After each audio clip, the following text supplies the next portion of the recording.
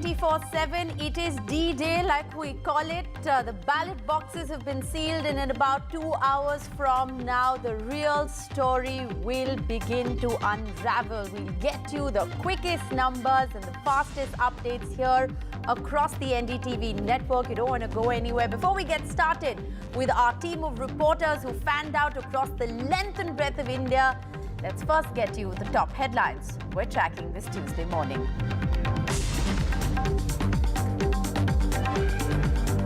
It is D-Day for the big Lok Sabha election. The counting of votes for the 18th Lok Sabha will begin at 8 a.m.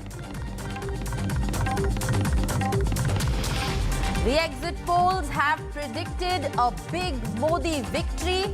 Is there a Modi wave or an opposition undercurrent is the big question.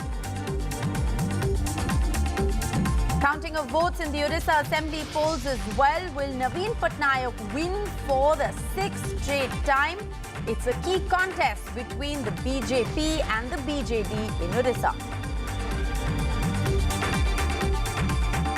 And while counting will also begin for the Andhra Pradesh Assembly polls, is a second term for Jagan Mohan Reddy possible? It's a tough fight from the TDP, Janasena, BJP combined. Central forces have been deployed in Andhra Pradesh to prevent any post-poll violence.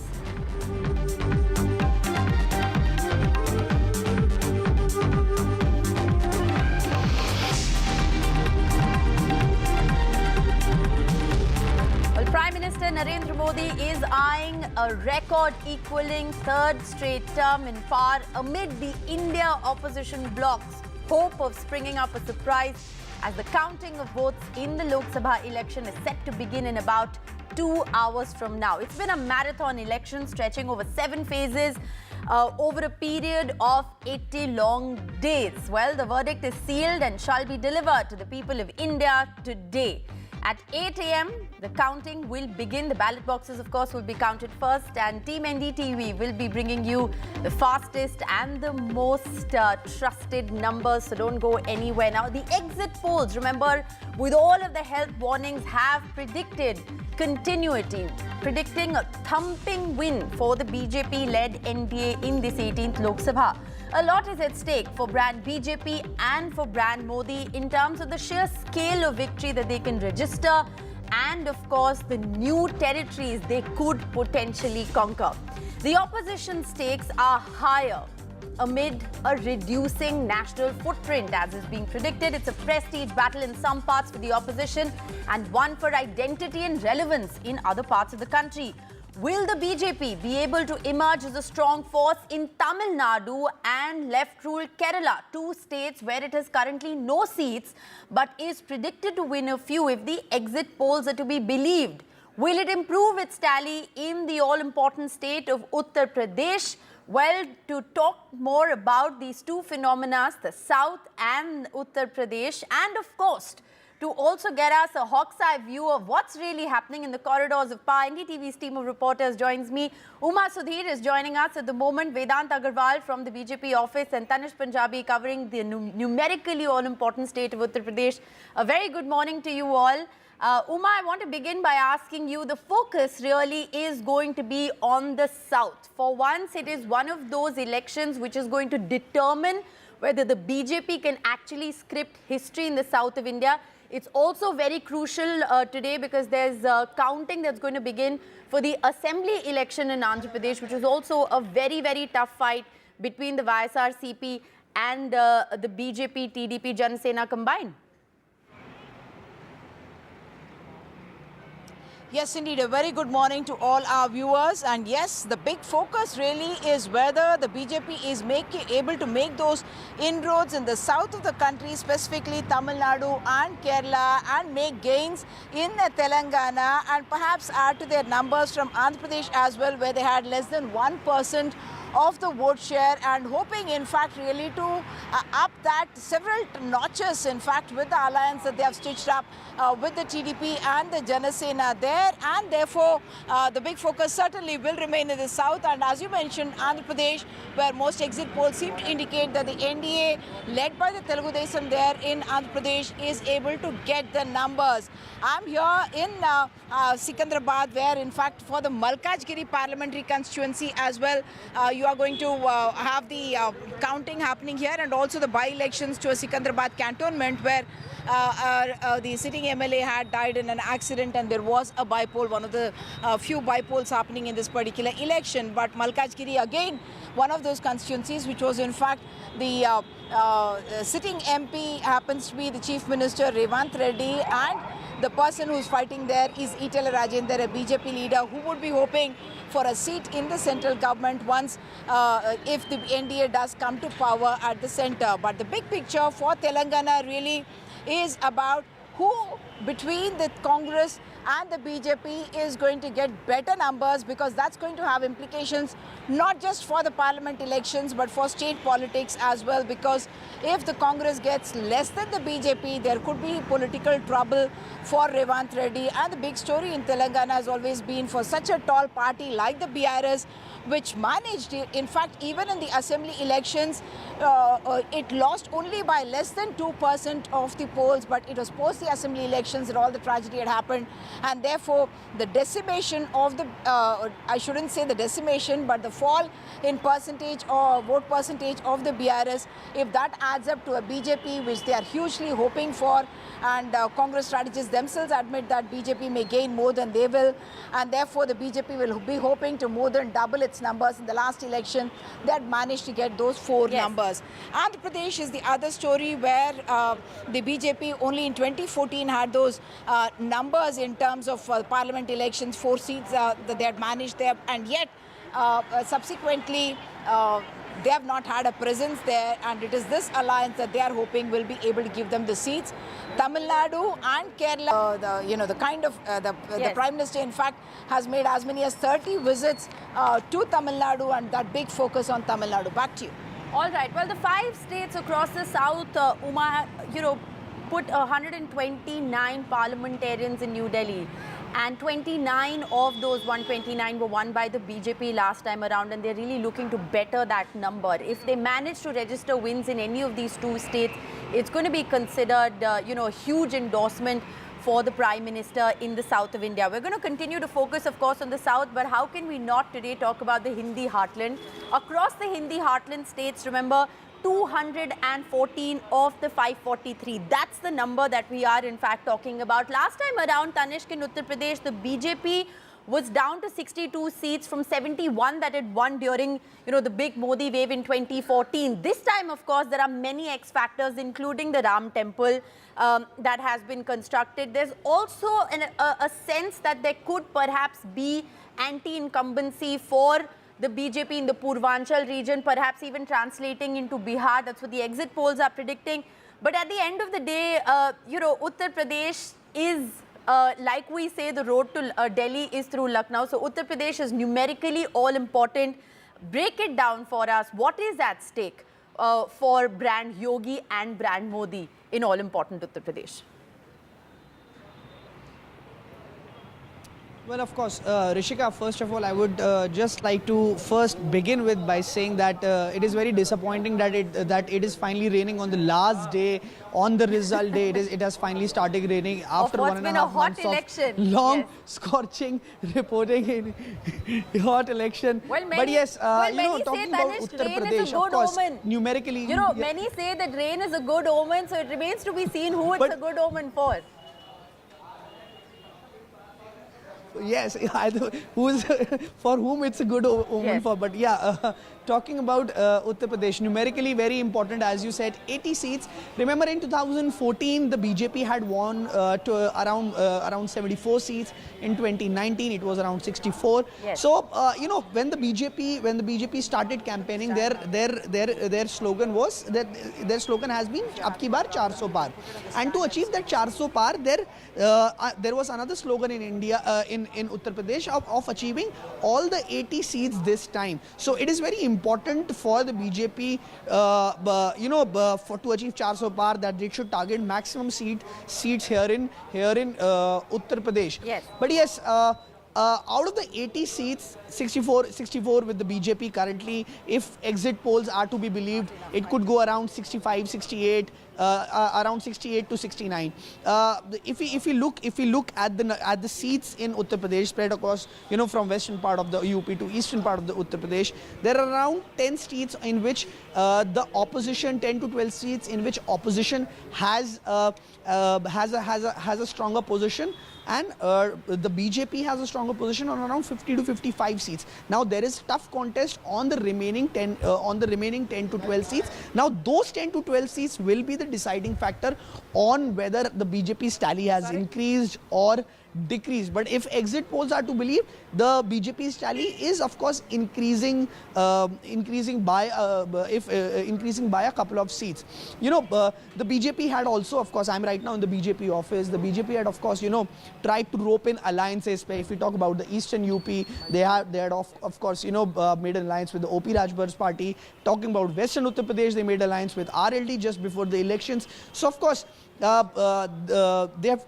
have given the party tickets very carefully and try to make sure that they get maximum seats this time. But on the other hand, if we talk about, it was the opposition's India bloc, mainly Samajwadi Party and the Congress alliance here in Uttar Pradesh. Yes. After, of course, a long drawn tussle between both the parties for the seat sharing, it was finally decided on 63 and 17 formula. But yes, there is one thing here, that the Congress campaigning actually, we saw Rahul Gandhi entering Uttar Pradesh for campaigning after third phase of election. So, yes, that could also somehow have an impact on the voters as well. Yes.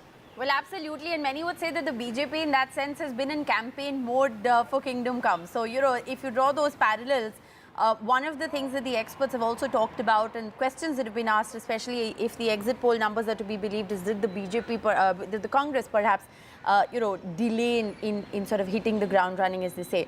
Vedant, it's over to you. I reckon that, you are at the BJP office, because we can see that there are some kind of preparations that have already been made. I can see, some kind of a pathway sort of a thing that's been laid out over there. But of course, it is the battle for Delhi at the end of the day.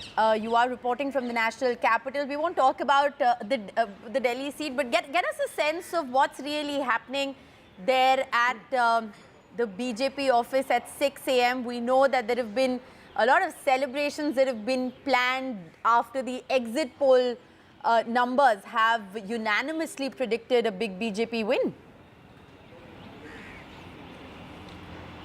That's right, Rishika. This morning, let me show you visuals at the BJP headquarters here in the national capital. As you said, preparations already underway for a grand celebration, particularly after what the exit polls have predicted. This pathway, as you said, has been laid out. All these banners here already in place, and they will be put up. These preparations, Rishika, let me tell you, have been going on for the past 2 days. In fact, I was here on the day of the exit polls, and there were massive preparations already. In fact, the stage is also being set for the Prime Minister. In fact, Rishika, what's interesting is that the BJP media cell has already circulated a message among reporters and folks of the media that the Prime Minister will be addressing Karyakartas at around 7 p.m. this evening. And this message, interestingly, Rishika, was circulated 2 days back on the day the exit polls were released. So that's extremely interesting that the BJP already, as you said, is always in campaign mode and has already in that celebratory mode, and that is something that we can see here at the BJP headquarters, where the Prime Minister is expected to address the Karyakartas in the evening, if what the exit polls have predicted does turn out to be true.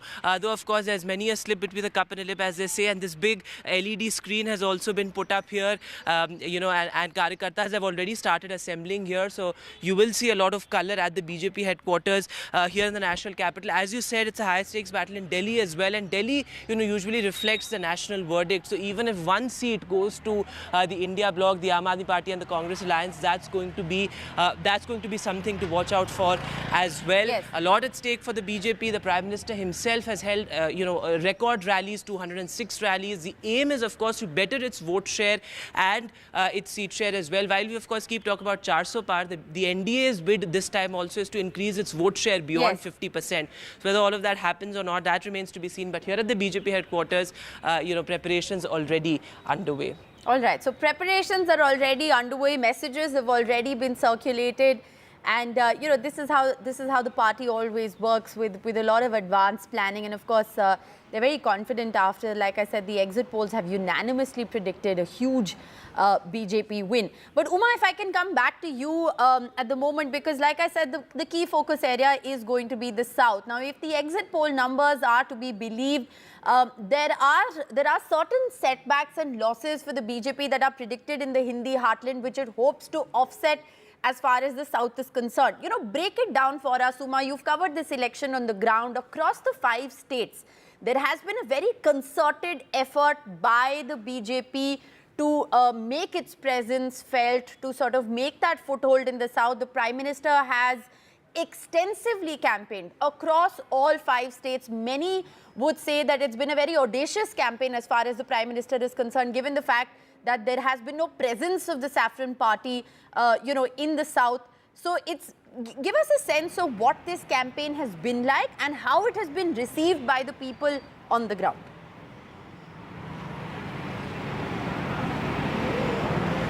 Okay, the first tour of the Prime Minister in the new year was to Tamil Nadu, and yes, multiple trips followed that, not just to Tamil Nadu but to Kerala and of course Telangana and Andhra Pradesh as well, that he has campaigned extensively in, and along with him, of course, Mr. Amit Shah and other leaders have been coming regularly, because Mission South is something that the BJP has given utmost importance to. And yes, in all these 5 states, the presence of the BJP is not something that's organic. Organically, they have not grown in the southern states the way they have in the north of the country. Always we speak about a Hindi, a Hindu, a Hindutva, all of which were in a sense, politically not acceptable in the Dravidian heartland, and therefore those were issues that, you said these are the reasons why the BJP may not succeed in the south of the country, where you have other regional parties which are having a strong presence. But Prime Minister Modi has been a constant factor, and his campaign and his push and the appeal of the BJP agenda, which is set to bring development, even though it's not the the religious card that really appears to work in the south of the country. But yes, Prime Minister Modi's campaign has always had an impact. Let's look at Tamil Nadu and Kerala alone, if you were to talk about it. In Tamil Nadu, the big picture for the BJP is also because this will be the first time they'll be going it all alone and testing their strength there. And in both Tamil Nadu as well as Kerala, if the BJP manages to get even couple of seats in either of these states, it could actually mean a change in the political dynamics of the state. Because Tamil Nadu, we are always talking about the DMK Plus Alliance and the AIA-DMK Plus Alliance, and it's the bipolar contest that has been happening over the decades. It's even the national parties, in fact, come in as an alliance to either of these ADMK or the DMK alliance in Tamil Nadu. But this time round, the interesting fight in Tamil Nadu is not really for the first place, because everyone concedes that it is perhaps the DMK Plus, which is the India alliance, which is going to get the maximum seats. The contest is really for who is going to be second there. Will the BJP manage to get more number of seats than the ADMK?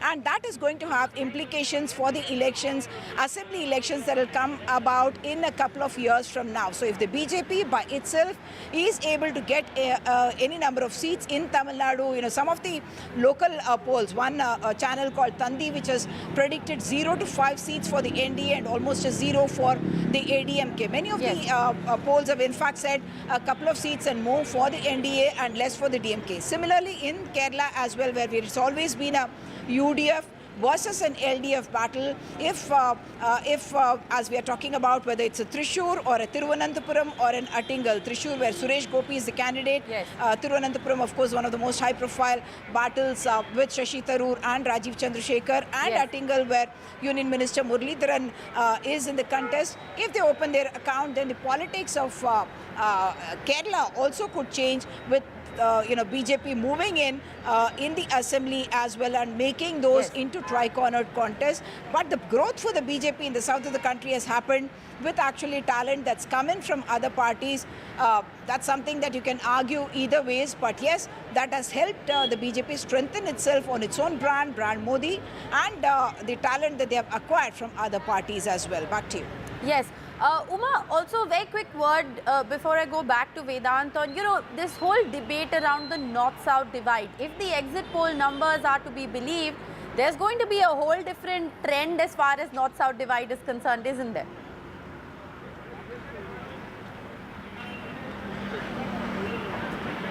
So yes, BJP would be appearing to be gaining more Yes. acceptability in the south of the country if the BJP were to open its account in a Kerala and a Tamil Nadu. But I must point out that there are also a lot of local factors, the candidate factor and the regional factors. Even in a Tamil Nadu, it is not in one region that these seats we are talking about. Even if they manage to get 5 seats, it will be geographically in very different areas, whether it's a Coimbatore, Ramanathapuram, all these areas that we are talking about. We cannot forget Pondicherry either. You mentioned 29 out of the 129.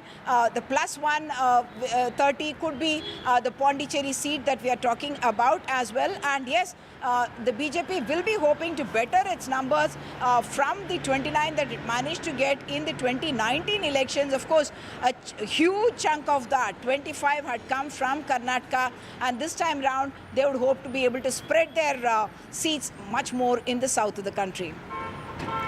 All right, let's go back to Vedant, who's reporting from Delhi. Vedant, you've also covered, the election extensively, especially as far as the national capital is concerned, which is a very interesting election this time around, given the fact that, the Aam Aadmi Party and the Congress have come together. There have been several questions of the fact that, they managed to be in an alliance in Delhi, in Haryana, neighboring Haryana, but then they're contesting against each other in Punjab. A phenomena in a certain sense that's believed to have really worked against the India alliance in a certain sense, with many questions really being asked on the sustainability of this rainbow coalition going forward.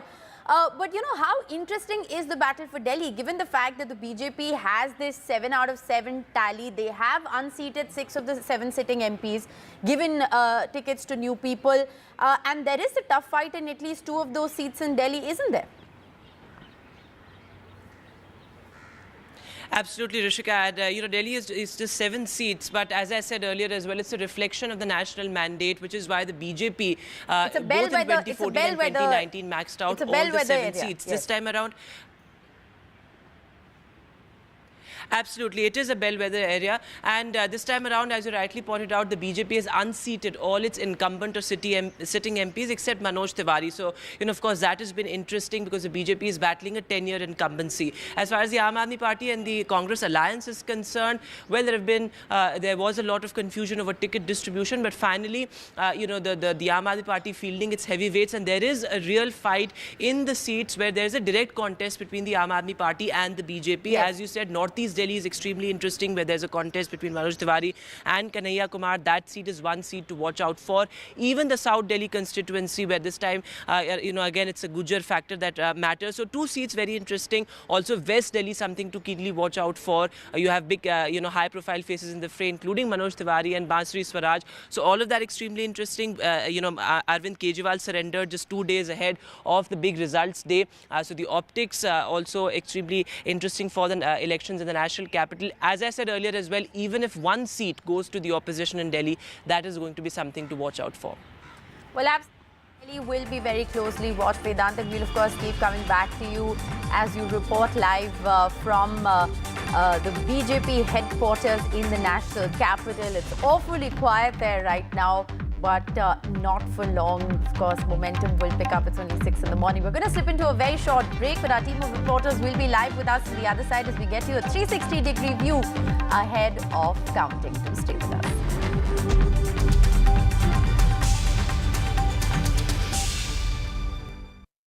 A parent's favorite question to school kids. Result kya raha? An investor's favorite question to a startup. Result kya raha? Everyone's favorite question on a day of a cricket match. Result kya raha? India loves results, but this counting day, don't just know the result, understand it. Catch India's most important result out on June 4th on NDTV 24/7. Watch Result Kya Raha on NDTV. Stay informed and entertained with the new and updated NDTV News app. You can watch all our channels live, listen to podcasts, read breaking and exclusive news from around the world and more. Download the NDTV app today and get access to the best journalism and storytelling on your smartphone or tablet. The NDTV app. News that matters to you. Stay informed and entertained with the new and updated NDTV News app. You can watch all our channels live, listen to podcasts, read breaking and exclusive news from around the world and more. Download the NDTV app today and get access to the best journalism and storytelling on your smartphone or tablet. The NDTV app. News that matters to you. A parent's favorite question to school kids. Result kya raha? An investor's favorite question to a startup. Result kya raha?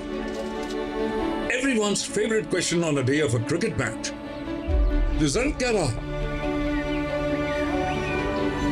India loves results, but this counting day, don't just know the result, understand it. Catch India's most important result out on June 4th on NDTV 24/7. Watch Result Kya Raha on NDTV.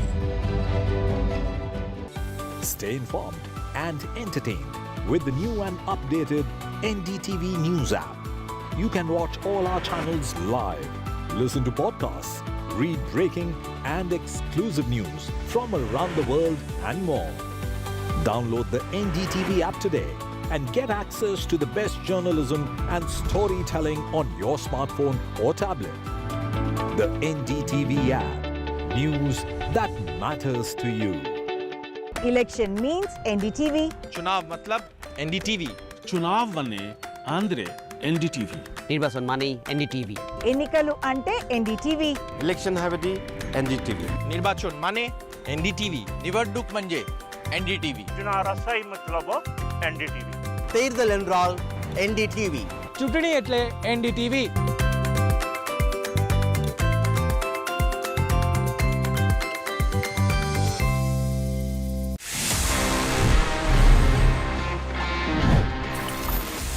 This is a Samsung phone और इसमें Android है.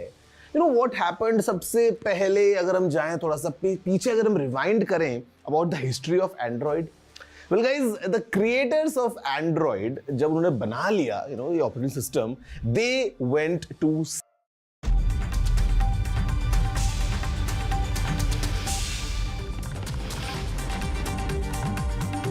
Welcome back.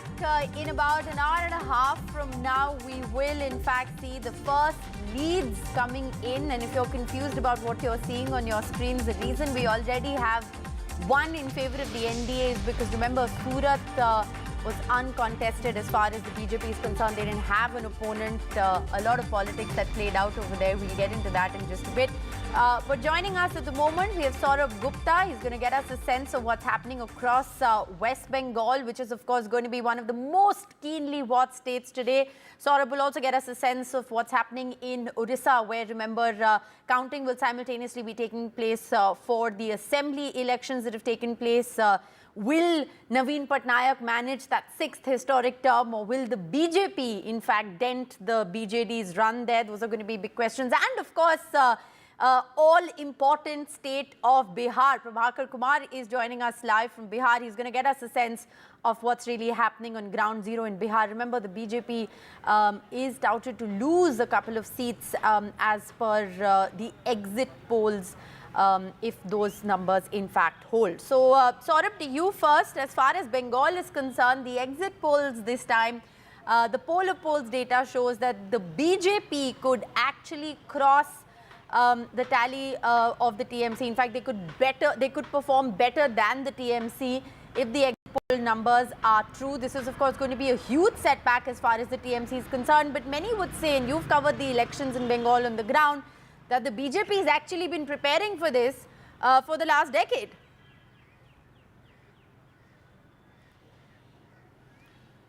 Yes, it has been the BJP's intention in this election to cross the TMC's tally, and they've worked towards it. And that's been something that has been on their agenda as far as West Bengal is concerned. It's in a way for the BJP considered, the final frontier or the final bastion. But obviously this is something that is being taken with a pinch of salt by the Trinamool. The exit poll results are something that the Trinamool has said are completely inaccurate. But, however, we've seen exit polls sometimes can be right, sometimes can be wrong. In 2021, though, the exit polls were largely wrong when it came to West Bengal.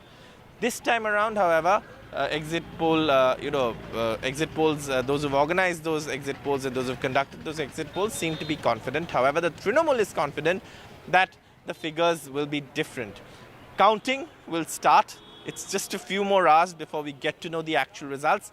But whatever the result in Bengal, you can see, of course, a lot of security, central forces plus, state police at counting centers, because this is a state where there is a lot of concern over electoral violence, and that's something that perhaps even on counting day would be playing on the minds of those in charge of security, which is why you see this kind of security placement, both central forces and state police outside counting centers. And this will be the picture across the state as well, because remember, this has been one of the most bitterly fought and closely watched states in the 2024 Lok Sabha elections. And as we head into results day, as the results start coming in, everybody will be keeping their focus in Bengal, because this is a state where the BJP has been looking at it as a catchment area to increase their tally.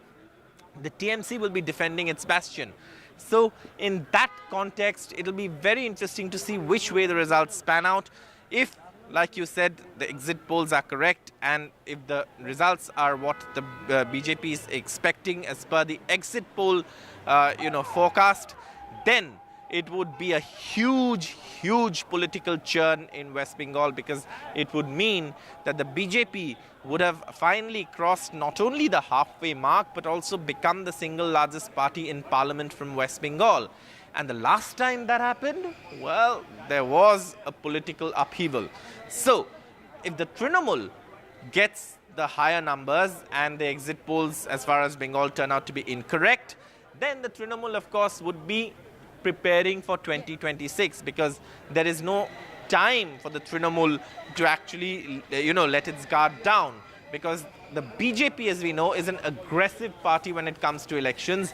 It will come back with full force, because it's been a party that's been on a growing curve in West Bengal. It would like to maintain that growing curve. So 18 seats in 2019. What will be the results in 2024? We'll know in a few hours. Yes. Well, it was 18 and 22 as far as the BJP and TMC is concerned, with 18 to the BJP and 22 to the TMC last time around. But what was very crucial was the fact that, the vote share was very neck and neck, just over 2% vote share difference. So it is a close call. And as far as the exit polls are concerned, they're almost predicting a reverse. The poll of polls is predicting 23 for the BJP and 18 for the TMC. Well, 1 to the Congress. It remains to be seen what really happens. We'll come back to you, Saurabh, in just a bit and also talk about Orissa. But I want to introduce Anurag Dwari joining us live from Bhopal, and Pratibha Raman joining us live from Bangalore. We're going to get you a sense of what's happening in Karnataka and Madhya Pradesh as well. But Prabhakar, to you first, it was a near sweep for the NDA alliance last time around. They lost just one seat, which went to the Congress party. This time around, their tally is expected to come down a bit, but only just about. Has the India alliance managed to really galvanize on the ground? What's the sense that you've got? You've, of course, covered this election. It's been a hot election to cover. You've covered this election on the ground. So get us a sense. What is your sense? Are the exit poll numbers, according to you, nearing what the sentiment on the ground is? So if you see the 2019 tally, the numbers were stacked in the favor of NDA. They had 39 out of 40 seats, except for the Kishanganj seat, which was to the Congress. Yes. Now, going by the exit polls or the poll of polls, what we are saying, what we are showing to our viewers, it is the numbers have gone down by 4 to 5 numbers for NDA. So they are showing somewhere around 34 to 35 seats for NDA in Bihar. But Yes. this number is completely being written off by the India Alliance leaders. If you talk to them, we had a word with SV Yadav yesterday off camera, and he said that there's no way NDA is going to cross the halfway mark here in Bihar, which means that they are very much hopeful that the India Alliance Yes. would be able to garner around 20 seats out of the total 40 seats which Bihar has. Whether they'll be able to achieve that number or not, but the India Alliance leaders are very upbeat that the way they have seen their campaign panning out across Bihar, the way the public showed their support to them, and based on the inputs they have from the ground, they are very hopeful that they will be able to cross this 20 mark here in Bihar. And if actually that happens, so it would be a big blow for the NDA. So we will have to wait for the day to progress and numbers to actually start sipping in, and only then we will be able to tell which faction actually has the right numbers on their side. Okay. But the fact remains, this is where this is the BJP headquarters here in Patna, and this is where the action will happen. You'll see laddus being distributed here, or you'll see sad faces coming out of this gate behind me. So these are the two places: the BJP office here in Patna, and of course, not to forget the Lalu's residence here in Patna. So these are the two epicenters as far as the political action today is concerned. 38 minutes into coverage, Prabhakar, I have to confess, I was a little surprised that we didn't have any mithai preparation, laddu preparation shots. But I'm told that we do have them. So we don't know. I'm not sure where those shots are coming from right now. But laddus for sure are being prepared. It's a very good day if you're in the flowers business or the sweet business, because whichever side wins, there will be plentiful of those laddus and those flowers. So those shots have come in. The signs are all very good, and it's overcast at the moment, I'm told, in parts of UP and Bihar. So we hope it's a cool day. Okay, those shots are from Delhi. That's what I've been told. So clearly, the preparations are underway. We don't know which side has commissioned those laddus yet, but laddus are being prepared. Anurag, I want to come to you. As far as Madhya Pradesh is concerned, there was only one seat again that was retained by the Congress last time around, which was Chhindwara. And this time around, the exit polls are predicting something very similar. Given the kind of route that the Congress has seen in the state elections, what's the sense that you've got from ground zero? Rishika, you must be having those shots from Jabalpur also, but we are at the BJP headquarters in Bhopal, and I was just listening to my old colleague, Saurabh Gupta. We have covered elections there in the eastern part of the country as well as the western part of the country. But here the scenes are totally different. My camera person Rizwan can show you a large screen installed here inside the BJP headquarters in Bhopal, though we don't have any BJP leader or party workers still in the BJP office. But they have just opened up the office, and my camera person can zoom and show you those red carpets just outside the BJP headquarters. And this man, the figure, Prime Minister Narendra Modi, large cutouts everywhere inside the party office in BJP. And I just want to show you a very interesting wall. If my camera person just can pan there, you can see, the figures from earlier elections like 2014, 2019, and now to 2024. BJP has given a slogan, Ab ki baar 400 par. You can see those 400 par. And why? Because of these government schemes. Obviously, first posters of Ram Mandir, then 370, now Jal Jeevan Mission, Ujjwala, Women Reservation, and PM Awas, then Ayushman Card, Garib Kalyan. So all these schemes, and that's why the BJP is hopeful that they have created different constituencies of Labharthi, and they will vote for them.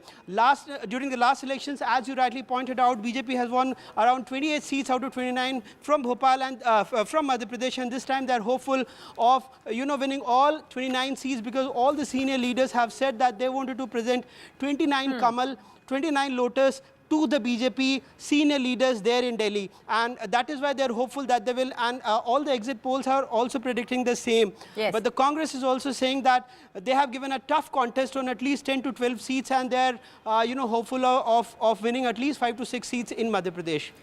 All right. Well, it's very interesting. What you've showed us is essentially a hall of fame as far as, the BJP and the promises are concerned. This is exactly what their campaign pitch has been. The red carpet yet to be rolled out there, and all preparations underway at the BJP headquarters in Bhopal. Anurag, we're going to keep coming back to you for more. But on the other side of a very short break, we'll go across to Pratibha, joining us live from Bangalore. Karnataka is one of those keenly contested states, from cardiologists to kings. You have a very interesting mix of candidates. We'll get a sense from Pratibha on the other side of what's going to be a very short break. Do stay with us.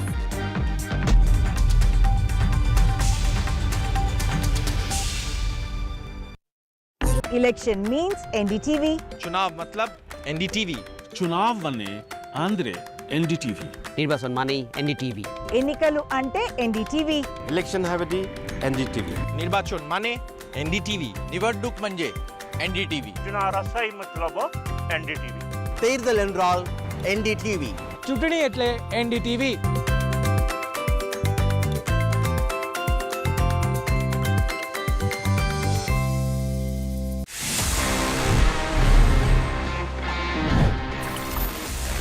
Sharing से याद आया, sometimes it's a thing that we need to share our Wi-Fi network. घर में कोई दोस्त आया हो, maybe there's some guest coming in and you would want to share your Wi-Fi.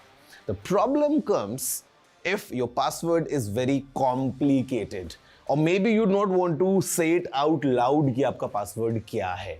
ऐसे में आप Wi-Fi network कैसे शेयर कर सकते हैं? Well guys, it's a very interesting method. बहुत आसान सा टिप है. Just go into your phone's settings. वहां पे जहां पे आपको वाईफाई का नाम दिखता है, just next to it, or maybe if you go deep into settings, आपको एक ऑप्शन मिल जाएगा wherein you can share your Wi-Fi network just by using a QR code. आपके फोन के स्क्रीन पे QR कोड आएगा. The friend or the guest just needs to scan that code and he can connect to your Wi-Fi network without even you telling the password 1 2 3 4 5 6 7 8 or whatever it is. अगर आप चाहें तो इसी QR code का एक print out लेके अपने घर में कहीं लगा सकते हैं, so that anyone coming in can just scan that QR code and वो आपके वाईफाई से कनेक्ट हो जाएगा. Quite easy, quite convenient and quite time saving as well. कैसी लगे ये टिप? मुझे जरूर बताना. You know the address. It's tg@ndtv.com.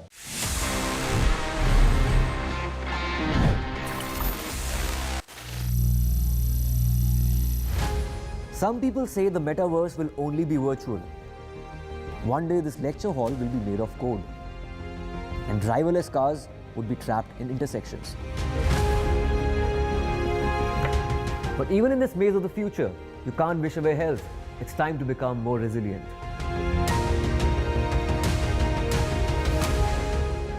"10 years of Banega Swasth India, we have grown and achieved so many milestones.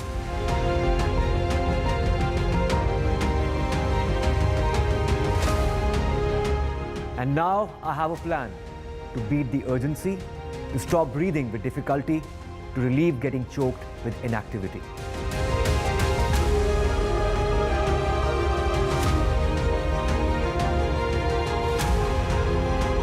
Energize our government, our environment, our society, and ourselves. Everyone, everywhere, every day.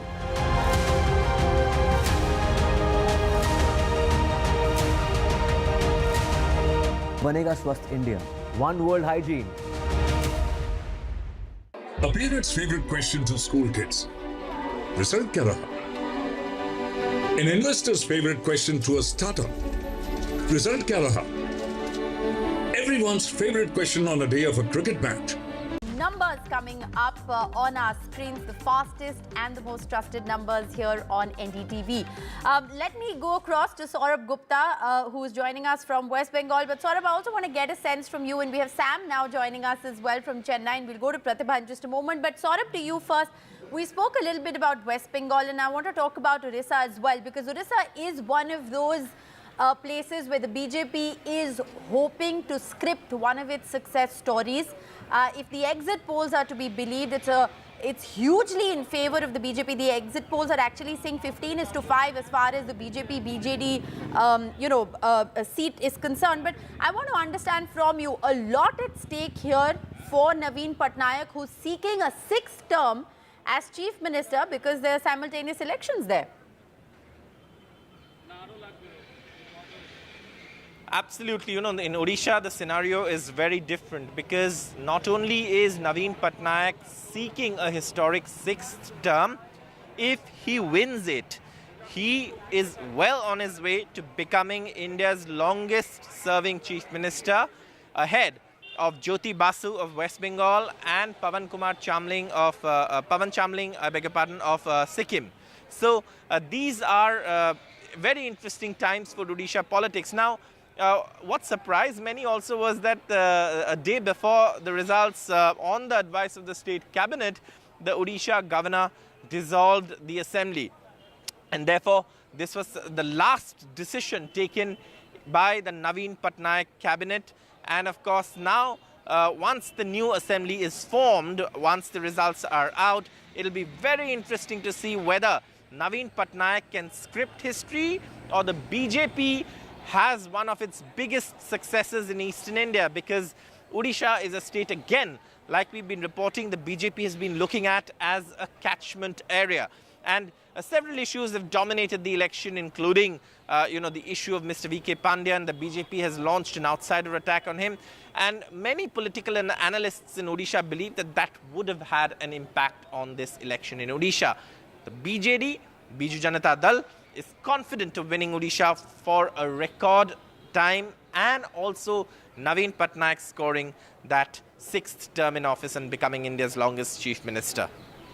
Longest serving Chief Minister, I beg your pardon. Yes, well, it's going to be very interesting to see what happens. Even the vote share last time around, there was a difference of just about 3.5% between the BJP and the BJD. So can the BJP really cover up that lost ground, and will it translate into seats? Orissa is going to be one of those fascinating elections to watch out for today. I want to now go across to Pratibha. Pratibha, it's a prestige battle as far as Karnataka is concerned. The Congress did win the state elections, but many say that the BJP is really covered ground in a certain sense, allying with the JDS, looking to consolidate the Lingayat Vokaliga vote base. There have been a whole host of issues as far as Karnataka is concerned. You've covered the election on the ground. What's your sense? Do the numbers hold? In fact, it has been quite a nail-biting contest as far as all three parties here are concerned, because each of them trying to prove their mettle here. The Congress trying to repeat what it did in the assembly election with respect to the Lok Sabha election. The BJP, of course, trying to maintain its prestige by gaining or covering the entire ground here in Karnataka and trying to retain as many seats as possible, just like how they did in 2019. I'm here at one of the counting centers of Bengaluru Central here, and it has been quite interesting to watch the kind of arrangements that have already been made. The building that you see, this is the place where the counting is to take place in a few hours from now.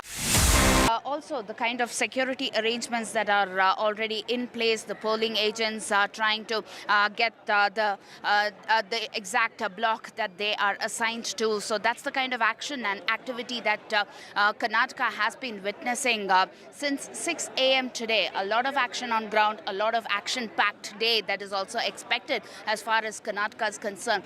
We've been talking about the Modi guarantees versus the Congress guarantees during the election campaign here in Karnataka. Right through the midway, Prajwal Revanna issue also gained a lot of ground as far as the poll plank is concerned. Yes. We'll have to wait to see how this prestige battle between the Congress and the BJP will play out in Karnataka. All right. Well, the Prajwal Revanna issue, of course, has grabbed national and international headlines, but the entire controversy really only unearthed after Karnataka had voted. So is it really going to be a poll issue? Well, one isn't really sure of that. But let's go across to Sam Daniel joining us from Tamil Nadu. Sam, what's the sense that you're getting as far as Tamil Nadu is concerned? The exit poll numbers do predict that it's going to be historic as far as the BJP is concerned. Even if they managed to make some inroads in some small measure, they would have in a certain sense scripted history. That's right, Rishika. Alliance arithmetic-wise, the DMK alliance is a formidable one. They swept polls in 2019 and they hope to repeat. They have a strong alliance with the Congress, left parties and a few others including MDMK and VCK. But the exit polls gave at least 2 or 3 seats to the BJP. That, in a sense, defies alliance arithmetic, and the ruling DMK or the India alliance doesn't really buy that. But certainly the BJP is upbeat about this, and if they manage to win, this will be the first time the Saffron Party is making inroads in Tamil Nadu on its own. Remember, in the past they won both assembly seats as well as parliamentary seats, but they've been in alliance with either one of the Dravidian arch rivals. And if this happens, then it will be a huge advantage for the BJP to hope to gradually expand its footprint. At the moment, it has only 3.5% vote share.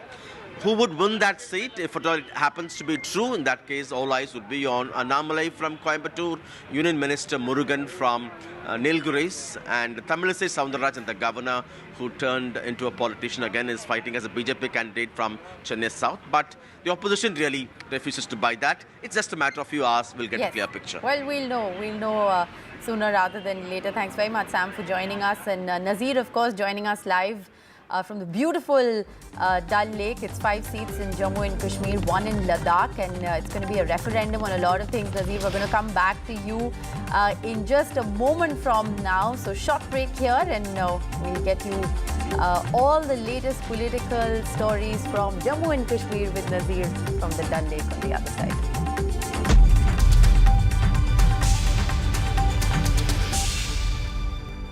Co-presented by A parent's favorite question to school kids. Result kya raha? An investor's favorite question to a startup. Result kya raha? Everyone's favorite question on a day of a cricket match. Result kya raha? India loves results, but this counting day, don't just know the result. Understand it. Catch India's most important result out on June 4th on NDTV 24/7. Watch Result Kya Raha on NDTV. Stay informed and entertained with the new and updated NDTV News app. You can watch all our channels live, listen to podcasts, read breaking and exclusive news from around the world and more. Download the NDTV app today and get access to the best journalism and storytelling on your smartphone or tablet. The NDTV app. News that matters to you. Stay informed and entertained with the new and updated NDTV News app. You can watch all our channels live, listen to podcasts, read breaking and exclusive news from around the world and more. Download the NDTV app today and get access to the best journalism and storytelling on your smartphone or tablet. The NDTV app. News that matters to you. A parent's favorite question to school kids. Result kya raha? An investor's favorite question to a startup. Result kya raha? Everyone's favorite question on a day of a cricket match. Result kya raha? India loves results, but this counting day, don't just know the result. Understand it. Catch India's most important result out on June 4th on NDTV 24/7. Watch Result Kya Raha on NDTV. Stay informed and entertained with the new and updated NDTV News app.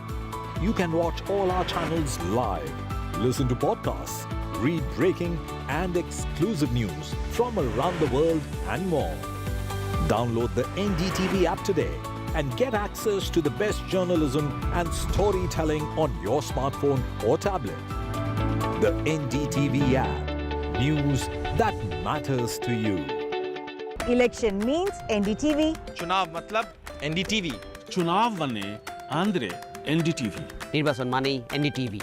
ఎన్నికలు అంటే NDTV. Election habadi NDTV. निर्वाचन माने NDTV. निवडणूक म्हणजे NDTV. रसाई मतलब NDTV. தேர்தல் என்றால் NDTV. चुटणी.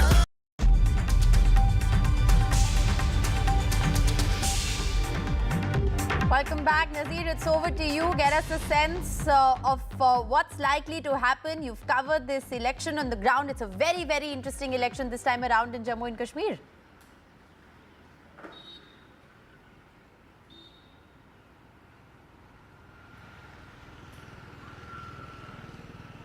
Well, this election was more interesting than one way. Here, let me show you where I am. This is SKICC Sher Kashmir International Convention Center, where the counting will take place at 8, will start at 8. And it is in Srinagar, and let me show you the view of the Dal Lake first. And a breathtaking view of the Dal Lake this morning. And here people are waiting who will be the Muqaddar ka Sikandar, who has the public trust, and what will EVMs reveal today. Largely it is seen that NC may win 3 seats, all the 3 seats in the valley, Baramulla, Srinagar and Anantnag. That is what exit polls are saying, but we say it appears to be a very tough contest, particularly in Baramulla, where people will have decided fate of Omar Abdullah, former Chief Minister, and he is pitted against the Sajjad Loan of People's Conference and jail leader Engineer Rashid, who is in Tihar jail for last 5 years, but created sort of waves during elections without spending a single penny. They led a very, very effective campaign because of large number of volunteers joined his campaign. So will he make a difference in these elections? And it has become very tough. Also, Mehbooba Mufti's fate will be decided today. People will say, because she's contesting from Anantnag, her main rival is National Conference leader Mia Altaf. Let's see, by forenoon, we'll know once in I think less than 2 hours after the counting starts, we'll know. Well, in just a short while from now, we'll know. But Nazir, what a historic election it has been in Jammu and Kashmir, recording the highest voter turnout in 4 decades. A true celebration of India's democracy. Thanks very much for joining us with that live update from the beautiful Dal Lake. We envy you, and we'll come back to you for more in just a bit. With that, we're going to slip into a very short break. Up next, my colleague Vishnu Shom joins me for all the latest political action. It's 1 hour to go for counting to begin. Do stay tuned to NDTV.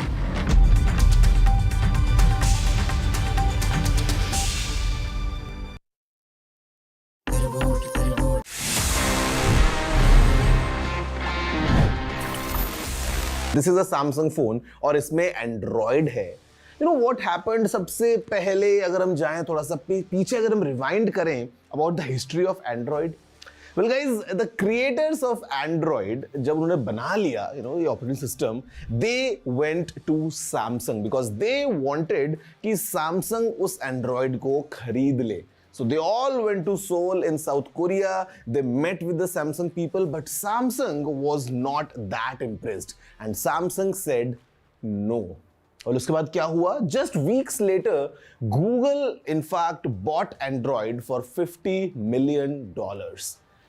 Imagine करो अगर Samsung ने उस time पे Android खरीद लिया होता, would have been the case that Android would have been Samsung's own exclusive operating system. Like today we see how Samsung is the king of Android. They basically rule the Android market. But वो एक ना आज कैसे mobile history को पूरा बदल चुकी है. It's all for you. Did you know this? If yes, then amazing. If no, then please let me know by writing all your emails to tg@ndtv.com.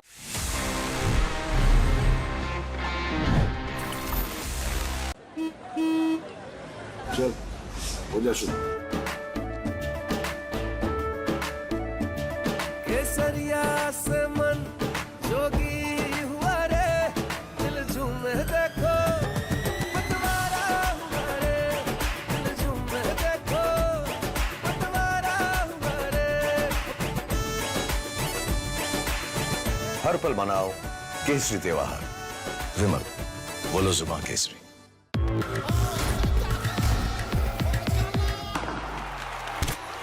पता नहीं क्रिकेट का फ्यूचर कैसा होगा, पर सीलिंग फैंस का फ्यूचर पता है, because it's already here. Orient Aeroslim with reverse rotation mode जो इंप्रूव करे air circulation. Orient BLDC fan, the future of fans. Election means NDTV. चुनाव मतलब NDTV. चुनाव वने आंध्रे NDTV. निर्वाचन माने NDTV. Ennikalu ante NDTV. Election habiti NDTV. निर्वाचन माने NDTV. निवडणूक म्हणजे NDTV. चुनाव मतलब NDTV. தேர்தல் என்றால் NDTV. चूंटणी એટલે NDTV.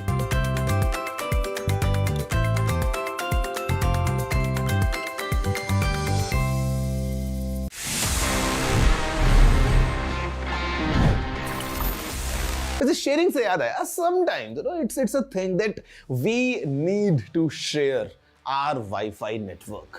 घर में कोई दोस्त आया हो, maybe there's some guest coming in and you would want to share your Wi-Fi. The problem comes if your password is very complicated or maybe you not want to say it out loud कि आपका password क्या है. ऐसे में आप Wi-Fi network कैसे share कर सकते हैं? Well guys, it's a very interesting method.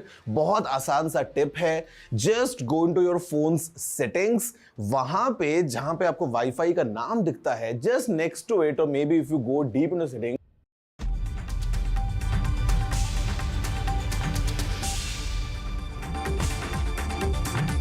Good morning and welcome to what will be one way or the other a historic day for India. In about an hour from now, less than an hour, right Rishika?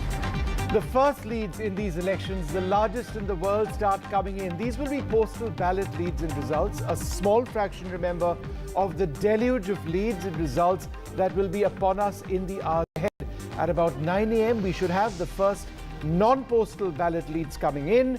And given the pace at which the entire process works with electronic voting machines, we should have a firm idea of who will form the government by noon. By maybe noon 1 o'clock. or even earlier. Possibly earlier, yeah. Possibly earlier. The focus, of course, is going to be on whether the exit poll numbers, Vishnu, that have essentially pretty unanimously predicted a third term for Prime Minister Narendra Modi, whether the Modi-led NDA is going to return to power. And many say that it's going to be a landmark third term because it's a prestige battle as far as the Prime Minister is concerned. He's looking to better records, break records as far as personal records and the record of the government is concerned. The question, of course, is going to be whether the opposition can spring up a surprise. Given the narrative that the opposition has drummed up after the exit polls, they are predicting that they are crossing 290, Vishnu. 295 is what they're going at. But remember, some of the exit polls, one specifically said that the NDA might end up with 400 seats. But if the BJP does return to power, Narendra Modi will be only the second Prime Minister in India's history after Jawaharlal Nehru to win 3 times in a row. Now that is a staggering achievement if it were to happen. Well, ultimately, though, these elections are about the future of the country, the world's most populous nation. So what does a young, aspirational nation like ours, filled with hope, filled with desire, filled with ambition, actually seek? There are also a whole host of issues. Remember, jobs has continued to dominate the narrative on the ground. But the question is, have the people of India once again posed faith in this government to resolve those issues? I think those are going to be some of the key things to watch out for as far as this election result is concerned. Well, that's a lot of what we're going to be analyzing over the entire day and throughout the evening. But for now, we leave you with one number only, 272. That's the halfway mark, the magic number. In our first past the post system, any party or formation that gets more than that forms the government. So that's what we are looking at. The NDA said 400 par. The India Alliance is saying 295. Ultimately, we just got that one number. Absolutely. Right? That's the first major hurdle. But first, a look at the headlines. Yes, we'll get you all the top headlines. And also, Vishnu, just to say that our team of reporters who've covered this election across a very hot summer will join us from the length and breadth of India. We'll get you a pulse of what's happening at ground zero across counting centres and party offices. So all that and more coming up. But yes, first up, the headlines.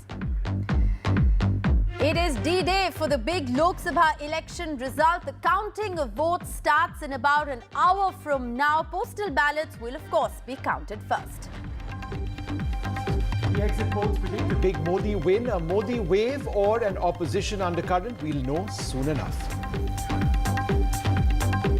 It's going to be crucial to see what happens in Orissa, counting in the assembly polls in Orissa as well. Will Naveen Patnaik win for the 6th straight term and script history, or will the BJP dent his record? Andhra Pradesh, a crucial assembly election here as well. So remember Lok Sabha and assembly elections being held in a couple of states. Andhra Pradesh, one of them. Will there be a second term for Jagan Mohan Reddy? It's a tough fight from the TDP, the Jana Sena and the BJP combined. There are a large number of central forces deployed to prevent any post-poll violence.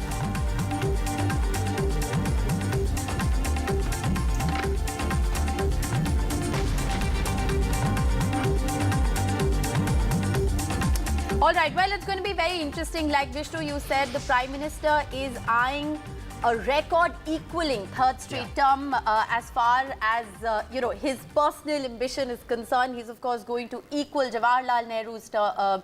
It's going to be very interesting to see how that plays out. And it's been a marathon election, let's face it. 7 phases, Vishnu, 80 days and counting. The verdict is sealed. And God knows we in the newsroom can't wait for it to be delivered.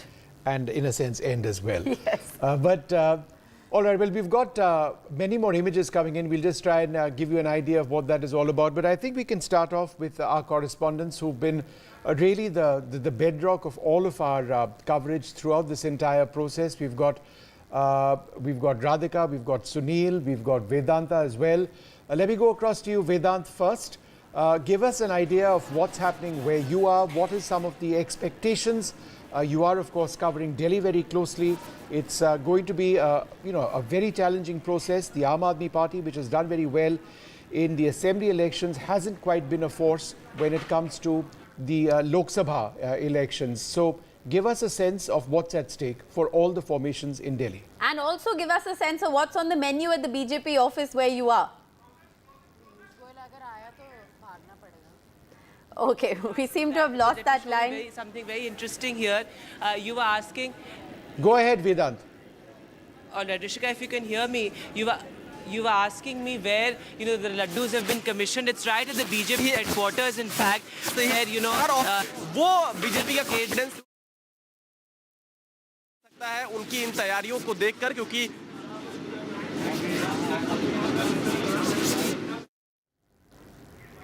Well, Vishnu, it's a lot more than laddus there on the menu as far as the BJP headquarters are concerned. It's breakfast. There are laddus also, which I saw sort of being kept aside over there. Yes, I think puri aloo is on the menu. That's right. Yes. So, Vedant, we sent you over there to report. I mean, are you essentially hinting that you're hungry at this stage? Okay, we seem to have lost that line with Vedant. We'll try and fix that. But, as expected, Vishnu, 1 hour into coverage and we're talking about food already. We have a long way to go. We're going to go right back to Vedant. Let's get a sense. Sunil Prabhu is another person who always has food on his mind. Sunil, what's happening around you? You're at the Congress office. Everybody must be nervous at this stage. What exactly is the buzz? Well, Vishnu, here it's not about food or laddus. Here it's about questions about the EVMs. And I'm joined by somebody who has been a veteran, who has always been part of the Rahul Priyanka, brigade. Now he's questioning the EVMs. Jagdish bhai, why are you protesting now? देखिए, पिछले 6 दिन पहले मैंने बता दिया था कि लोकतंत्र ये जो है हैक होगा ईवीएम मशीन. आप बताइए, मैं सरकार से, चुनाव आयोग से, सुप्रीम कोर्ट से हाथ जोड़ के अपील करता हूँ, नाम निवेदन करता हूँ. आप बैलेट पेपर का जो बैलेट से पर्चियाँ गिनी हैं उनको अलग गिने और ईवीएम मशीन से अलग गिनती करें और तो रिजल्ट डिक्लेयर करें तो नंगा हो जाए. Are you already conceding that आप हार रहे हैं? नहीं, 100% देश की जनता से हम नहीं हार रहे हैं. ईवीएम से पिछले 10 साल से हम हार रहे हैं. मैं कहता रहा देश के. How can this be? You can't be contradicting yourself. When you win in Karnataka, when you win in any other state, then it is okay. And when it is against you, then you are questioning. आप इतने बढ़िया बुद्धिजीवी पत्रकार है, पूरा देश थोड़ी लूटेंगे, थोड़ा बहुत तो रेवड़ी हमें भी देंगे. अब मैं हिमाचल की बात करता हूँ. हिमाचल का नारा था कि कांग्रेस के 60 और बीजेपी के 8, लेकिन 11 बजे तक 25 बीजेपी के आगे वो ईवीएम मशीन ही थी. कहना कि मैं समझता हूँ अगर देश के प्रधानमंत्री ने इसका विरोध करा था, ईवीएम में गड़बड़ है, बैलेट पेपर पर देख कर अपना ठप्पा मार कर वोट देते हैं. पहला विरोधी तो प्रधानमंत्री है ना, हम समझ नहीं पाए. अब तो पूरा देश समझ रहा है, सब समझ रहे हैं. अनजान मतलब मैं तो कह रहा हूँ, मैं फांसी खा लूंगा अगर वीवीपैट से राहुल गांधी चुनाव हार जाए तो. नहीं हारेंगे. ईवीएम मशीन से राहुल गांधी चुनाव हारेंगे और पिछले 10 साल से हार रहे हैं। EVM and VVPAT are the same thing, but anyway Jagdish भाई, आप आजकल संघर्ष का मूड में है, you are not ready to have laddoos and enjoy, आप क्या ऑलरेडी मान रहे हैं कि आप हार रहे हैं? जब मुझे पता हम हार गए तो लड्डू या हवन क्या करूंगा यार, मैं तो बुरी तरह पता कि हार है कहीं ना कहीं मैं समझ रहा हूँ। सिपाही हूँ कांग्रेस पार्टी का, चारों तरफ नजर रखे हूँ, 10 साल से शोर मचा रहा हूँ ये में गड़बड़ है, पार्टी तो अभी इस लाइन पे आई है, पूरा देश अब इस लाइन पे आया है। और मैं दावे से कह रहा हूँ ना, फांसी खा जाऊंगा अगर वीवीपैट से राहुल गांधी हार जाए तो, जो पर्चियों से उनसे राहुल गांधी जीतेगा और ईवीएम मशीन से पिछले 10 साल से हार रहा है। So that's the mood you can see here at the Congress office, already conceding to a great extent the fact that they don't are not that confident, but this is clearly symbolizes what exactly is the problem with the Congress party. The India Alliance, as you're well aware, will be meeting later this evening to take stock of the results. The big question is what do they plan after that, and whether they will be united together after that results come in. So that's, I think, a critical meeting that is taking place, apart from, of course, as we wait to see leader after leader analyze on what went wrong, if the exit polls are as predicted, giving the India Alliance not many seats as and allowing. So Vishnu, the mood is skepticism as far as the Congress office let me is interrupt concerned. Skepticism being served. Vedant is still not on camera. Yes. I suspect he's eating the food at the BJP office at this stage. We need to check whether there's a connectivity issue there for sure. Connectivity, right? Quote unquote. Yes, for sure. Radhika, huge day, obviously, all across Maharashtra. Some would suggest it's a battle for identity of the NCP at one level, the Shiv Sena as well. Again, basic questions to start off. What's the buzz around you right now? Well, I'm at Goregaon Counting Centre. This is among the most important counting centre as far as Maharashtra is concerned. I'm just going to show you the scenes around. Of course, we've not been seeing candidates here. Of course, this is a counting centre which looks into the results of at least about 3 constituencies in the city of Mumbai. As you can see, heavy security deployment here, police officials in large numbers. Election agents, counting agents are in fact making their way into the polling centre. Of course, election officials also, we've been seeing them for the last 1 hour. It's buzzing here, of course, but in a couple of hours from now is when we will start seeing candidates, including Piyush Goyal. As far as Maharashtra elections are concerned, yes, as you rightly pointed out, this is all about identity battle and prestige battle as far as both Mahayuti and MV are concerned. Remember, political landscape in Maharashtra went through a sea change over the last couple of years with the Sena split, NCP split. Therefore, both vying for, its identity over the last couple of years. We did see legal battle playing out. We did see how there was, contest as far as battle as far as, symbol and party name are concerned. Therefore, a lot of political churn taking place. How the rebels will perform. Will it be advantage Eknath Shinde? Will it be advantage Ajit Pawar? Or will there be a sympathy wave for Uddhav Thackeray or Sharad Pawar? That is something that we will know in a few hours from now, because at this point, exit polls at least, had predicted a very close contest. Remember, in 2019, NDA had swept 41 seats out of 48. And now, of course, what we are seeing is some sort of, equal numbers as far as both the factions, both the alliances are concerned. So it is going to be, it's not going to be easy to predict, at least this year around, this time around, simply because of all the political churn and the change in the landscape. Is it going to be advantage original Sena, as they call it, original NCP, or is it going to be advantage rebels? Will the BJP strengthen as a result of these, new formation and new realignments, or will it be beneficial for MVA, for Uddhav Thackeray? Radhika, if there's one state where no one's betting any money on, it's Maharashtra, because it is too close to call. This time around, the dynamics are so different. People are so confused about symbols. I remember, Vishnu, ahead of voting in Maharashtra across different phases, they would actually post on social media people educating the others on the symbols because there was so much confusion. It's a whole new political landscape, so it's no one's hedging any bets there. In fact, even if you looked at the exit polls, it was in Maharashtra that there seemed to be a bit of a contest between the India Alliance and the NDA, as it were. But it's critical, 48 seats.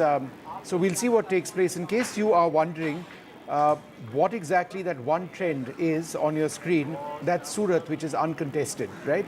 So that explains that one seat. It's that one trend that you have. But it's 7:14 now. 8 a.m. is when we'll start getting the postal ballots, results, leads and results coming in. We'll get very excited at that stage, but I think we would need to temper our excitement because, as I understand it, postal ballots actually account for about 1% of the total number as a percentage of total number of seats or votes, I should say, in our country. So that's something to keep in mind. It's moment of truth right now, Vedant. We want to know, did we lose your line or did we lose you to breakfast? Well, Rishika, it's going to be a long day ahead. So I just had a lovely breakfast here. So and this we were is the BJP headquarters here. And, all these halwais have been, deployed here since morning. So laddus and aloo puri is on the menu, as you were saying, Rishika. So this is one thing about the BJP that you said they're always in campaign mode, but they're always also, everything is about, showmanship and celebration. And there you can see all these halwais at the BJP headquarters, right at the entrance, in fact. Karyakartas coming in here. Grand celebrations have already been planned. In fact, as I was telling you earlier, the Prime Minister is expected to address the Karyakartas at 6:30 p.m. if what the exit polls have predicted does come out to be true. But very interesting visuals here, Rishika. A stage has also been erected, and Karyakartas coming in. आपसे मैं पूछूंगा कब से आप लोग सुबह कितने बजे से आए हुए हैं यहाँ पर? रात से यहीं पर हैं? Okay. कल रात को 5 बजे से. Okay, so very interesting. All these halwais have been here at the BJP headquarters since yesterday. And as I said, the BJP expecting to better its 2019 tally, not just in terms of seats, but in terms of vote share as well. Last time around, the NDA vote share was around 45%. This time, they're looking to cross the 50% mark as well. So, of course, grand celebrations have been planned, though, of course, many a slip between a cup and a lip, as they say. But Karyakartas have started coming in here at the BJP headquarters already, Rishika. So it's awfully difficult to focus, Vedant, with those visuals that you're sending us at the moment. It's 7:15, so in about 45 minutes from now, we'll know what really is going to happen. Right. But Vedant, meanwhile, don't eat breakfast. too much now. Yes. But I thought, Rishika, it might be interesting actually to contextualize all of this. And Gurpreet, we're coming to you in just a few moments. But before we do that, this is what the exit polls actually had to say. And the reason we are reporting these exit poll numbers as boldly and prominently, one of the reasons is that 10 of the major ones have all said that it's going to be an NDA win. Not just an NDA win, a staggering NDA win. So let's just take a look. Let's take a look at those exit poll numbers, and this is important to take a look at as we see the strong rooms actually being opened. So that's a critical process. The EVMs inside those strong rooms, this I believe is coming in from Gujarat. So that process is now going to start. Everybody is all set, and sooner than later we're going to have the real numbers come out. But I just want to focus on the exit poll numbers, Rishika, because the average of the exit polls, and we've been doing in NDTV a poll of polls. If we can have that up over there, it's 543 is the overall number. Remember, whoever 272 is the halfway mark. The goal is 273. That's the magic mark in our first past the post system. That's what everybody is looking at. Yes. But if you look at a couple of these over here, from Jan Ki Baat to News Nation to Republic Bharat, etc., you're looking at a low of approximately 358 to an upper margin, upper number of 400, which is what I think one of the polls actually gave. And for the India Alliance, from a low of approximately 141, it goes up to about 160 odd. So well short of being anywhere close to coming to power. In fact, that's the breakup, Vishnu. The poll of polls is, the NDTV poll of polls has given the NDA 365, India 146 and the others 32. So that's the poll of polls. That's a net of what everyone is basically In fact, saying. if we can just have the poll of polls up as well, so that we don't have to go into all of these. We'll have that in a little while from now. But I think, again, just to place this entirely in context, let's take a look at what the situation was in 2019. And then, to see what exactly, what the formations would be chasing, particularly the NDA. Remember, last time around, the NDA was at 353, of which the BJP scored 303. Now, if the BJP were to go above that, and pretty much every major exit poll has said that they will, then it's a staggering. People would have suggested that it might be a swing away from where they were last time around. But if it's a swing in the direction of where they are, going up towards 400, it would be absolutely incredible. I thought we'd get a couple of quick reactions. Shugatosh Srinivas Raju with us, Ashok Malik as well. Ashok, just a quick comment for you. Even if we are to go by that last number or the 2019 result, for the NDA to actually lose would mean a massive swing away from that. It just seems unreal or unrealistic to expect a massive swing away without a dominant wave. And some would suggest there's not been any wave per se in the country. Yes, for the NDA to actually lose, there would have to be enormous 10% plus swing. And an enormous hostility to the government and to the Prime Minister, which has not been detected, of course. But nevertheless, I would caution against the very high extreme figures of some of the polls. There could be a bit of froth at the top. 400 was yes.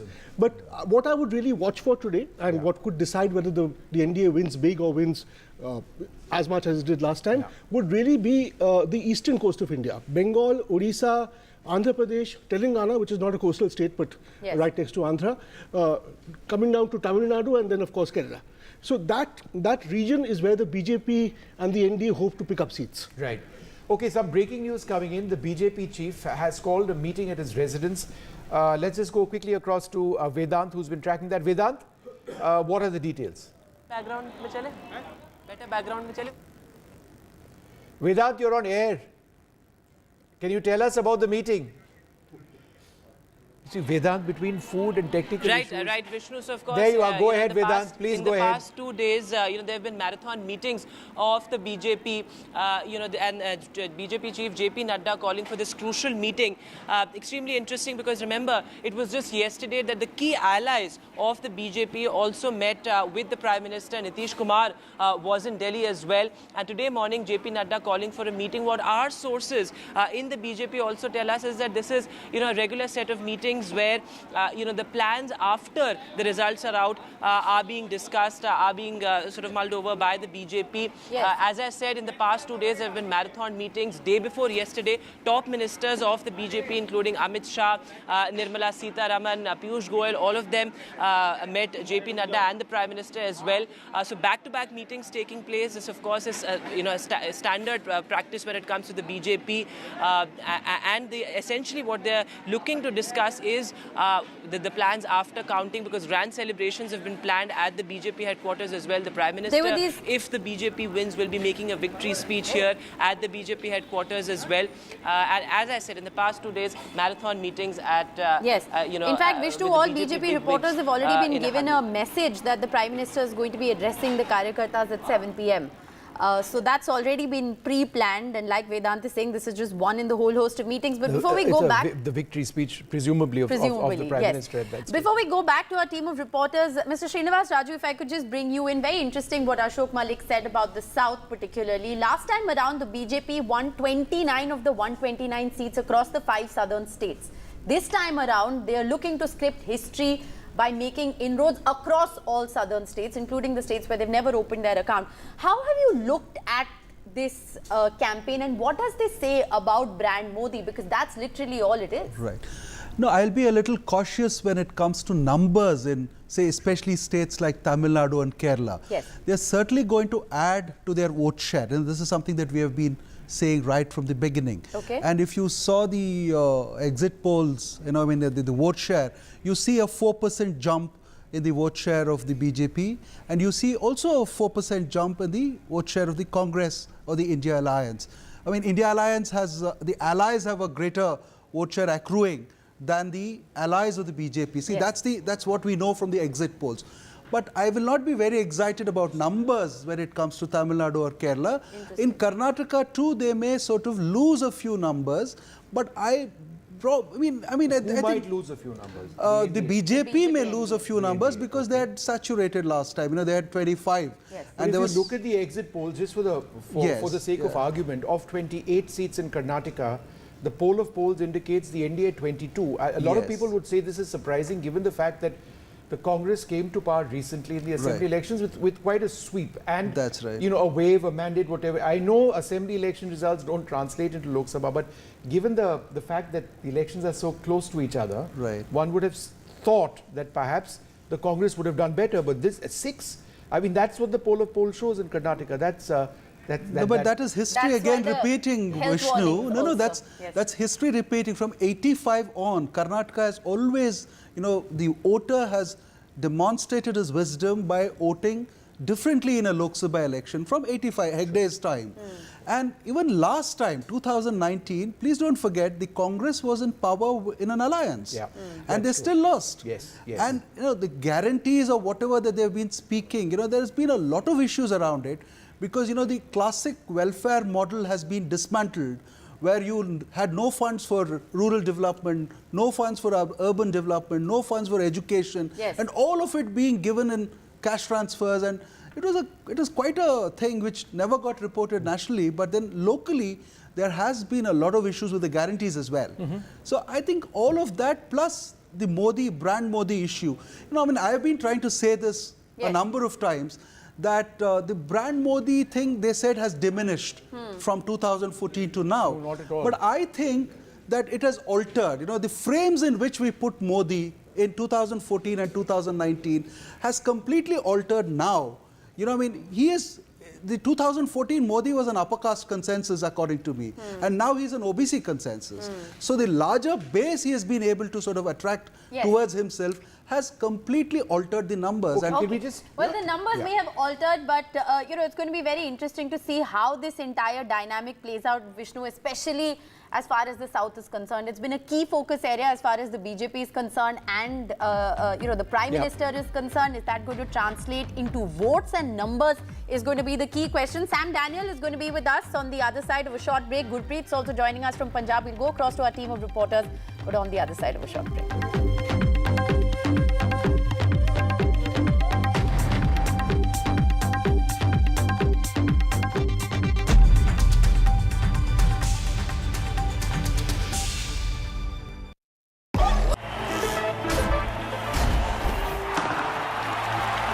पता नहीं cricket का future कैसा होगा, पर ceiling fans का future पता है, because it's already here. Orient AeroSense with voice command. Alexa, switch on the fan. Orient BLDC fan, the future of fans. Get the magic of the best working for you now. Link your payment cards once, collect rewards forever.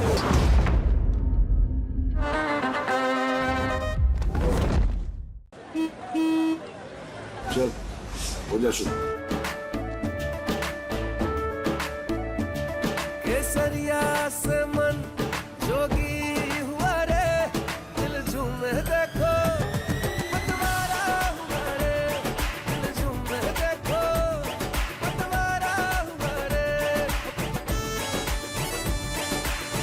हर पल मनाओ केसरी त्योहार। विमल, बोलो जुबान केसरी।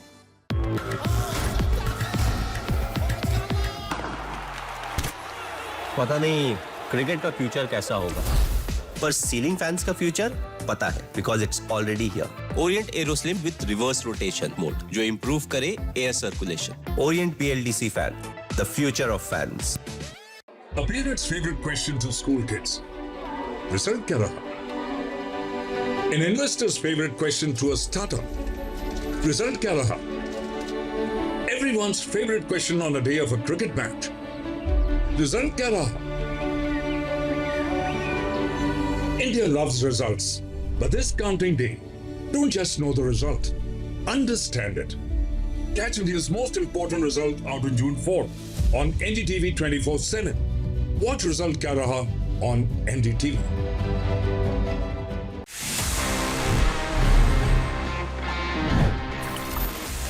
तो friends, अभी time आ गया है for me to answer all the questions जो आपने पूछे थे in this segment which is ask TG, one of my personal favourites, because मजा आता है आपसे बात करने में, थोड़ा सा सवाल जवाब करने में. Let's see the questions we have for this week's episode. Hi TG, क्या आपको लगता है कि फोन को बैटरी सेवर मोड पे रखने से सही में कोई फायदा है? Well, technically, yes, there is an advantage. See, usually battery saver mode क्या करता है? Basically, वो आपके फोन की कुछ सेटिंग्स को इस तरीके से ट्वीक करता है so that your battery can last for long. अब उसमें कुछ चीजें ऐसी होती हैं जो आप खुद से कर सकते हो. For example, reducing the time जितना आपका स्क्रीन ऑन रहता है while your phone is idle, उसको आप जितना कम रखेंगे, it's good for you.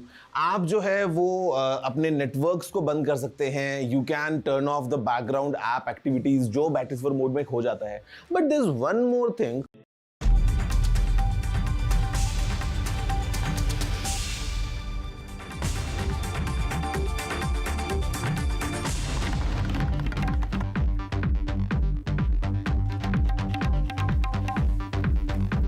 Welcome back. It is 30 minutes to go, Vishnu, for 8 o'clock. Ashok was just asking what is that one in terms of trends and results. Ashok, that's Surat. Surat. So yes. NDA is already off the mark, and it's not a lead, that's a result. Is it? That's a result, uncontested. Well, our team of reporters joining us, Gurpreet covering Punjab for us. So Gurpreet, I want to come to you first. We'll also go across to Sam and Uma joining us for a sense of what's happening across the south. But Gurpreet, it's a very, very interesting fight as far as Punjab is concerned with a three-cornered contest, or many would say a four-cornered contest, because nobody is in alliance with anybody. There are no friends at all. What's the sense that you've gotten this time around? Is it too close to call? How are you looking at the exit polls?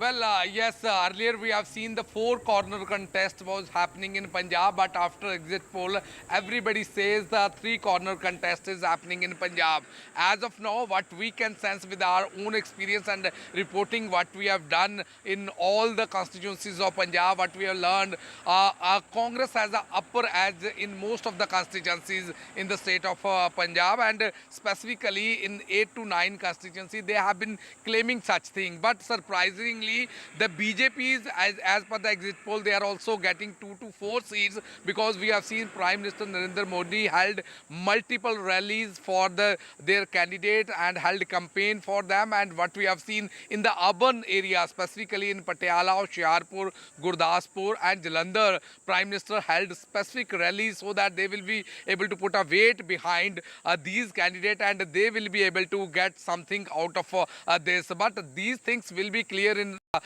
once the result will be coming out, once the trend will be coming out. But Shiromani Akali Dal is not in a proper situation as of now. What we have learned even from the exit poll, some of the exit poll are not giving a single ticket to single seat to Shiromani Akali Dal, but some of them, they are still hopeful. Bathinda seat they will be able to get from because former Union Minister and the Bastion of Badals, she is contesting from there. So all things will be clear. But Aam Aadmi Party, who has been making a lot of claim, they had provided free electricity, they had given electricity to all the people, especially the farmers also. There is no cuts, electricity cuts in the state of Punjab. Sure. So they have been claiming that development was main agenda. Okay, Gurpreet, I'm interrupting you just now because we need to just quickly get a quick reaction coming in now. Basuri Swaraj, contesting from the New Delhi constituency, the daughter of Sushma Swaraj, somebody who's worked in NDTV, by the way, for a show. Yes, she did. She worked, in fact, on this very studio that you're sitting in over here as a producer. So reactions, she's contesting for the BJP, of course, in the New Delhi constituency. We've got a quick soundbite of hers. Let's listen in. Confident है और क्या आप message देना चाहेंगे सोमनाथ भाटी? सबसे पहले तो आज लक्ष्मी नारायण मंदिर आई हूँ, जो पूरी सृष्टि के पालन करता है, आज उनका आशीर्वाद लेने आई हूँ। और मेरा अगाध विश्वास है और मैं पूरी तरह आश्वस्त हूँ कि आज भारत की जनता चयन करेगी भाजपा की लोक कल्याणकारी नीतियों को, चयन करेगी हमारे यशस्वी प्रधानमंत्री श्री नरेंद्र मोदी जी की विकास की नीतियों को, चयन करेगी हमारे यशस्वी प्रधानमंत्री श्री नरेंद्र मोदी जी के विकसित भारत के विजन को। मैं जानती हूं तीसरी बार फिर मोदी सरकार। धन्यवाद। All right, let's go straight across to Sam Daniel, who's been joining us. Sam, you know, I mean, if there's one state where there is this complete sweep that is expected in terms of the opposition, it is Tamil Nadu. The NDA, of course, do hope to open their account, not open their account, but to do well with their allies in one or two other areas. But what's the buzz around you? Is there this quiet sense of, oh, nothing's going to change, it's going to be the DMK once again? Or do you really sense, you know, some sort of talk about potential gains for the NDA? That's right, Vishnu. In terms of the alliance arithmetic, the DMK is upbeat because they have retained the 2019 alliance, which had swept the polls for them, winning 38 of the 39 seats in Tamil Nadu. And they feel with the DMK in power now and with populist schemes on, including the 1,000 rupee monthly assistance for women, free bus rides for women, they hope to repeat the same sweep. And they refuse to believe the exit poll results, which give 2 to 3 seats for the BJP. And the BJP again has gone alone this time. They won seats in the past in alliance with the DMK or the AIADMK, but this time they've chosen to fight alone after the AIADMK snap choice. If they manage to win, it will be big because it will be the first time they open their account on their own. But otherwise, practically speaking, they may be wanting to increase their vote share thanks to a dozen visits by Prime Minister Modi for campaign and also the Padayatra by Annamalai. But will it be enough to win seats on their own? That's a big question. But the key fight could be largely between the ruling DMK and the opposition AIADMK, for which this is the first time under the singular leadership of Edappadi Palaniswamy. So in a sense, it's an acid test for his leadership. In terms of the issues, the DMK, besides its alliance arithmetic advantage, is counting on these populist schemes. The AIADMK has again taken up the issue of corruption against the ruling DMK, and the BJP, besides the Modi magic, they're counting on issues of corruption and family politics. All right. Well, you know, we're also very keenly going to watch what happens in Andhra Pradesh. 175 assembly seats. The counting is going to begin in just a short while from now in the 25 Lok Sabha seats. Uma, you know, give us a sense of what's happening on the ground. The exit polls, exit poll numbers, if they are to be believed, is hugely in favor of the BJP, TDP, Pawan Kalyan combined. Yes, indeed. Most exit polls seem to indicate that the NDA would romp home in Andhra Pradesh, both in the assembly and with a majority number of seats in the parliament election as well. But interestingly, both the YSRCP as well as the TDP are in fact making preparations for the oath-taking ceremony on the 9th, and the muhurats, etc. are getting fixed. Yes, the NDA would be hoping to repeat what it did in 2014 when they were able to win the state and give maximum number of seats in the parliament elections as well. So Andhra Pradesh certainly will be on our radar for all that. The interesting part for the BJP in the south is that except in Andhra Pradesh and all the other states, they are in fact testing their strength on their own, and therefore whether the BJP makes big gains is politically very significant, because it's actually going to change the dynamics or the political the equations within the states itself, whether it is a Kerala, whether Tamil Nadu, or even a Telangana, where in fact one of the polls has said that the BJP will end up with in double digits and the Congress in single digits, which means really that if the BJP is going to end up with a 12 number in a Telangana, it means that their vote share will have to literally double, which means from their about almost 20% that they got in 2019, they will have to increase significantly, and all that gain will have to come from the loss that the BJP, but the BRS is suffering. BRS, of course, there has been a huge fall post the assembly election. Assembly election, in fact, they didn't do so bad. They were just about a couple of, or less than couple of percentage points less than the Congress, which won with about 64-65 majority. But now, after the elections, BRS has suffered huge losses, and the BJP, in fact, across states in the south as well, they have got talent from other parties to be able to create for themselves a political space here. So they are largely banking, of course, on Pradhan Mantri Modi's campaigns here, his own personal brand equity that he enjoys, plus, of course, the talent that they have got from the other parties. So therefore, in Telangana as well, if the BJP manages to get more seats in the Congress and the Congress gets limited to about a 6, then there will be knives will be out for Revanth Reddy, who has emerged as a almost a regional satrap for the Congress party here in Telangana. Right. Kerala, once again, we must talk about it. We have always said UDF versus an LDF, but if the BJP does open an account, we are talking about Thiruvananthapuram, Thrissur, or even an Athingal. If they manage to open an account, then there will be an impact on the assembly elections, which could become tri-cornered, whether it's Kerala or even a Tamil Nadu. If the BJP manages to get more seats than the ADMK, then the politics of both those states is going to change in a very basic manner. Back to you. Uma, thanks very much for summarizing that for us. Ashok, we were having a conversation on the changing image of Narendra Modi as far as how he's been projected within the BJP. And the point that was being mentioned by Shogoto is between 2014, the Narendra Modi and his projection is very different from how he's projected now. How is that the case? Well, one, of course, he was a fairly unknown person to large parts of the country.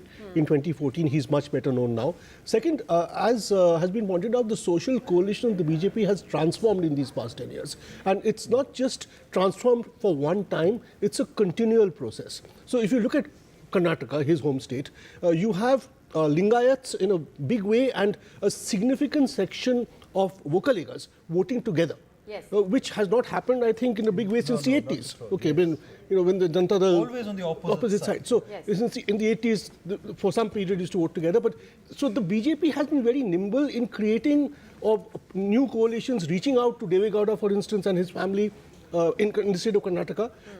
Even in the last 1 year, from the time they lost the Karnataka elections. So it's Mr. Modi's image, but it's backed by very nimble and dynamic social coalition building.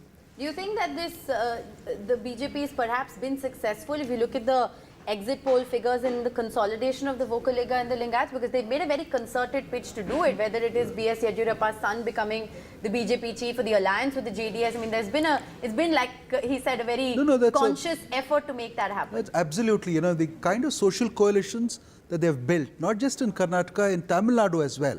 See, that is, if you look at the numbers that the exit polls have thrown up, 80% of the Lingayats have gone with the NDA. Yes. 70% of the Vokaligas have gone with NDA, despite D.K. Shivkumar being a very strong force and a deputy chief minister. Yes. And even when it comes to OBCs, except the Kurubas, all the OBCs have been behind Yediyurappa since 2008. Yes. So even when it comes to Kurubas this time, the numbers, if one is to believe those numbers, 40% of it has gone with Many would alliance. say it's the lesson that they learned from the assembly polls as well. No, assembly polls, I will disagree, because BJP, although everybody says that the BJP lost, they retained their vote share, number one, and they made inroads into an area that they had never been familiar, the south of Karnataka. They increased their vote share there by 3%. So that's, I think, a very, very positive pan-Karnataka spread that they got. Ashok, there's another point. If you look at another southern state, Tamil Nadu, the BJP is also willing to take long-term risk. In this election, the BJP and the AIDMK have not gone together, which means the opposition vote is split. And even if the BJP gets lots of votes in maybe 1 or 2 seats, the fact is the DMK-Congress alliance should win a big chunk of the seats because the opposition is divided. But they've taken a long-term risk. And that there is some credit to be given for that as well. Ashok, just to go back to the point on Modi, in as much as you talk about how he's been positioned to take work with social alliances, which the BJP has been creating, some would suggest that now in 2024 he's somebody who's gone beyond caste or a social alliance to being somebody who's an aspirational leader.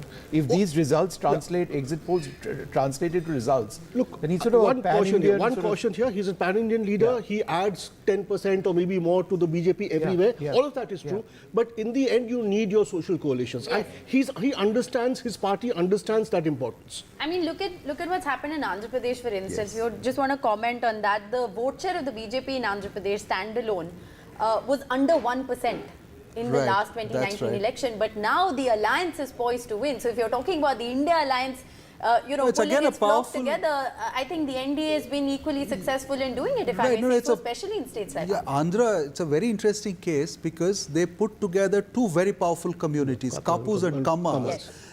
And the BJP did not try to assert itself. It just took 6 seats, allowed them to sort of play the game that they need to play and gave them space and has slowly entered from the back door, which is very, very interesting. BJP was not known to do that. And even in Tamil Nadu, I completely agree with what Ashokji has been saying. See, in Tamil Nadu, not aligning with AIDMK, I see as a very, very interesting thing because otherwise you can't ideologically position yourself anti the Dravidian parties. See, the Dravidian idea and the kind of universalized Hindutva idea are pitched opposite to each other. I think that is getting consolidated and that is looking interesting for 2026, not now. That's my Can I just ask a larger question to you, Ashok? What are these, assuming those exit poll results translate into election results, what is this election really about? Is it about an aspirational India banking on the NDA for a new future that they see with the vision of the Prime Minister? Or is it perhaps the opposition with what some would suggest was a negative agenda, just not meeting those aspirations? Here you've got the BJP talking about change constantly, despite everything else. No, see, a negative agenda could only work if the Prime Minister and the government were very, very unpopular. Right. Okay, which we have not seen. Okay.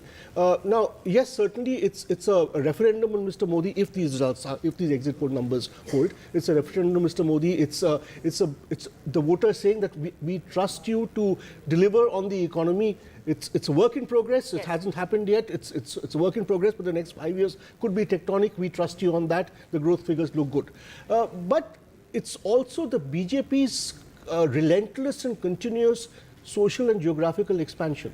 A party which was a Western and Northern Indian party in 2019 made significant inroads into some parts of the East. Yes. Okay, Bengal, a little bit Orissa, Telangana 4 seats. This time it could grow even further. So it's okay, Ashok, half a second. We've got a quick reaction coming in from Piyush Goyal, who's speaking. Let's just quickly listen. सभी घटकों ने बहुत अच्छी तरीके से ये चुनाव लड़ा है। देश भर में आज माननीय प्रधानमंत्री मोदी जी की जो लोकप्रियता है, जिस प्रकार से उन्होंने 10 वर्ष सेवा भाव से बिना भेदभाव गरीबों का कल्याण किया, नारी शक्ति को सम्मान दिलाया, देश के युवा युवतियों को ढेर सारे अवसर देने का काम किया और हमारे किसानों को एक बेहतरीन भविष्य के लिए बहुत सारे अलग अलग प्रकार के सहयोग से आज भारत अमृत काल में विकसित भारत बनने के लिए नए संकल्प के साथ खड़ा हुआ है। देश की जनता पूरी तरीके से प्रधानमंत्री मोदी जी को आशीर्वाद देने के लिए इस चुनाव में बाहर उतरी थी और मेरा पूरा विश्वास है कि प्रधानमंत्री मोदी जी के नेतृत्व में फिर एक बार मोदी सरकार, फिर एक बार देश की सेवा 24 घंटे सातों दिन 24/7 विकसित भारत 2047 तक बने,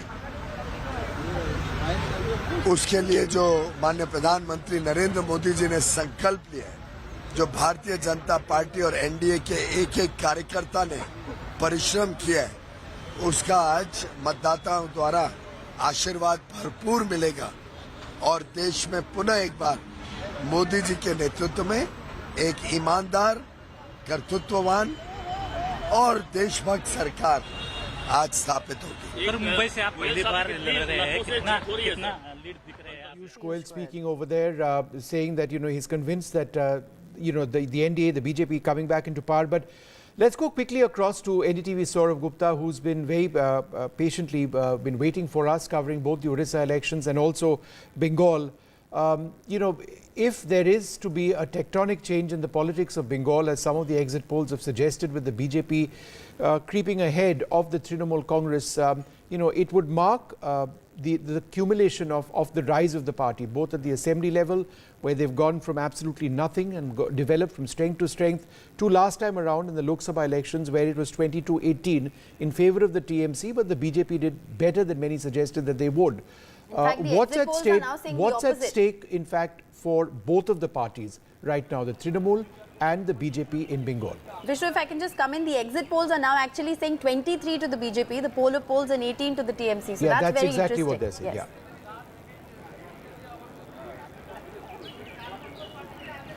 Yeah. Well, if the exit polls are right, then let's look at what happened in 2009 and then look and apply that to 2024.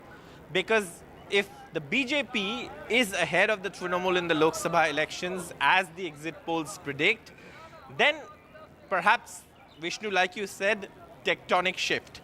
But if it isn't, and if the Trinamool, which is saying that the exit poll numbers are inaccurate and way off the mark, then the Trinamool still doesn't have too much breathing space, because the BJP is a party that's really serious about Bengal. It wants to keep at it, and in Bengal it wants to gain that space that the exit polls seem to be suggesting. So if the exit polls are right, then the Trinamool will have a lot of perhaps work to do in the immediate situation after the elections, because then the BJP will look at toppling the state government as well by elections, or perhaps you could even see an Operation Kamal, as they call it.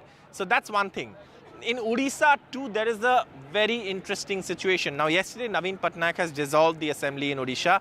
That was the last decision of the last cabinet led by Naveen Patnaik. And Odisha has simultaneous elections. So even the Vidhan Sabha, the assembly, is voting. So if the BJP manages to remove Naveen Patnaik from office, historic win again. They would have removed one of the longest serving chief ministers in India. Remember, Naveen Patnaik, if he wins this time, then he becomes India's longest serving chief minister after Jyoti Basu and also Pawan Chamling of Sikkim. And that is something that the BJD is aiming at. The BJP is looking at Odisha, West Bengal as catchment areas where they can increase their tally. So no matter what the results, they're going to be dramatic from this part of the country. All right. We'll also get a word from Radhika Ramaswamy. Radhika, we just heard Piyush Goyal a short while ago seeming very confident. He's, of course, contesting a Lok Sabha election for the first time from what is touted to be a BJP safe seat of Mumbai North. You've covered his election campaign as well very extensively, and in about I think 10 minutes from now, Vishnu, the ballot boxes will open up. Of course, you're reporting, We've seen the Radhika. strong rooms being opened in many places. Yes, strong rooms being opened up. Radhika is also from reporting live from a counting centre. But Radhika, very interesting. Piyush Goyal coming out and saying the things that he has, the BJP poised to win. I mean, one expects those kind of sound bites from people early this morning, but it's an interesting battle for him. Certainly, as far as Piyush Goyal is concerned, yes, as you pointed out, this is an electoral debut for him. We did interact with him multiple times during his campaigns. Of course, he's familiar with the city of Mumbai. He's contesting against another Congress candidate, and Mumbai North has always been a BJP bastion for the longest time at least. And, it is filled with a lot of Gujarati, Marwadi population, which is, time and again voted for BJP. So it could be a cakewalk for, Piyush Goyal, but, nothing can be predicted at this point because of the way Maharashtra election changed over the last, in fact, Maharashtra political landscape changed over the last couple of years with the splits that we saw and political realignment. So one cannot predict what could happen, but as far as certain constituencies are concerned, which had been, BJP forte, could go back to them, and one of it is Mumbai North, from where Piyush Goyal is contesting for the first time, electoral debut, and every time we spoke to him, he'd been very, very vocal about and confident about his victory. But there are many other constituencies within Mumbai, 5 more that we are talking about, where the contest could be very, very close. Sena versus Sena playing out for the first time, NCP versus NCP playing out for the first time. And we also saw how both Mahayuti as well as MVA took time to decide on candidates, decide on seats. There were a lot of internal disputes as a result of the splits. Certain seats being wide, being fought by all the alliance partners, and some of them even rebelling against their own party, standing as an independent candidate and so on. So we did see a delay as far as announcements are concerned. That could be disadvantage Mahayuti, because within Mahayuti there were multiple disputes. Eknath Shinde's party wanting, many of the seats, some of the Sena Bastion seats, but BJP also wanting to fight from there. So all that could be disadvantage for them, and of course the identity and prestige battle that we were talking about, a sympathy factor. All right, Radhika, we'll come back to you in just a moment. We'll certainly be keeping a close track of what's happening in Maharashtra, but just for the benefit of our viewers, in the poll of polls, the NDA ahead of India, 29 to 19 of a total of 48 seats. But still losing ground as compared to 2019. That's right. We're going to take a short break at this stage. We'll keep coming back to the very latest, and then just a little while from now, about 6 minutes or so, is when the first leads are expected to start coming in. The strong rooms have been opened up. Let's see what happens. Stay tuned.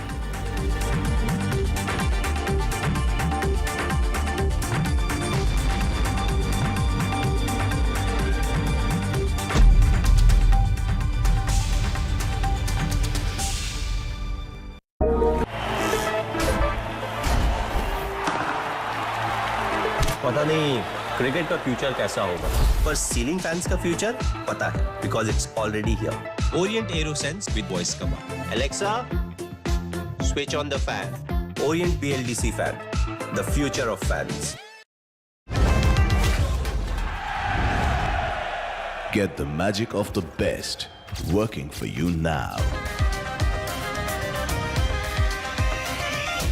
Link your payment cards once, collect rewards forever.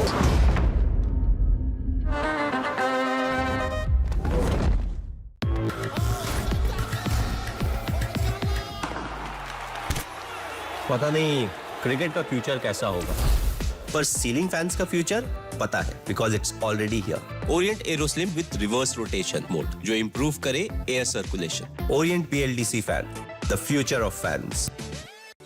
Stay informed and entertained with the new and updated NDTV News app. You can watch all our channels live, listen to podcasts, read breaking and exclusive news from around the world and more. Download the NDTV app today and get access to the best journalism and storytelling on your smartphone or tablet. The NDTV app. News that matters to you.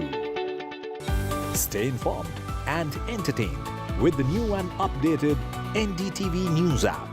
You can watch all our channels live, listen to podcasts, read breaking and exclusive news from around the world and more. Download the NDTV app today and get access to the best journalism and storytelling on your smartphone or tablet. The NDTV app. News that matters to you. A parent's favorite question to school kids. Result kya raha? An investor's favorite question to a startup. Result kya raha?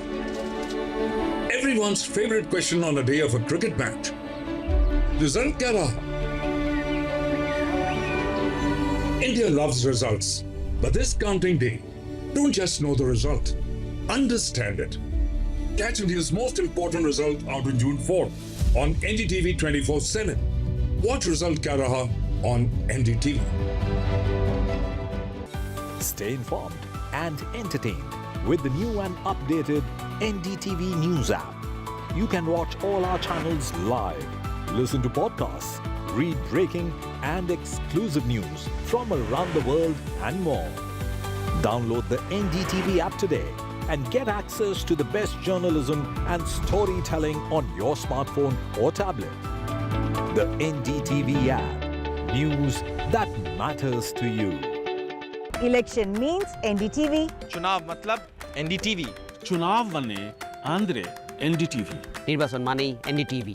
ఎన్నికలు అంటే NDTV. Election havadi NDTV. निर्वाचन माने NDTV. निवडणूक म्हणजे NDTV. चुनाव सही मतलब NDTV. तीर्दल एनरोल NDTV. चुटणी એટલે NDTV.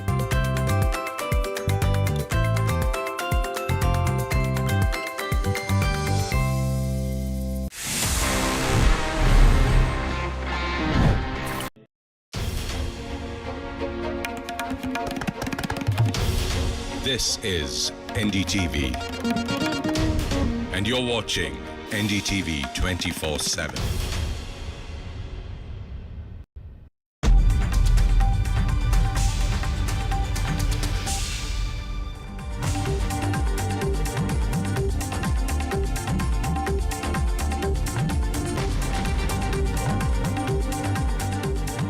Good morning. Welcome to what will be, one way or the other, a historic day for India. In just a few minutes from now, anytime now, the first leads in these elections are expected to come out, the largest in the world. These will likely be postal ballot leads and results, a small fraction of the deluge of leads and results that will be upon us in the hours ahead. At about 9 a.m., we should have the first non-postal ballot leads coming in, and given the pace at which the entire process works with electronic voting machines, results should be in quite soon, and we'll get a clear idea of who formed the government by noon. In case you're wondering about the trends and results, in the bottom of our screen, that's Surat. That's one. It's not a trend, it's a result. It's a no contest. It's gone in favor of the NDA, but we knew that before this counting started. Well, absolutely. And the focus of a billion plus people across India, around the world, is going to be on whether the exit polls, which have pretty much unanimously predicted a Narendra Modi win, whether those numbers will actually hold. Well, like Vishnu said, we'll know soon enough. The opposition, interestingly, has completely dismissed the exit polls, even coming out with a number of their own, saying that they're going to cross 290. Whether that actually happens, whether there's some kind of an opposition undercurrent that the pollsters have missed, all of that and more will be clear in just a short while from now. All right, well, there's some live shots which are coming in now of the process through which the electronic voting machines and the data therein is being tabulated. We'll bring you these images from across the country.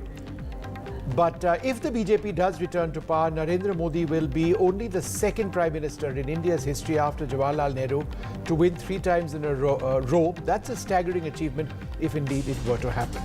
Well, absolutely. And we will know all of that and more in just a short bit from now. NDTV will get you the most extensive coverage of the numbers from ground zero with our team of reporters who fanned out across the length and breadth of India. We'll be getting you all the big voices as well as the latest from the counting centers. So stay tuned for all that and more. Vishnu, first up, let's take a look at the headlines.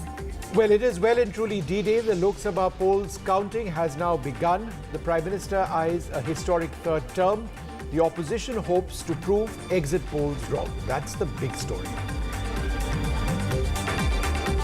Well, the exit poll numbers, if they are to be believed, have predicted a huge win for Prime Minister Narendra Modi. So is there indeed a Modi wave for the third term and counting, or is there an opposition undercurrent that the pollsters have missed? A crucial meet of the BJP ahead of the results. The BJP chief, Mr. JP Nadda, calls a meet on counting day. All eyes will be on the 5 states across the south of India as the BJP aims to breach the southern citadel. The exit polls predict that Prime Minister Modi's south push will pay off. Well, will it translate into vote share or actual numbers is the big question. But in all this excitement about the Lok Sabha process, let's not forget that there are fascinating assembly elections taking place as well, the results of which will be known. Counting for the Orissa assembly polls will be out today as well. The results will be out. Will Naveen Patnaik win for the 6th straight time?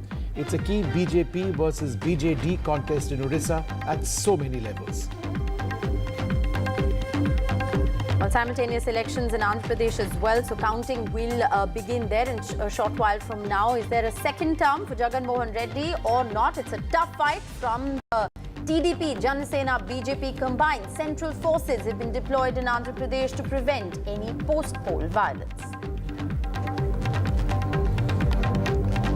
All right, lots of videos coming in now from across the country as the process of tabulating these results actually come in. Remember, electronic voting machine results are being tabulated, but also postal ballots. Postal ballots apply, of course, to our armed forces or government representatives who are abroad, who have been allowed to manually vote the old-fashioned way in these elections. But let's go straight across now to NDTV's Sunil Prabhu, who's at the Congress headquarters at this stage. Sunil, till the end, the opposition has been saying 295 is at least what they're going to get. Is that what they're still going with at this stage? Is there a sense of nervousness? Is there a sense of resignation or something else?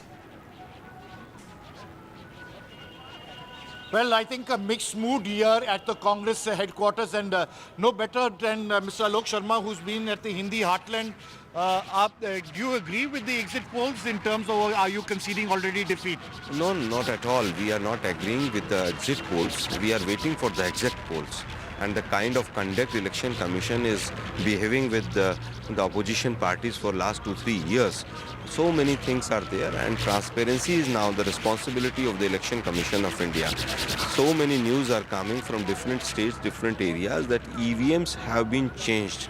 If you go through the Twitter handle of Bhupesh Baghel ji, he has given a list. But the DO has clarified, saying that there has been no clarification. That's what the Election Commission says. No, Election Commission is just eye-washing, and they are not giving the exact information.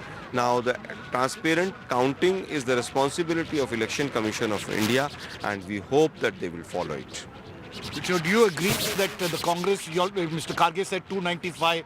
Is there a sense of, resignation that you will not be able to make the numbers? No, 100% we are going to win by the evening. 295 plus is an digit which has been collected from all the alliance partners, from the ground, all the workers, and now I feel that is the exact poll. And these all exit polls are having an impression of the BJP government. You're a veteran in terms of Congress politics. You've seen what happens. This is the first time a non-Gandhi is the Congress president. Will he be made now the scapegoat in case the Congress does badly? No, that is a question of future. I don't think that such kind of condition will because arise. we've actually got the first leads coming in over here. These are trends in 4 seats which have come in. 2 of these are in Uttar Pradesh, is what is the detail that we have at this stage. We'll try one in Kerala and one in Gujarat. One in Kerala, one in Gujarat, is of course and Surat, 2 in Uttar Pradesh. Yes. Surat, of course, is out. So the first leads in Uttar Pradesh out at this stage, and we'll be able to give you an idea of what seats these are in just a few moments from now. But should we introduce our panelists? Yes. Well, Ashok Malik and Sugata Srinivas Raju have been with us in the studio since early this morning. We're also joined by Hilal Ahmed and Sandeep Shastri. Thank you very much, all of you, for being with us. It's going to be a long day. It promises to be a very exciting one at that. So we have the first leads, like Vishnu said, coming in. 1 from Gujarat, which is of course Surat. We know 2 from the seats in Uttar Pradesh and 1 from Kerala at the moment. This is of course just postal ballots. I want to just break this down and simplify it for our viewers. Professor Sandeep Shastri, 8 a.m. first leads coming in. How long before we have a clear picture on whether the exit poll numbers hold? As you will notice, the initial counting is of the postal ballots. Yes. And that generally shows one trend. People who vote earlier would be the elderly, those from the armed forces, those working outside the city where they are registered as voters. That does not really give us a trend of how the voting in that constituency would go. I think our trends would be more visible by 10:30. Okay. And where there is a real close contest, it could take a little later. But I think we will have the result sometime by 12 o'clock this afternoon. So postal ballots account for what? Approximately 1% of all votes? Much less than that. Less Much than less. that. It's, I think, 0.5% of the 0.5%. Right. So in fact, we all get extremely excited when the initial trends come. But remember, it is largely postal ballots at this stage. But we do have some trends. And remember, these are trends. As more rounds of counting, even electronically, take place, these end up becoming results. So we've got 15 trends at this stage. And in terms of the states, these are coming in from 1 in Bihar, 2 in Gujarat, 2 in Kerala, 2 in Maharashtra, 1 in Madhya Pradesh, and 5 in Uttar Pradesh. In Uttar Pradesh, 1 in Rajasthan, 1 in Himachal Pradesh. So those are some of the trends coming in. I think it's fairly safe to say, for example, in the case of Himachal Pradesh, where there is a large number of soldiers deployed, you know, that's quite clearly a postal ballot number coming in at this stage. So that's what we have at this stage. The leads point at this stage to the BJP, 2. In terms of leads, that's down 1. The India Alliance up 1 from last time, but again, very early days indeed. All right, we have Vasudha joining us live at the moment. Let's go across to Vasudha. Vasudha, you know, we know that BJP reporters have already been given messages on what the schedule for the rest of the day is going to look like. That's, of course, how the party works and how the planning works. But we have the initial trends, very, very initial trends coming in about 20 seats. We'll, of course, continue to break down those numbers for you. But Vasudha, where are you and what's happening? Well, Rishika and Vishnu, I'm coming to you live from the BJP headquarters in New Delhi. And of course, there's a lot of activity here. The place is buzzing with a lot of activity. From about 5:30 a.m., you know, reporters, media persons started trickling in, not just national media, but also international media. And now the spokesperson started coming in about 7 o'clock. We are told that from 10 o'clock, senior ministers, senior party leaders could also be coming here.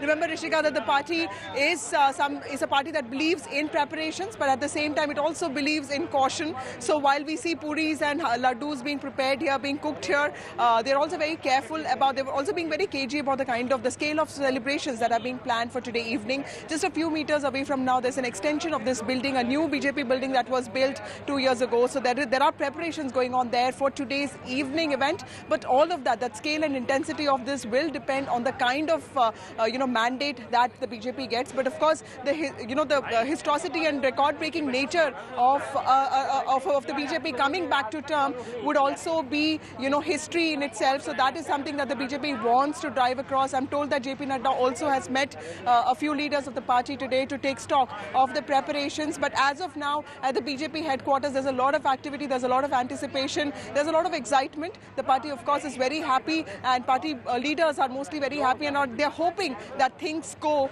the exit polls way, and not even one state sort of, becomes an outlier in this context. I just wanted to go across to Anuja Kapoor, spokesperson of the BJP, who joins us at this stage. Good morning, Anuja.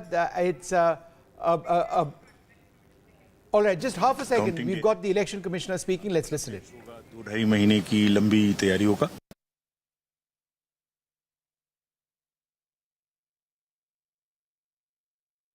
that bite in just a moment. Anuja Kapoor joins us at this stage. Anuja, are you nervous at all? Don't tell me you're not a little bit nervous. Exit poll or no exit poll, or these early trends which have the NDA at 16 trends, not results, little bit of sort of butterflies in the tummy? Jai Shri Ram. Good morning to everyone. Definitely we are not nervous. We are desperate to open up the sweets as early as possible. We are just in the moment of celebration. We know where we are standing. It is Modi ka parivar. Today they are going to be the ones who's going to be the winners.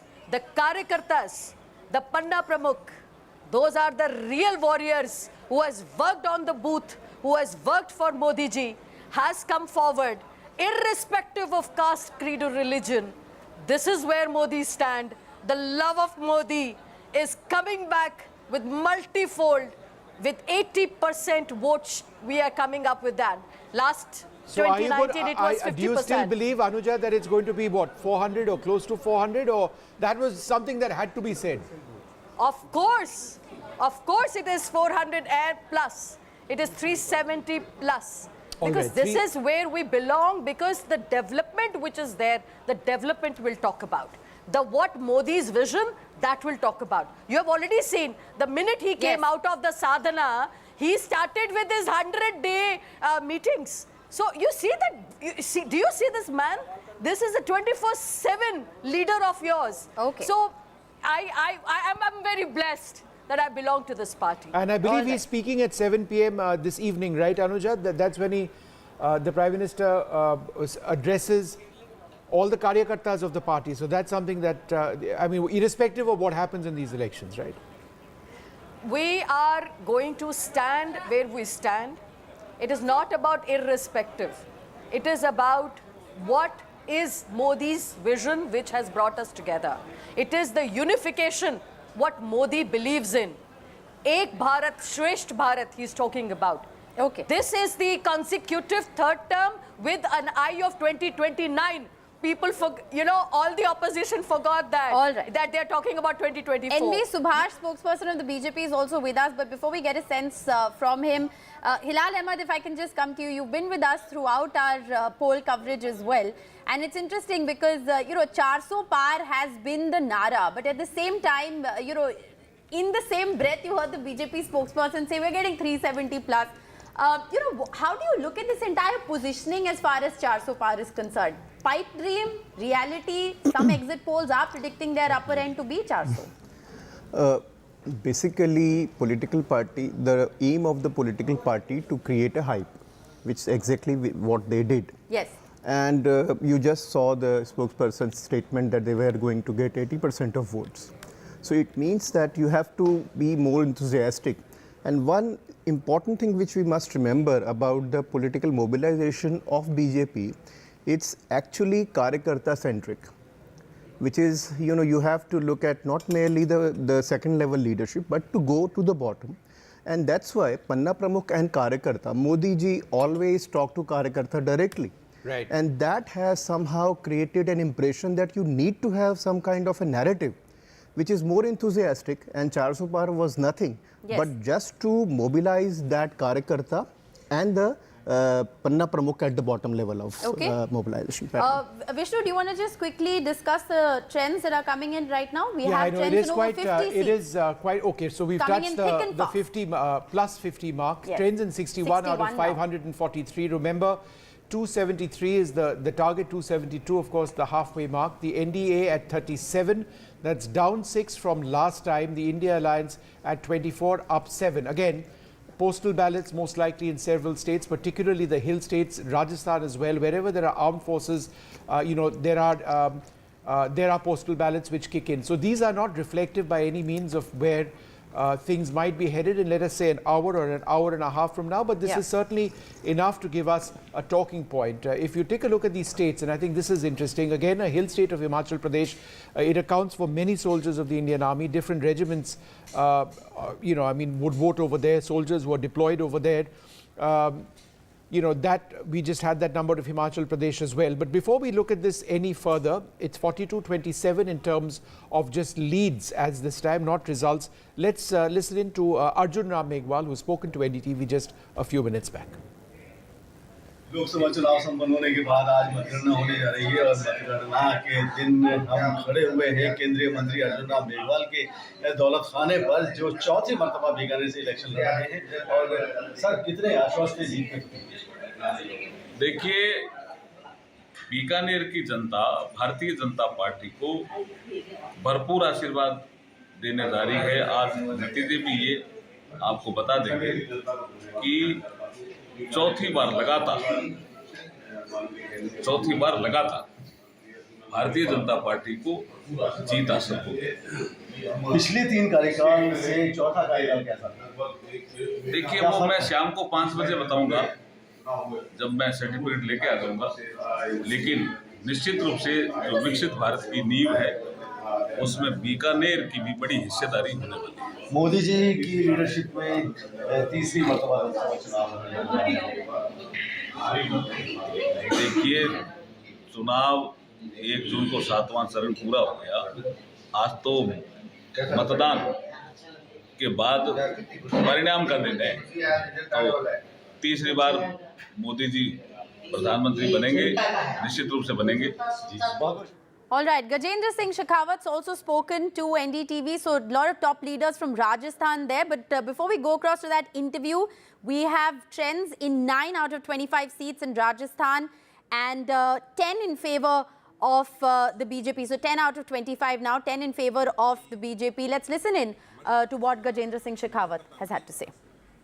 7 चरणों में लोकसभा हुए चुनाव के बाद आज मतगणना है। हमारे साथ हैं जोधपुर संसदीय सीट से भाजपा के प्रत्याशी जो अपना तीसरी बार चुनावी मैदान में है और जीत की हैट्रिक का दावा कर रहे हैं। सर, आज काउंटिंग भी है, कितना उत्साह देखा जा रहा है? आपने देखा होगा कि भारतीय जनता पार्टी के सभी कार्यकर्ता जो मतगणना की प्रक्रिया में हिस्सा लेने के लिए जा रहे हैं वो अपरिमित उत्साह से लबरेज भी हैं और पूरी तरह से जीत के लिए आश्वस्त विश्वस्त होकर के आज मतगणना की प्रक्रिया में जा रहे हैं, क्योंकि धरातल पर काम करने वाले कार्यकर्ताओं को, जो भारतीय जनता पार्टी के कार्यकर्ता ज़मीन से जुड़े हैं, उन्हें पूरा भरोसा है कि देश की जनता ने विकसित भारत के संकल्प को सिद्ध करने के लिए और गरीब कल्याण, देश की सुरक्षा, देश की अर्थव्यवस्था को आगे बढ़ाने और देश का सम्मान पूरे विश्व भर में बढ़ाने के लिए जिस तरह से मोदी सरकार ने पिछले 10 साल तक काम किया, जनता ने उस पर मोहर लगाई है। न केवल जोधपुर में अपितु राजस्थान में और पूरे देश भर में लगाई है। इसलिए भारतीय जनता पार्टी का कार्यकर्ता एक असीम विश्वास के साथ में आज मतगणना की प्रक्रिया में जा रहा है और मुझे पूरा भरोसा है कि भारतीय जनता पार्टी विजयी होगी। भारतीय जनता पार्टी प्रचंड बहुमत के साथ में विजयी होगी। जो नारा देश की जनता ने हमें दिया था कि अब की बार 400 का पार, और 400 के पार को सिद्ध करने के लिए जिस तरह से देश के भारतीय जनता पार्टी के देश भर के कार्यकर्ता जुटे थे, आज वो संकल्प सिद्ध होगा। Just to explain, Rishika, to our viewers what exactly we are looking at. 543 total number of seats, 110 trends right now, and you might be asking, but could all 110 be postal ballots? And the point, and Professor Shastri will come in on this in just a few moments, is that why not? These could be postal ballots, or are likely postal ballots, spread across the country, because postal ballots have been voted upon across the country. Yes. And so these reflect just a small number of the total percentage of votes in every seat across the country. Is that right? Vishnu, you are right in saying that. What we are seeing now is the postal ballots in around 110, 112 constituencies. Yes. And this is normally completed in the first half an hour to 40 minutes.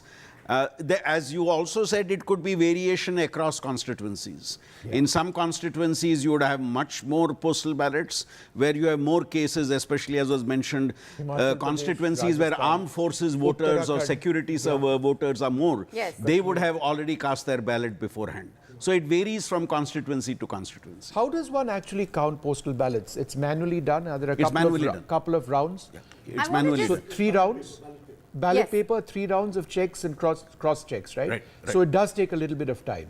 It does. I want to just also very quickly look at the numbers that are coming in. These are postal ballots, like Professor Shastri has also just explained. But if you look at some of the numbers right now, Maharashtra, India leading in 5, NDA 7. But if you look at Haryana, India 4, BJP 1. I think that is one of the very interesting things. It's also very interesting to see that it's 1 and 1 in Assam. And if you look at Uttar Pradesh, I just had the Uttar Pradesh numbers also. It was very interesting in Uttar Pradesh because Vishnu, it is 17 to 11. So 11 for India and 17 for NDA. We know these are just postal ballots, but very quickly, first reactions, how are you looking at the numbers? If these translate into actual results, then certainly the India Alliance has put up one heck of a fight. Yes. Must add that word of caution. Caution, of In course. every election It's till only now, 20 minutes. we have seen that the postal ballots It changes arouse completely. a lot of excitement, but the actual trend becomes We should much have a different big later. ticker saying warning, these aren't it. Health warning with exit polls, health warning with postal ballots, but still, initial reactions to the numbers that are coming in, because it's interesting, the numbers that are coming in. If the postal ballots are mirroring our exit poll, then I think it's more or less coming the way that the exit poll predicted. Okay. Do you agree? Ashok Malik? No, I mean, obviously these, look, I don't take postal ballots as indicative of anything, because the sheer number of postal ballots is very, very small. And I would be extremely cautious in drawing any larger conclusion. Right. Okay, let's go across to NDTV's Pratibha, who joins us now from Bengaluru. Pratibha, go ahead.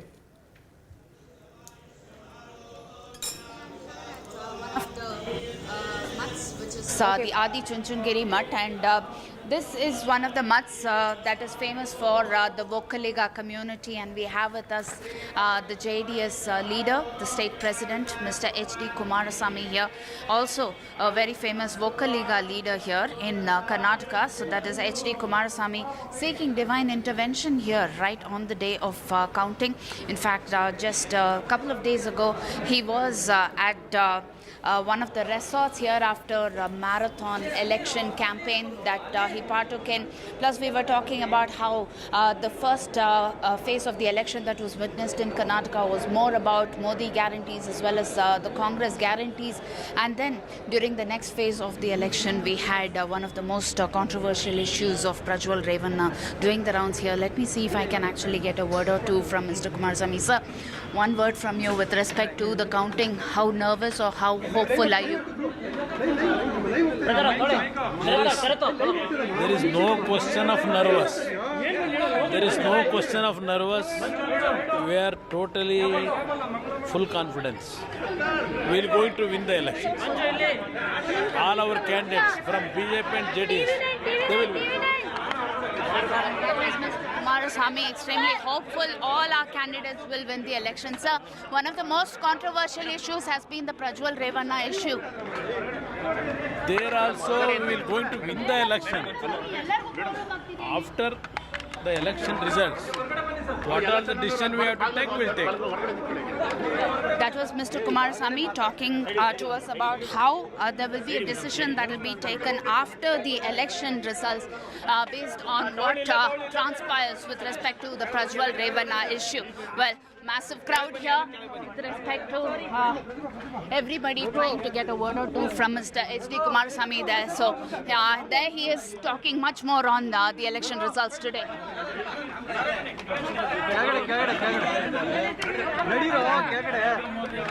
Kumarasamy over there, the entire Prajwal Revanna controversy which broke fairly early in this election process, will it impact them or not? Let's just see. They are, of course, in alliance with the BJP in the state. But if we look at Karnataka, interestingly, we've got that graphic on the stage over there. The NDA has leads of 12, the Congress at 2. Again, very early days. These are likely postal ballots. Yes. We need to keep saying that. Rishika? But I just want to say that I think, Sugata Srinivas Raju, if you want to come in here, I think the Prajwal Revanna controversy all happened after polling in Karnataka was complete.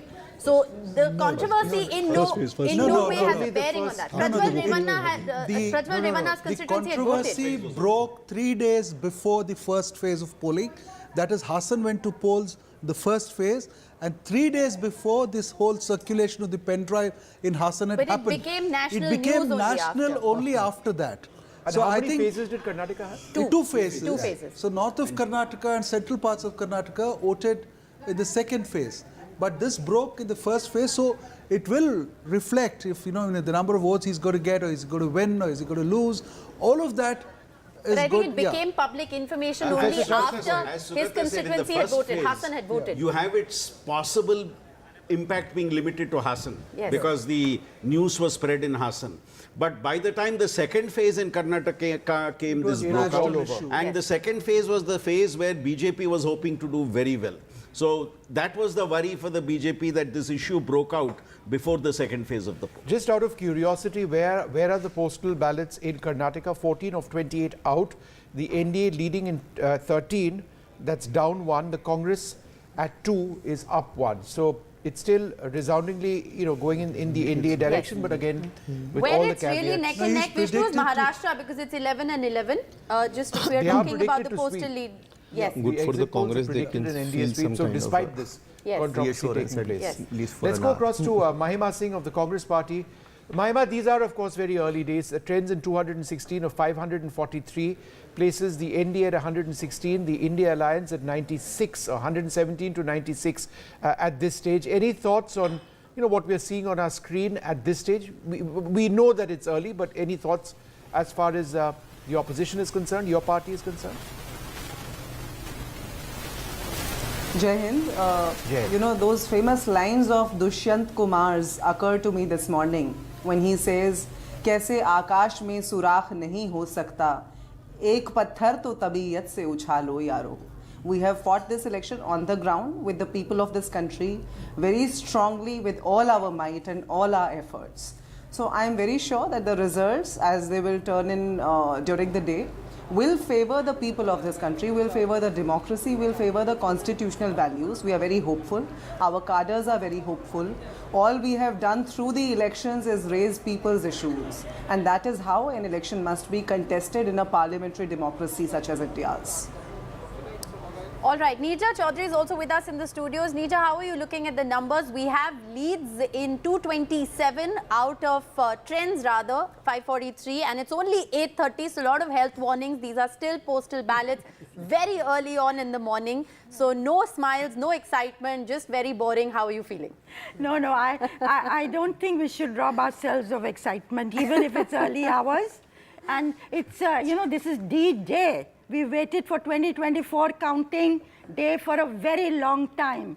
80 days, 7 phases, 3 months. Ask us. Yes, a long, hot election. Yes. And every election is very exciting. You know, the early, what we were saying, let's be cautious, let's be cautious. Of course, let's be cautious. Yes. Let's not come to any conclusion. But let's not, as I said, rob ourselves of the excitement of another government being formed in democratic India. Yes. Of all the contention that's, gone on in the last weeks. So I would say, looking at it, early days, yes. Early hours, yes, 100 and 131 or 103. So India is not so way behind as the exit polls had predicted. But that's neither here nor there, I would say that. When do we know that we are more or less through with postal ballots and there are non-postal ballot leads coming in? How do we know? It's not as if the Election Commission announces one indication of that would be the sudden jump in numbers. Right. Because when the EVMs jump in the number of trends. In the overall numbers, sudden jump in the overall numbers. Okay. Because these are fairly robust numbers at 246. It's going up every few seconds. So again... Have you become more efficient and faster, perhaps? I think that's the question here. It could well be at this stage that there would be a couple of non-postal ballot leads as well. Look, in the course of this sentence, it's jumped up to 250. And there's no way of knowing. No. I think the seats, the constituencies where the number of postal ballots would be very limited, I'm sure the EVM process would have now begun. And it's very difficult to say in which constituencies the postal ballot count has ended and in which constituencies the EVM's data has started coming out. That would be very difficult to say at this stage. But by 9, we can surely say that the postal ballot would be done and everywhere it's the EVMs which are being reported. Coming in. Let's listen into Shashi Tharoor, the senior Congress leader who's been speaking to the media in the last few moments. Let's just take a look. Expectations on this counting day? Yeah, I have no doubt. The expectations were set on the 26th of April, not today.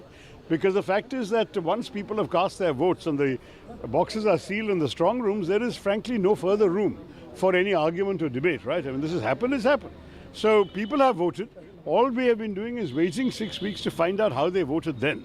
So whatever has been said since then, including the exit polls, can have no bearing on the outcome because the outcome was established on the 26th of April. Okay, sir, there is always an analysis that, the cross-voting helped you in the previous elections. No. This time is at a tight 3/4 I fight. definitely do not buy that theory. I know for a fact that there was no cross-voting in the last election. Mr. Divakaran had a very, very strong belief that he was going to do well, and I think the left rallied behind him very solidly. I don't think there was any cross-voting at all. In any case, neither have we benefited from cross-voting in the past, nor did we expect to see any cross-voting this time. We will win on our own merits or we will fail, but my own view is we are winning. So are you concerned about your majority that it is going to be? How does it matter? How does it matter? I've served in Parliament twice with a 1 lakh majority and once with a 15,700 majority. It made no difference. Once you are there, you have earned the right to represent your people. And as far as they are concerned, whether you go there with a 10-vote majority or a 10,000-vote majority or a lakh majority, you're still their representative. And I've always taken the view that once I have been elected, I am the representative of all, whether they voted for me or not. And I'll work in that same spirit in future. All right, so this is going to be one of the interesting battles to watch out for, Rajiv Chandrasekhar versus Shashi Tharoor, and there's a strong left candidate as well, Vishnu, in Thiruvananthapuram. So it's going to be very interesting to see how this plays out. Very close contest. Throw a spanner in the works of how we should be analysing this entire thing and say that the India alliance is ahead of the left at this stage, but it's equal, in fact, even Stevens, nine apiece. But again, when I was asking Professor Shastri what this was all about, and our other panelists, they pointed out that there is a huge number of migrant workers from Kerala, and therefore these are likely postal ballots which are coming in. But just for the sake of curiosity and our viewers, it's now India leads in 9, the India Alliance, the left leads in 9, the NDA is actually at 0. So correction, none for the NDA at this stage, but that's changed around again. So there we go. It keeps changing. It's changing around. Professor Shastri. If you notice, the gap between the NDA and the India Alliance is slowly increasing. Yes. You saw a much smaller gap in the beginning, but now that gap is going bigger. As ballot boxes are being as ballot boxes, as the EVMs are being opened, it's so now we can say that we're gradually shifting from the postal ballot to the ballot boxes. All right. We have Radhika Ramaswamy joining us live from Accounting Centre. Harsha Kumari Singh also joining us at the moment. Radhika, to you first. You're at a major counting centre. Give us a sense of what's happening there.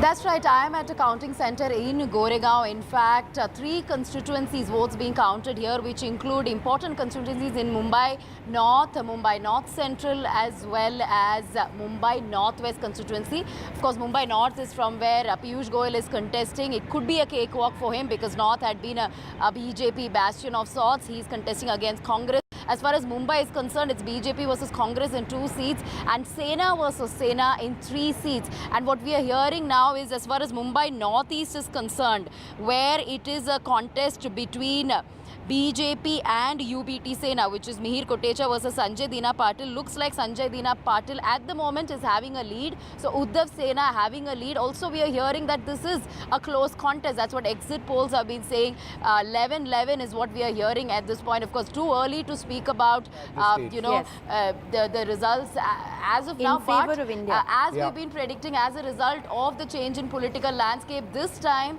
what we are seeing is a very close contest between the newly formed alliances, between Mahayuti as well as MVA. Looks like it's the legacy battle that is in a sense winning. It's the traditional Sena and traditional NCP that is sort of being given a preference over perhaps the rebels, but again too early to say. But certainly this may not be a clean sweep for Mahayuti as being predicted by pollsters. Last time around, as far as NDA is concerned, 41 out of 48, which of course included undivided Sena. This time we're talking about divided Sena, divided NCP, multiple realignments. So this is going to be a keenly watched result as far as Maharashtra is concerned, and could be very, very neck to neck. You know, what's going to be very interesting to see in Maharashtra as well is the margins, Vishnu, because given how fascinating the battle is, it's going to be very interesting to see what the margins are going to look like. But this is a fairly remarkable story, because I suspect at this stage you'd be probably getting a couple of leads as well, not just postal ballot results and leads. And so therefore, I think before we go across to Harsha, Rishika, I think it's interesting to take a look at the overall number. Yes. And this overall number, the large number of which would be postal ballots, but also a couple of non-postal ballot leads coming in at this stage, indicates for the India Alliance that they're actually up at this stage by 43 from last time around. The NDA down 33. Now, this trend by itself doesn't necessarily augur that badly for the NDA. They may still end up well above the magic mark. They are still very much on course at this stage.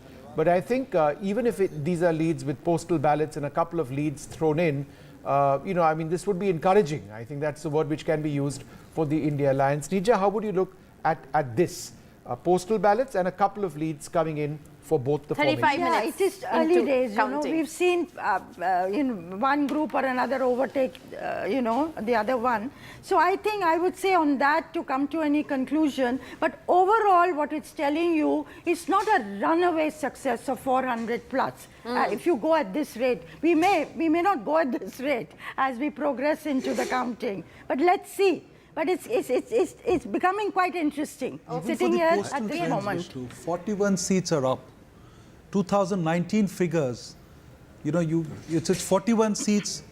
Even if you go by now 40, postal year, and NDA down 40, 31, yeah. even That's if these are postal trends. Vishnu, I would still be a little cautious at this stage. Yes. Because I remember in 2019 and 14, there was a lot of excitement because of this initial. We will have to wait till around 9:30 for the trend. Yes, but it's only 35 minutes into counting. There are also early we should trends allow as them far some as excitement. You know, I mean, that's Hilal, positive. how would you take no, a look? Professor Shastri has told us no excitement, so we're taking that very, very but seriously. Hilal, I go with Professor Shastri. You go with him. No, So you're no playing very excitement. safe over here, Hilal. No, whatever he says, Okay, right? I want to There's a just say reaction, we I have think. a reaction coming in from Omar Abdullah. But speaking of Jammu and Kashmir, trends in 4 out of 5 seats in favour of India. India leading in 3 and BJP in 1 at the moment. But let's listen into what Omar Abdullah has said. Important elections for the National Conference, particularly you. Important elections for the nation. It's a general election. It will decide the course of the next 5 years. Of course, for Jammu and Kashmir, a big election. So let's hope for the best. Confident for your victory? Quietly so. Thank you.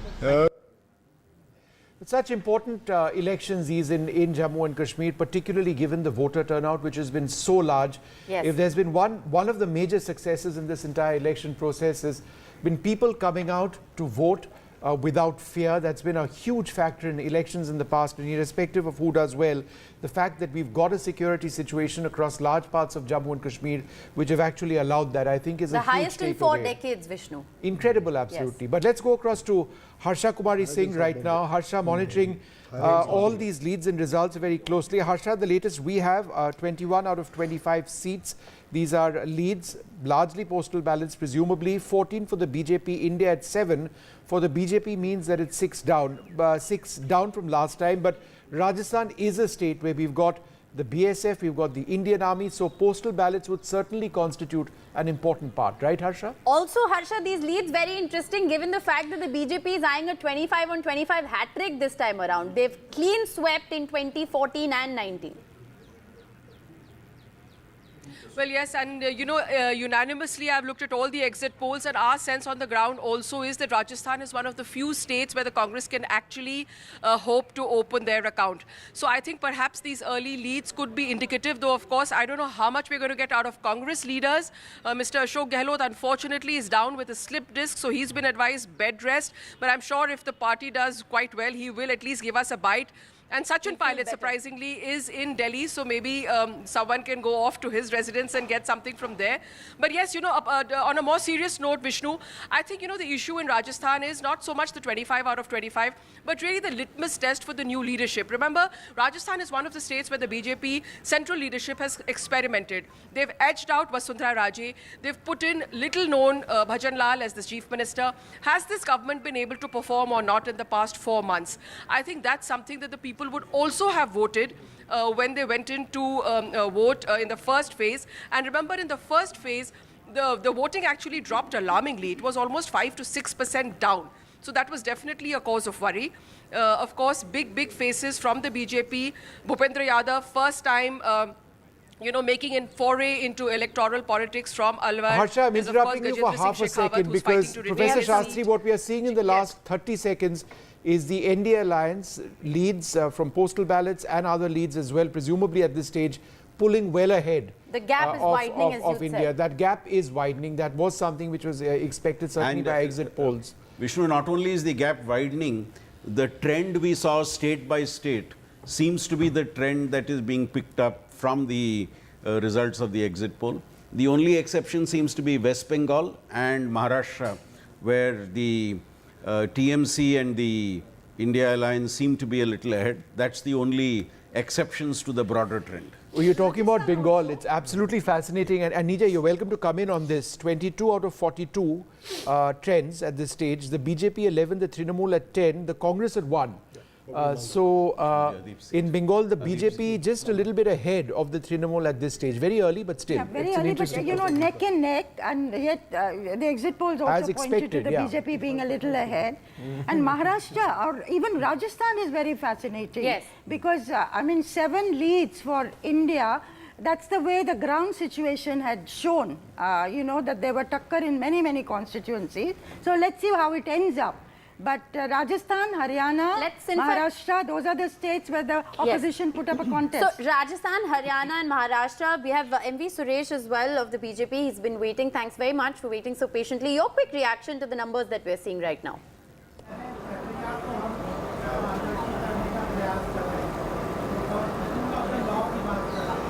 Mr. Suresh, can you hear us? All right, sorry, we don't have him just yet. Ashok, would you like to come in over here? You know, what's happened in the last 1 or 2 minutes is that the number of trends have really shot up and in favor of the NDA. This is more or less along the lines of what the exit polls were saying. But again, early days. Any thoughts? It's early days, but yes, we are now seeing leads as well as postal ballots. It would indicate that the NDA is ahead on the lines of the exit polls, but some of the exaggerations of some of the exit polls, some of the froth at the top, especially in places like Bengal, perhaps being belied. Of course, it's very early days. Maybe the fight in Bengal is much closer than some of the exit polls suggested, which would make more political sense, really. But let's see, it's too early. It's past the 200 mark, 202, yes. So, Professor Shastri, at this stage, can we say, you know, leads pretty much across the country, not just postal ballots? It is early, 8:44. But what you were discussing earlier, we've got trends in 350 seats. That's huge. Vishnu, I would say 2 trends. One where there is a huge difference between the major players, which I think indicates a clear trend.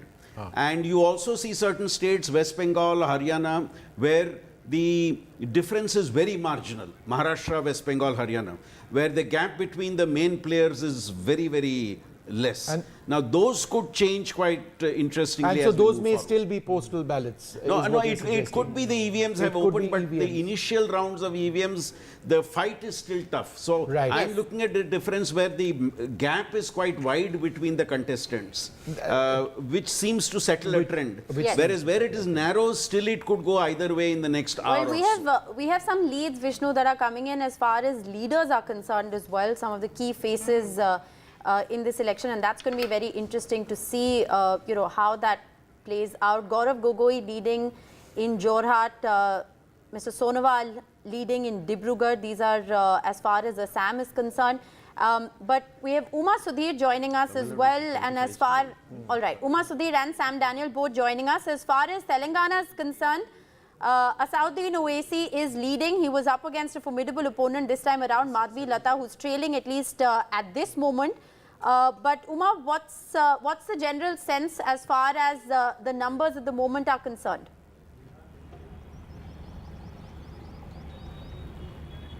So one of the most high-profile seats, of course, in Telangana has been Hyderabad with Madhvi Lata, who in her debut election, taking on someone as tall as an Asauddin Owaisi, has managed to catch national attention, media attention, and quite a bit of media space as well. She was, in fact, this morning at the Lal Darwaza temple for her prayers and, you know, speaking out her prayers aloud, and that has also been one of the things that has attracted many people to her, the way in which she utters her prayers, etc. But yes, she is trailing in Hyderabad Lok Sabha constituency, and it is not a surprise that Asauddin Owaisi is leading and is perhaps expected to, in fact, win that constituency unless there is really an upset there.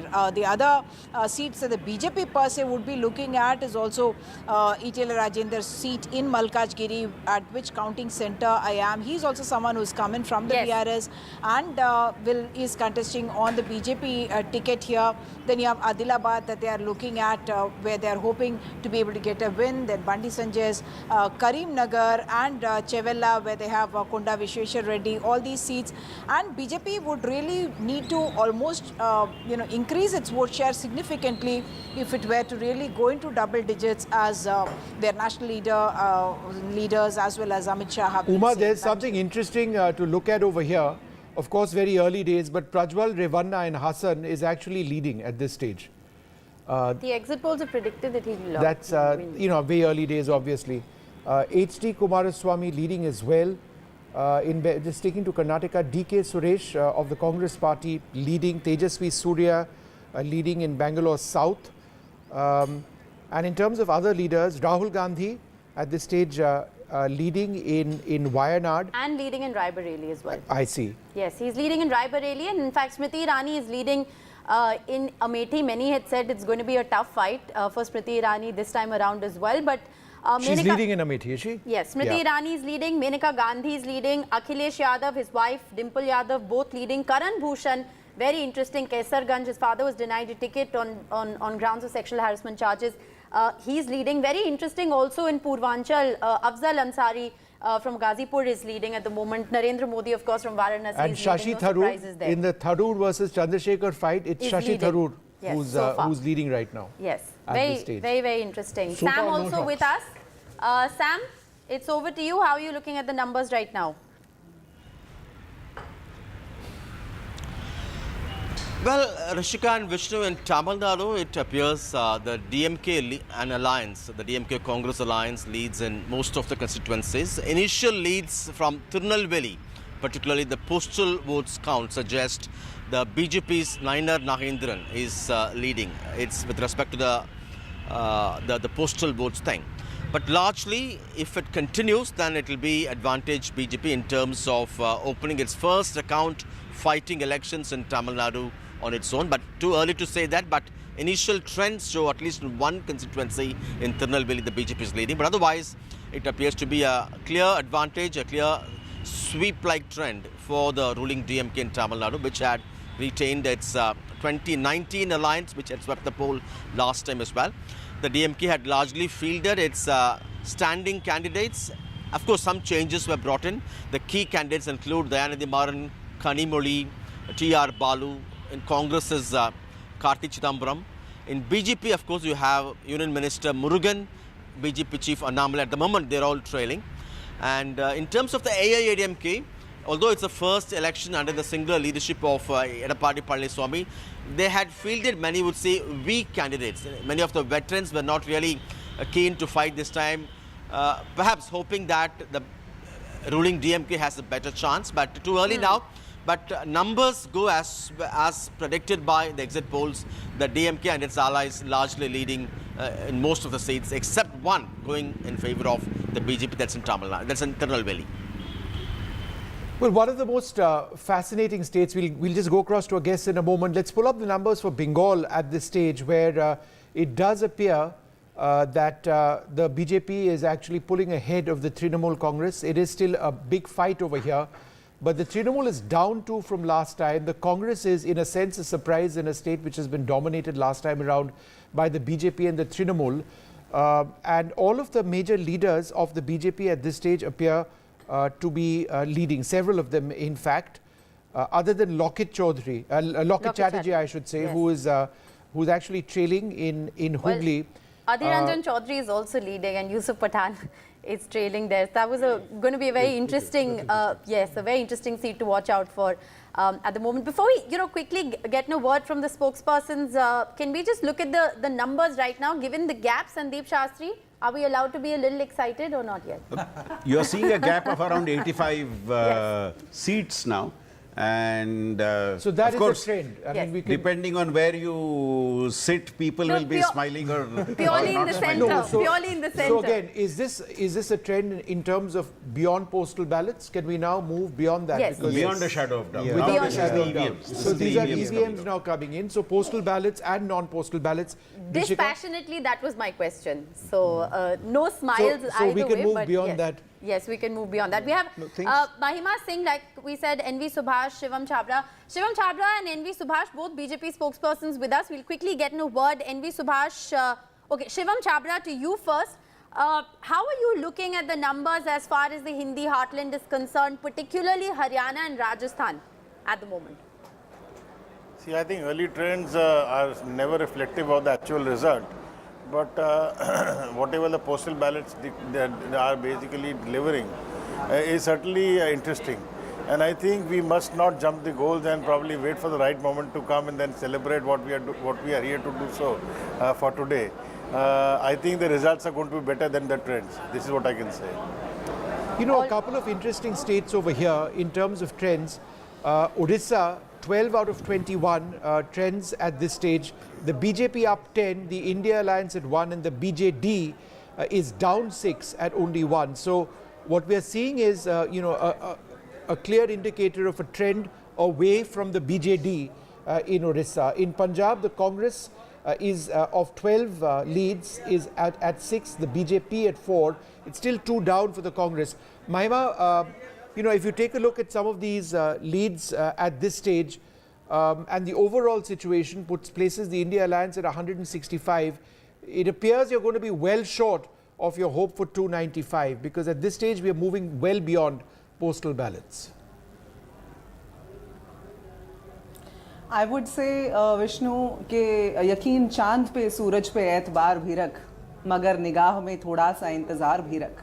These are early trends, and we already see that democracy is paving way for itself. The results are showing that India is gaining ground, people's issues are gaining ground, ginti karo pehli naukri pakki Mahalakshmi is gaining ground. So we are very, very optimistic. The people of this country are very optimistic that the hate-mongering regime, the autocratic regime of the BJP, the kind of majority it has been enjoying is certainly going to be ousted. And no, we will not wonder if India has gained much more number of seats by the next couple of hours. So let's wait and watch. We are very sure that it will be a victory of the democracy, whichever way it is. Mahima, we're already up to 260. Yes. Remember, they're at 261. They're chasing 272 is the halfway mark. So it's really moving faster. Yeah, yes. From... But Sorry, again, it's yes. I actually wanted to get in a word from NV Subhash on Haryana, because, Haryana is one of those very interesting states where actually 60% of the BJP's candidates were turncoats from the Congress. And ironically, it appears that the India bloc is leading in 6. At least as of now. Naveen Jindal is trailing from Kurukshetra. Dr. Sushil Gupta of the Aam Aadmi Party actually leading from there, which is very interesting.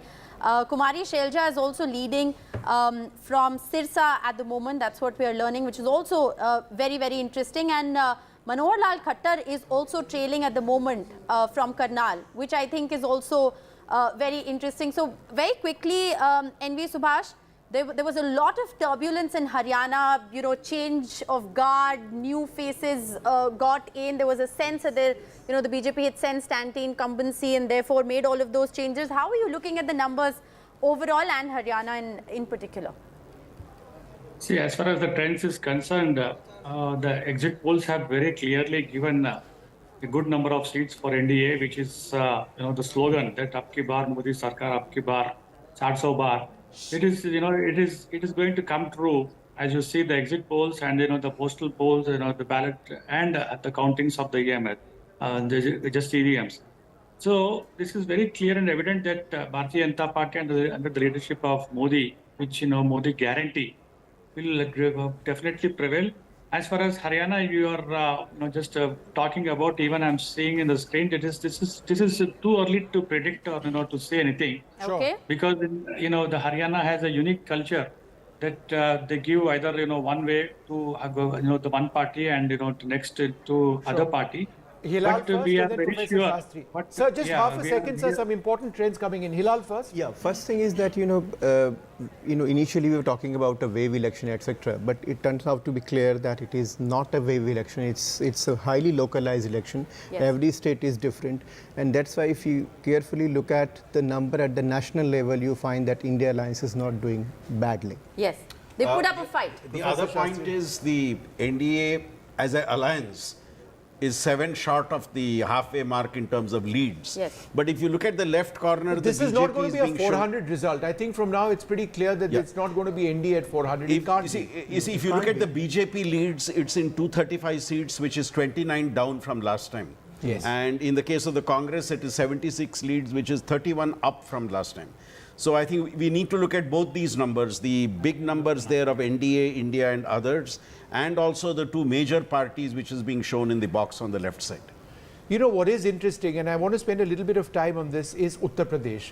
The reason the India alliance is where they are at 177, commendable compared to their performance last time around, is Uttar Pradesh. This is where there was a sense that the BJP was going to sweep like last time, but it's actually 36-26 at this stage. That's 20, a change of 20 for the India alliance, right? And it's down 12 for the NDA. Remember, this is 63 of 80, but irrespective of whether it goes, if this trend holds, then it's a positive performance, certainly, for the India alliance. And all of their big leaders appear to be winning at this stage. It's 271 now. It's already at one short of 272. One short of the magic mark. So, we know that, they are going to form the government. But these numbers are actually very interesting and complicated. It's not 400 par, 370. Let's just take a look at the strike rate data which is coming in right now. Okay, it's 272 now. We are at the halfway mark. The NDA 36 down from last time, but quite clearly at this stage, I think it's safe to say that they're headed towards government formation. We are well beyond postal ballots. Professor Shastri? If you look at the non-BJP NDA, that is leads in 36, and in the original estimate of 400 par, 370 was to be the BJP and the non-BJP NDA 30. But in the leads, they have already crossed 36. 36 of the NDA leads are non-BJP leads. So we're now the NDA at 272, it was 273 a few moments back. So it is quite clear where we are headed for the next 5 years, unless there is a massive reversal. But given the gap between the two, it seems pretty unlikely. Go ahead. Yeah, no, it's going to be a small margin victories. These trends, these numbers, and the fight that the India alliance is putting up, it is going to be a small margin victories all across, I suppose. But I think we have to Is that necessarily it's not going to be like it's not going to be like it's not going to be 400, maybe 350 might be tough. But I think it's too early. It's too early, Vishnu. I will say that because it's 9 and the postal ballots would have just about ended. To say that these numbers are going to hold and because I'll still wait for 1 hour before coming to a conclusion. We're just sort of saying that we are well beyond postal ballots at this stage, is what our experts have been saying. However, it is still 90 in favor of the NDA. So if this is a pattern that holds, then they're already above, as you can see, that halfway mark. We are above the postal ballot situation. Yes, it's 8:45. It's 8:45 is when the postal ballots end. So the first round of EVM counts would have just about begun in most of these constituencies. So let's tell that to our viewers and have a lot of skepticism at this stage because, even if we look at these numbers... Professor Shastri, your interpretation on that, are we still at postal ballots or given the gap, the trends, and you can see that in states as well? I think we have started off with the EVM trends. But as Maria says, we are still in early days. It's very early. A trend is visible, but how does that trend consolidate? We will need to wait at least till 9:30 for that to happen. Yes, because if you look at the gap, the trends are still, we have got trends, yet to get trends in almost 70 seats. 474. For 543 out of 543. So it's very much early trend. Let's tell our viewers that it's 9 a.m. sharp right now, which essentially means that the first round would have been happening in most of these constituencies. 70 seats are yet to be announced. So let's hold our horses and wait to see how that loss of 41 to the NDA and gain of 88 to the India actually translates. Yes. See, in the first few rounds of EVMs being opened, the margins are very small, so it keeps moving back and forth, and as more trends consolidate, the leader will tend to pull away in every constituency. And these 479 that we are seeing are largely coming from Maharashtra, where it's important to again reiterate that. It's also coming from Rajasthan, Haryana, and India is doing better. But overall, 9 a.m. it's still just the postal ballot and first round of EVM. Still almost like 43 and another 20. So you have 63 seats to go.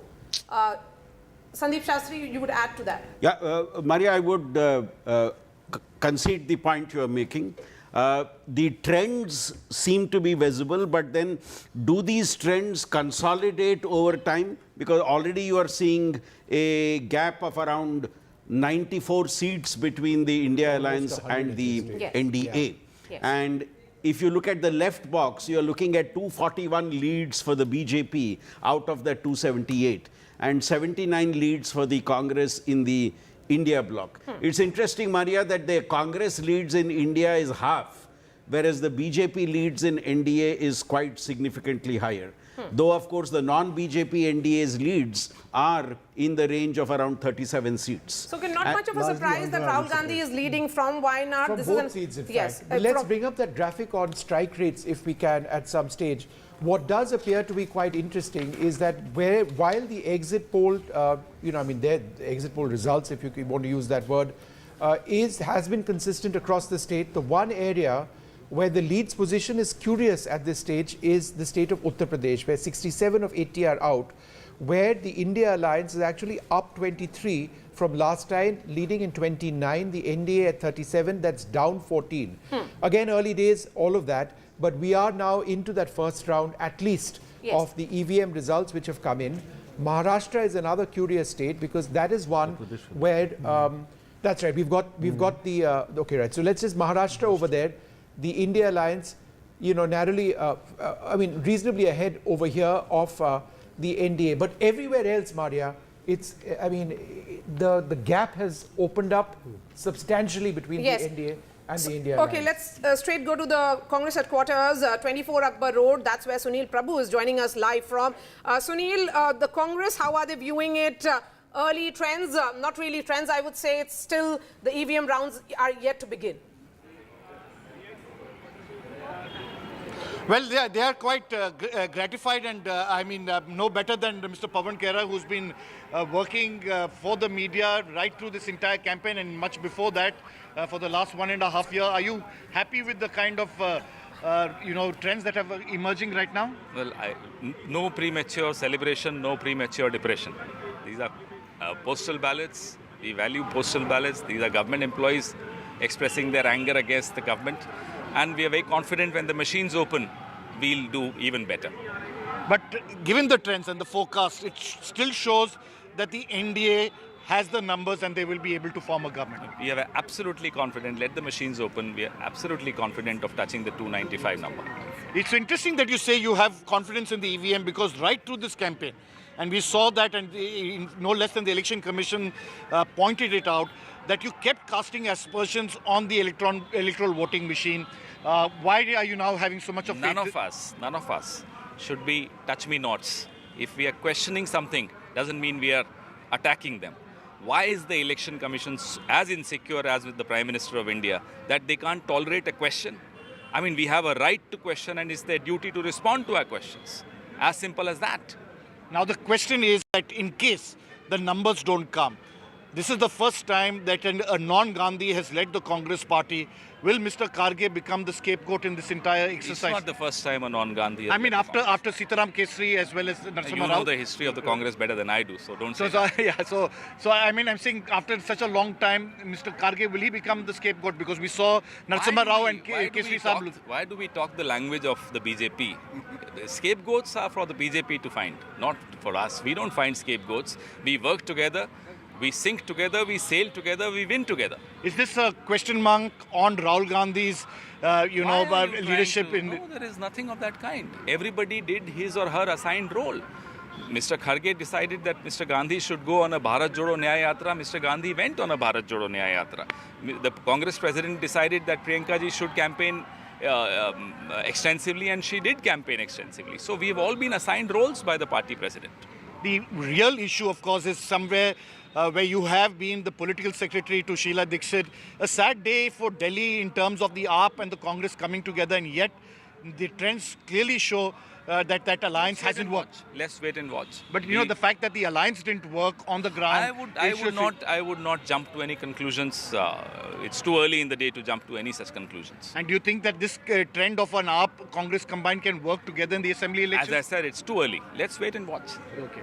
So here you have it. That's the kind of response you're getting from the Congress party here. They are really looking and assessing the situation here as things evolve. We'll have to wait and see whether those trends continue, but I think you got a full overview of what the Congress perspective is from these initial trends. In the Congress camp, and after a long time, this is the number that they have been hoping for, and it is a reason why we can see, you know, spokespersons and senior party functionaries come out and speak. Ratandeep is joining us, and also Aishwarya outside Chandrababu Naidu's residence in. I'm coming to you, Ratandeep, first. Where is Himanta Biswa Sarma? Because if Northeast numbers really hold, then he will be seen as the man of the moment. Well, Himanta Biswa Sarma was till this morning at the national capital.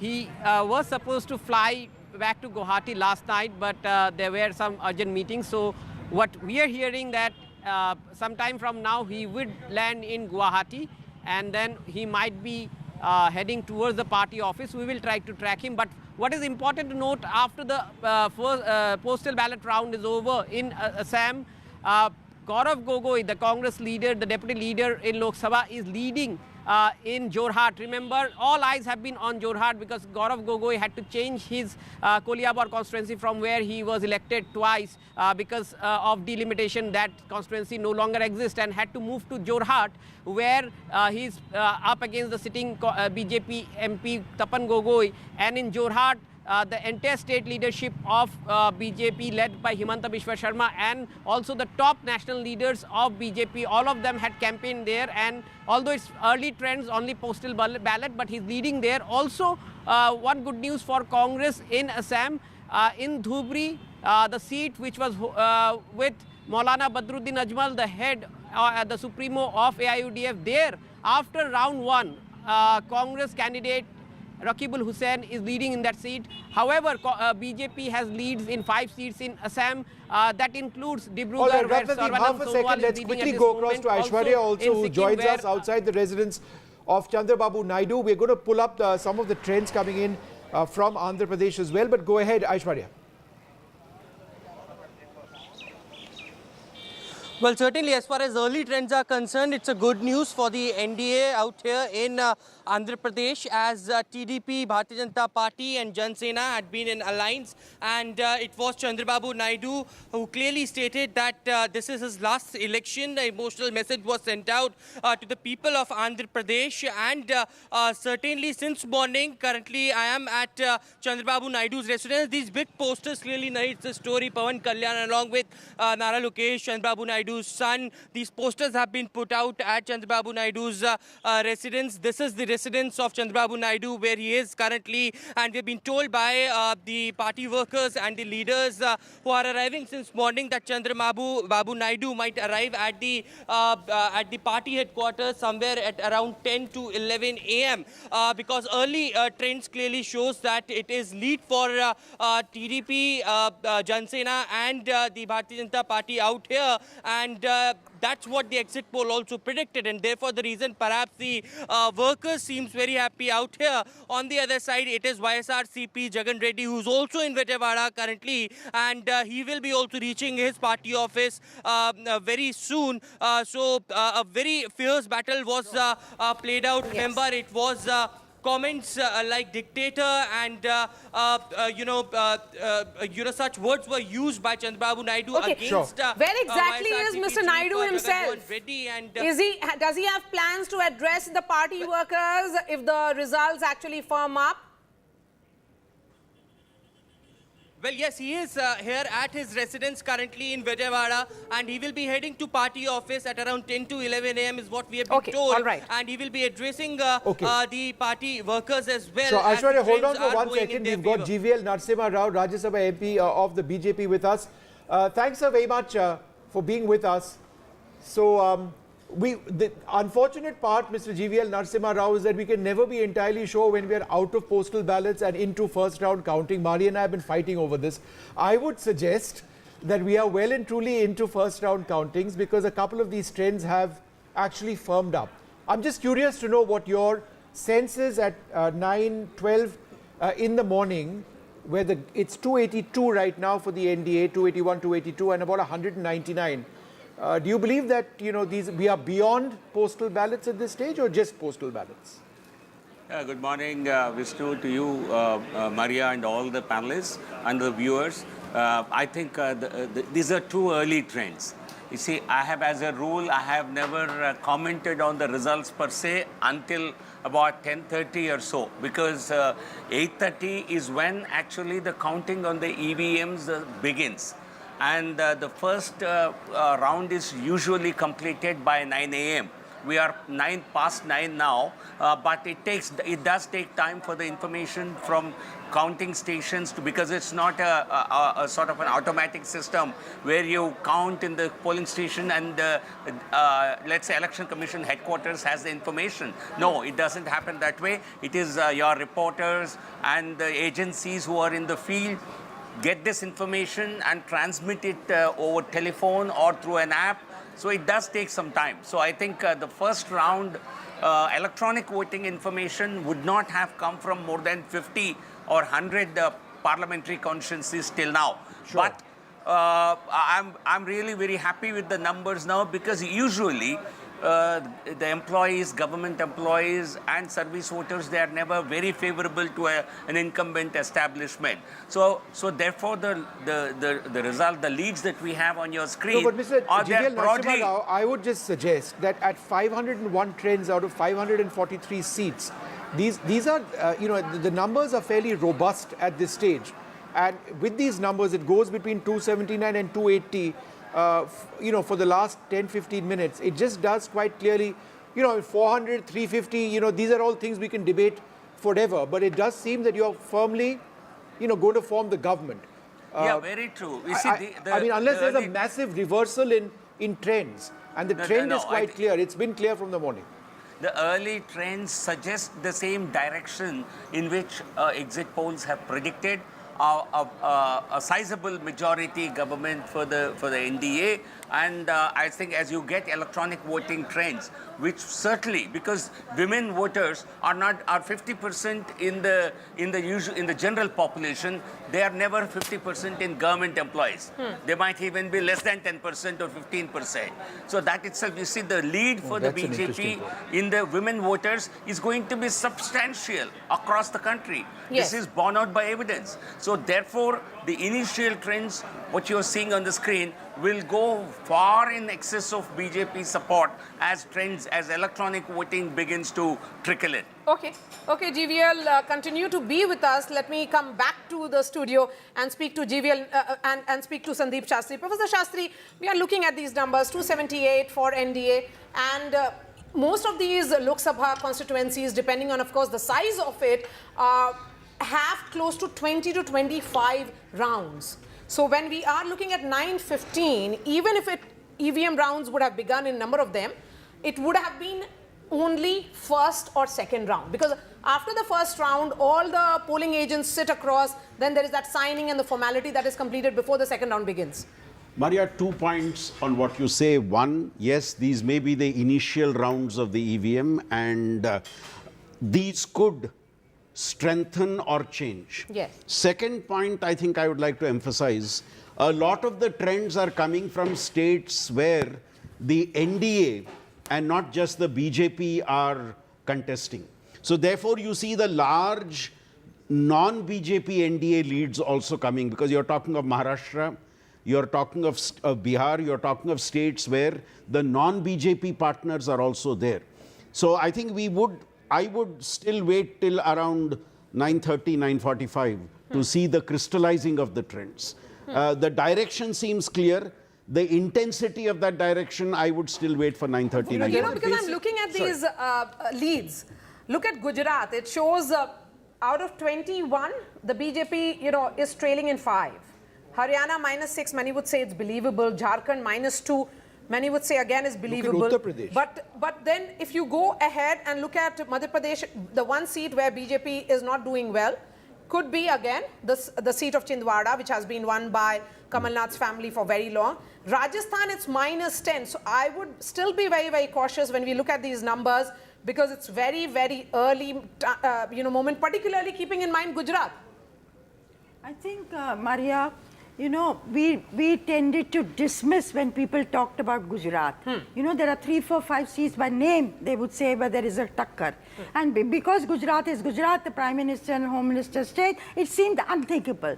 But is that what that is getting reflected? And remember, the overall number, India is climbing faster now in the last sort of 20 minutes or so. I mean, we shouldn't come to any conclusion. I absolutely agree with you. Last time also we made this mistake. But it doesn't look to be an absolute runaway thing, 400, as the exit polls had predicted. What's the most surprising aspect of all of this, and again, just to add to Maria's argument that we really should be waiting, is because despite conventional wisdom, it's the India alliance which is ahead of the NDA in Uttar Pradesh. 74 out of 80 seats are seeing trends at this stage, where it's 37-36 in favor of India.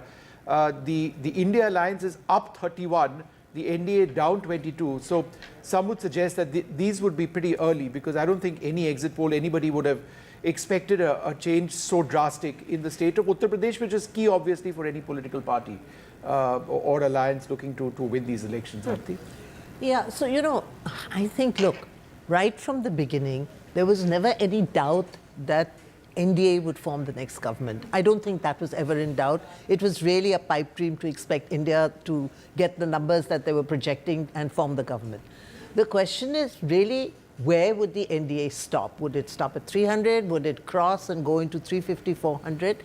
Today, as per the trends we're seeing, it looks like they cannot go beyond 300. Yeah. I mean, that would be at the moment, unless things change. As Sandeep ji said, let's wait till 10 for the trends to crystallize. And the two key battleground states, which we have been talking about through all these weeks, Maharashtra and UP. These are the two key battleground states that are going to determine the fate of the BJP and the NDA.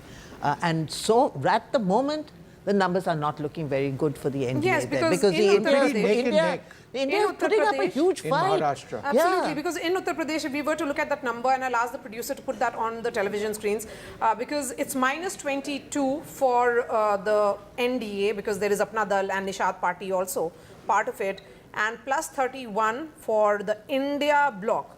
Again, early trends, but how do you look at this?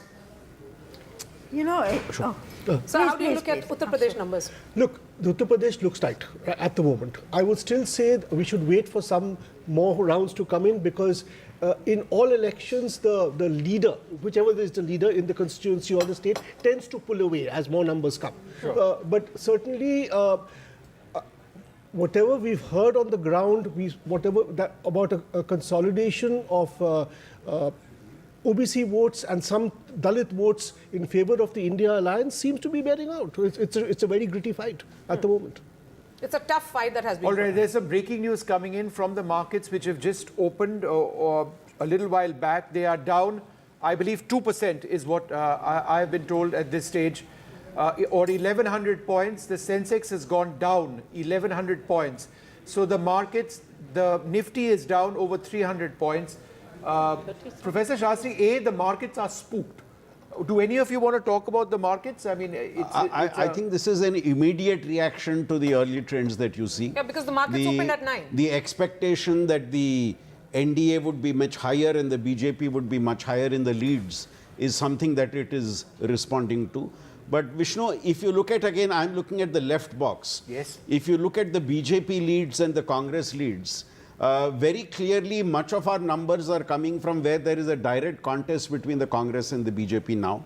And there, you gave the example of Gujarat, you gave the example of Madhya Pradesh, you gave the example of Rajasthan.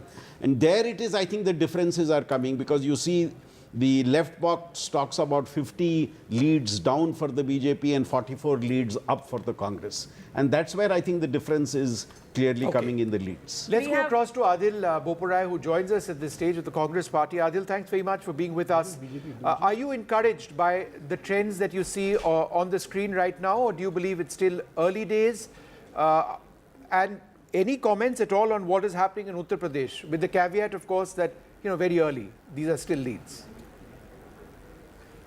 Vishnu, a couple of pointers. Firstly, right from the word go, we were very confident about this election, and our feedback is that the leads in favor of the India Alliance will further solidify. Having said this, yes, indeed, these are early hours. I think we'll have a clearer picture by 11:30 or so. But our information is that the EVM counting has started. The postal ballots appears to be over. Point number one. Point number two, there are two battleground states in my opinion. One is Uttar Pradesh and the second is Maharashtra. The exit pollsters, regardless of the final outcome and the final tally, I think one very key takeaway is that the exit pollsters got Maharashtra and Uttar Pradesh wrong. Our feedback was that the BJP will be reduced to in their 40s when it comes to Uttar Pradesh, and they will be decimated. More particularly, Eknath Shinde's party will be decimated in Maharashtra. The early trends do indicate that that seems to be the case. Having said this, I think let's wait till about 11:30. The India Alliance will do much better than what the BJP and their very ardent acolytes had really hoped. Okay, GVL, what's your assessment? We'll have a better it's picture. 9:22 now, and early trends aren't really, of course, the majority mark has been crossed as per early trends, but it's not as the exit polls were suggesting. All of them were in the upwards of 330, 340. Maria, as I mentioned earlier, there are many states where things got reversed completely by 10:30. So therefore, I think coming to any conclusions based on counting of just postal ballots, in some cases the numbers are very, very small. So therefore, I suggest, I'm looking at the Election Commission site, where on some of the seats, in fact, is EVM counting is available, where almost 50,000 votes have been counted. Therefore, I think if your technical team can separate these two and look at only leads based on EVM counts and early leads based on postal ballots, that will tell you a better story. And for that to really clarity to say, currently these two are, you have merged these two trends coming from only past postal ballots and also including the EVM count. Therefore, the picture will not become clear until 10:30. At least you will get a better picture by 10:30. So I think broadly, NDA majority government is clearly visible on your screens. We are very confident of a full majority BJP government. There can be no, I think I have no doubt about that whatsoever. The trends seem to be quite clearly indicating that, GVL Narasimha Rao. I think the only question at this stage is the margin of that, and I think that will firm up in a while from now. But some would suggest, and I think it's a fair assessment, that this isn't going to be 400 in favor of the NDA. Whether you get to the 350 mark based on the current trends is something that needs to be looked at. But if these trends hold, then you're already past, the magic mark. Figure. But I think, Maria, there's just half a sec, Aarti, and then you're welcome to jump in on this. It's 4-3 right now in Delhi in favor of the NDA. But in a state where the BJP won all the seats last time around, it is quite interesting. And in terms it's a bellwether state. It is a bellwether state. So it's it's narrowly in favor of the BJP at this stage. Chandni Chowk, the BJP is trailing in Chandni Chowk. The BJP is leading, is Manoj Tiwari in northeast Delhi. Kanhaiya Kumar is trailing at this stage of the Congress party. Jaiprakash Agarwal of the Congress party is trailing. And Basuri Swaraj is leading in the New Delhi constituency. Somnath Bharti is trailing at this stage. So who's leading in the India Alliance? The India Alliance. Jaiprakash Agarwal. Yeah, 3 seats they've given India Alliance. Yeah, so where they're leading? Who are the three? Which are the 3 seats? Delhi East. Now they're saying trails. Basuri is trailing also, it says. Basuri Swaraj says it's leading at this stage, but we'll just find out. But your screen says trails. We'll just find out where. Yes, we'll try and get those details.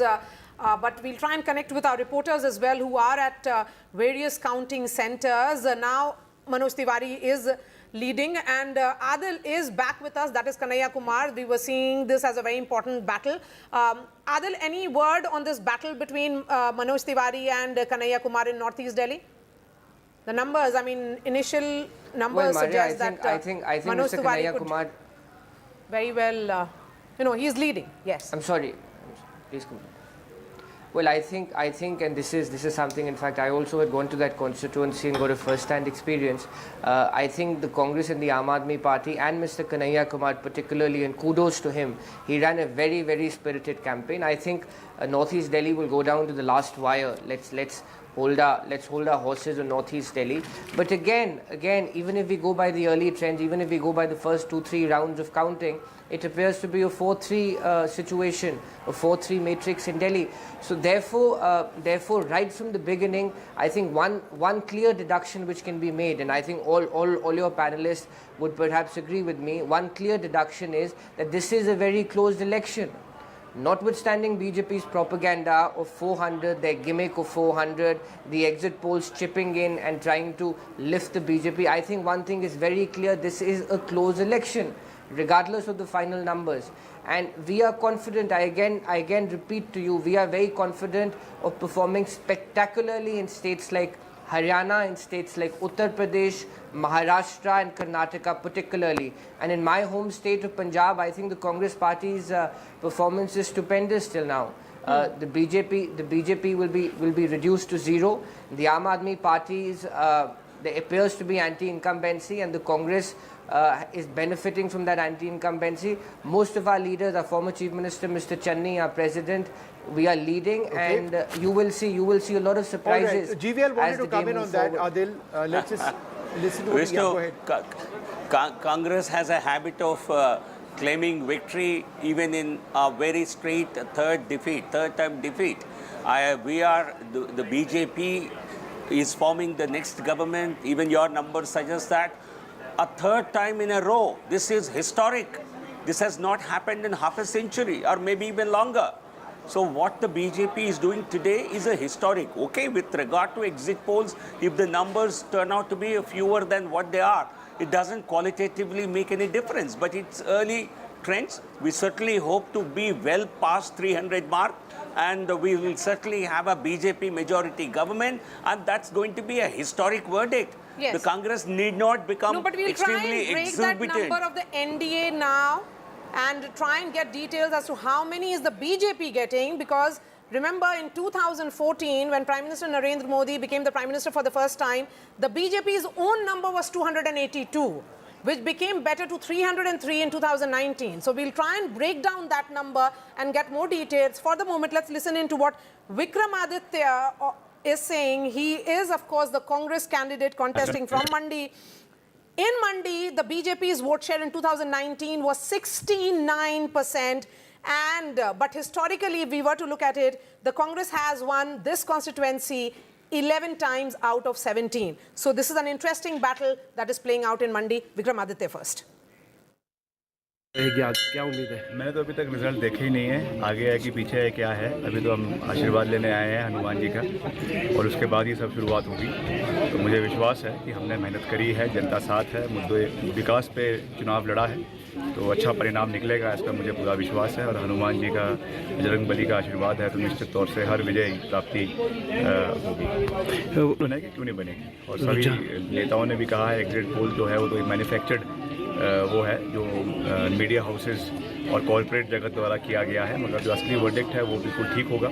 उस पर लड़ाई लड़ी है पूरे देश में, और जो मुद्दे रहे हैं वो बहुत जनता से जुड़े हुए मुद्दे हैं, तो निश्चित तौर से उन सब चीज़ों को देखते हुए परिणाम अच्छे आएंगे, सुखद आएंगे और देश की प्रगति के लिए आएंगे। आज आप, मैं तो वैसे भी हर मंगलवार आता ही हूँ, मगर आज क्योंकि विशेष दिन है, आज परिणाम निकल रहे हैं, निश्चित तौर से बजरंगबली जी का आशीर्वाद लेने हम यहाँ पर आए हैं।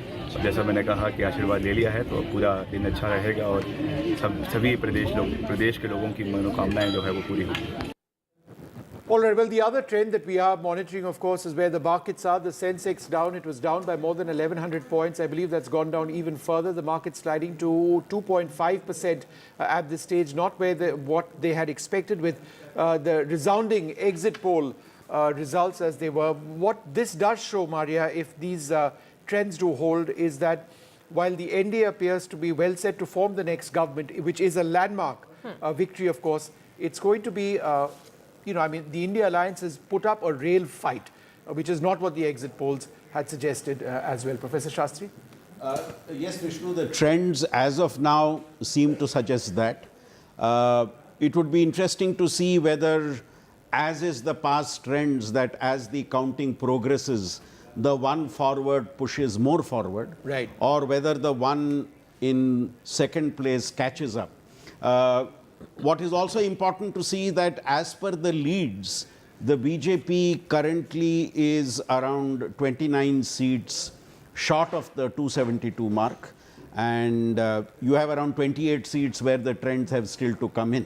So it will be interesting to see where the BJP trends move in the next half an hour to 45 minutes. In terms of leads is at 244 down 82, 245 down 52. So the point that you're making is that the BJP, on the strength of its own cadre, may not necessarily cross the magic mark. They'd have to rely on the support of the it's a NDA little allies. early to say that, but then if this firms up, there is a word of caution we have to put in that the BJP's seats and trends now seem to be 52 less than last time, and the Congress is 47 okay, up. the Election Commission speaking, let's just listen in. हम लोग आज यहाँ आपको पहली बार अपने control room का access दे रहे हैं। हमारी सारी टीम्स यहाँ बैठी हुई हैं जो पूरा आईटी बैकग्राउंड से कितना बड़ा काम हो रहा है उसको देख रही हैं यहाँ पर। बहुत सारी टीम्स हमारी पुणे से, शास्त्री पार्क दिल्ली से, त्रिवेंद्रम से, बॉम्बे से, हैदराबाद से, बहुत सारे जो बैकग्राउंड लोग हैं वो जुड़े हुए हैं। और इस समय हमारी जो रिजल्ट्स की जो वेबसाइट है उस पर करीब करीब 2 लाख हिट्स पर सेकंड है। एक सेकंड में 2 लाख लोग हमारे साथ उस पर हिट कर रहे हैं। So all of that we are managing and seeing from here, तो दैट जितने भी लोग जानना चाहते हैं, देखना चाहते हैं, उन्हें कोई परेशानी ना हो। और सभी आरओस को जो 542 कॉन्स्टिट्यूंसीज में इस समय काउंटिंग करा रहे हैं, जहां करीब करीब 65,000 से ऊपर की टेबल्स लगी हुई हैं, हर जगह में उनको कहा गया है कि पोलिंग एजेंट्स को और कैंडिडेट्स को निश्चित रूप से बैठने दें, पूरी पारदर्शिता के साथ काउंटिंग करें, जो रूल बुक है उसका पालन अक्षरते करें, मतलब एक भी वायलेशन नहीं होनी चाहिए, अदरवाइज खैर नहीं है। यानी जो रूल बुक है उसका पालन करें, पारदर्शिता से पालन करें, कैंडिडेट्स को और उनके एजेंट्स को हर जगह में शामिल रखें। सीसीटीवी फुटेज 24/7 लेते रहें हर प्रक्रिया का, ताकि पूरी पारदर्शिता बनी रहे।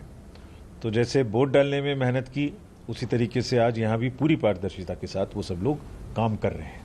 सर, अगर किसी तरह की गड़बड़ी की रिपोर्ट मिलती है तो किस तरह का एक्शन आप लेते हैं? हम लोग खुद यहाँ बैठे हुए हैं, हमारे सारे सेंट्रल ऑब्जर्वर्स बैठे हुए हैं।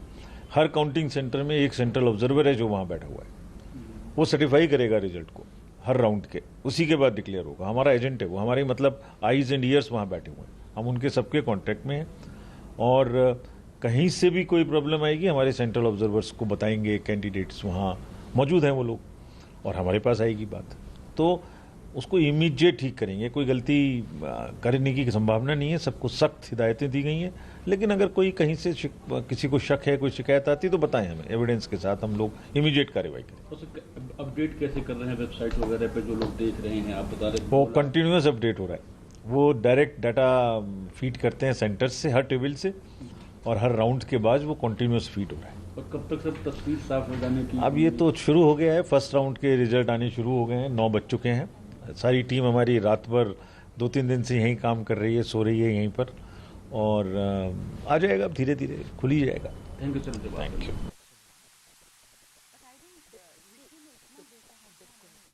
Okay. Uma Sudhir is joining us live. Uma, quick update from where you are. How is the counting progressing? And overall, how's Telangana looking? Because I'm still looking at the data. The early trends are giving a mixed signal. If you can give us details into how many rounds are over. Uma, we'll try and Uma, connect your with. audio, can you write? Okay, we'll Just try and reconnecting connect Uma's with. audio. Yes, Aarti, you wanted to make a point. No, I just wanted to say I think it's very important to break up the NDA number into BJP and allies.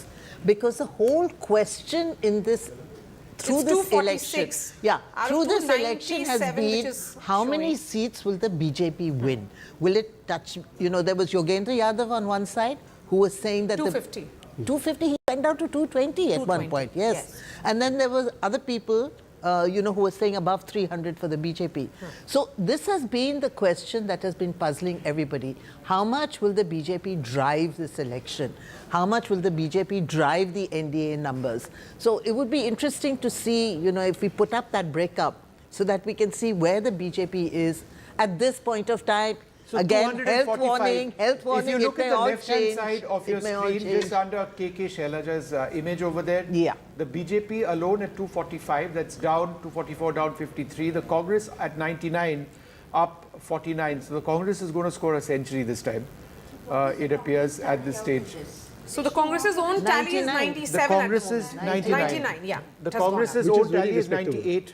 That's up 48. The Yeah. BJP alone at 240. So we are just the two parties there. And the alliance numbers we have, the NDA at 289, India at 213. The market's down more than 3%. When they started up today, they'd expected something more resounding. Yes. The interesting states, of course, as we've been mentioning, Is are Uttar Pradesh, because if you look at Maharashtra, Uttar but in a Pradesh, different context. in Uttar Pradesh, Orissa as well. the There's been a Samajwadi complete Party, swap. is at 34. Is what the leads are suggesting. Is that what it is? Yes, it's suggesting 34 at present, and so it's looking very, very promising for them. In Bihar, RJD at 5. Let's look at the TMC number. It's showing TMC 18. below the BJP there, because the BJP But is where at- the BJP has gained a lot when it comes to their overall numbers is in Orissa, where the BJD at the level of the national election has been washed out. If these trends hold. Now So that they was are at widely 2. expected. Yeah, I mean the BJD last time was, I forget the number off the top of my head, but it's 13 to 2 The right last now. time it was 10. Yeah, so Yeah. they're down 8. And the India Alliance has gained 2 seats. They're leading now in 3 with the BJP at 13. So the BJP have really made a huge mark in the state of Odisha. How's Telangana? Yes, and let's- also let's- Telangana. They seem to be gaining in Telangana. Yes, and let's go to Uma Sudhir, who's joining us. 9-6 Uma, in Telangana. how many rounds are over, you know, from where you are reporting? We want to understand that are these trends that we are seeing on our television screens right now after 2 or 3 rounds of EVM counting?